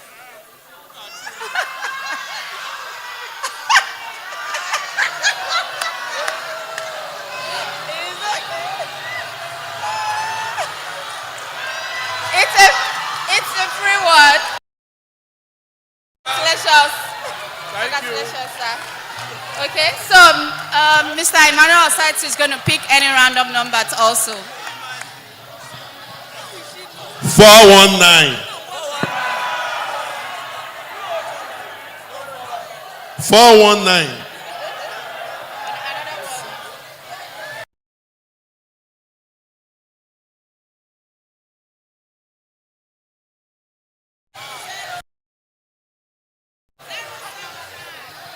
What number? 239.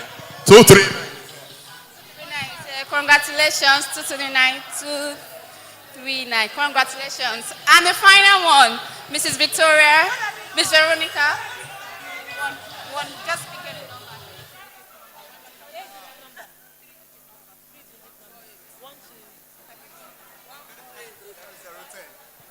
Okay, 345. 345.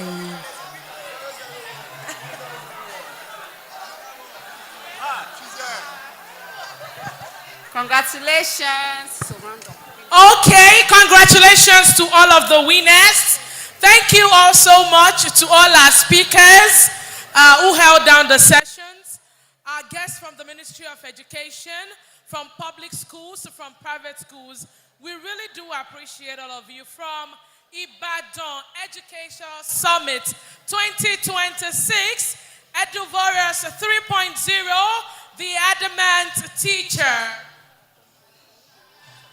Okay, and if you answered Mrs. Modupe Agbolao's questions, please, we need your contact. I think only one person dropped contact. Please just walk up to the front right here to drop their contact. Okay, their contacts are here already. Thank you so much. As we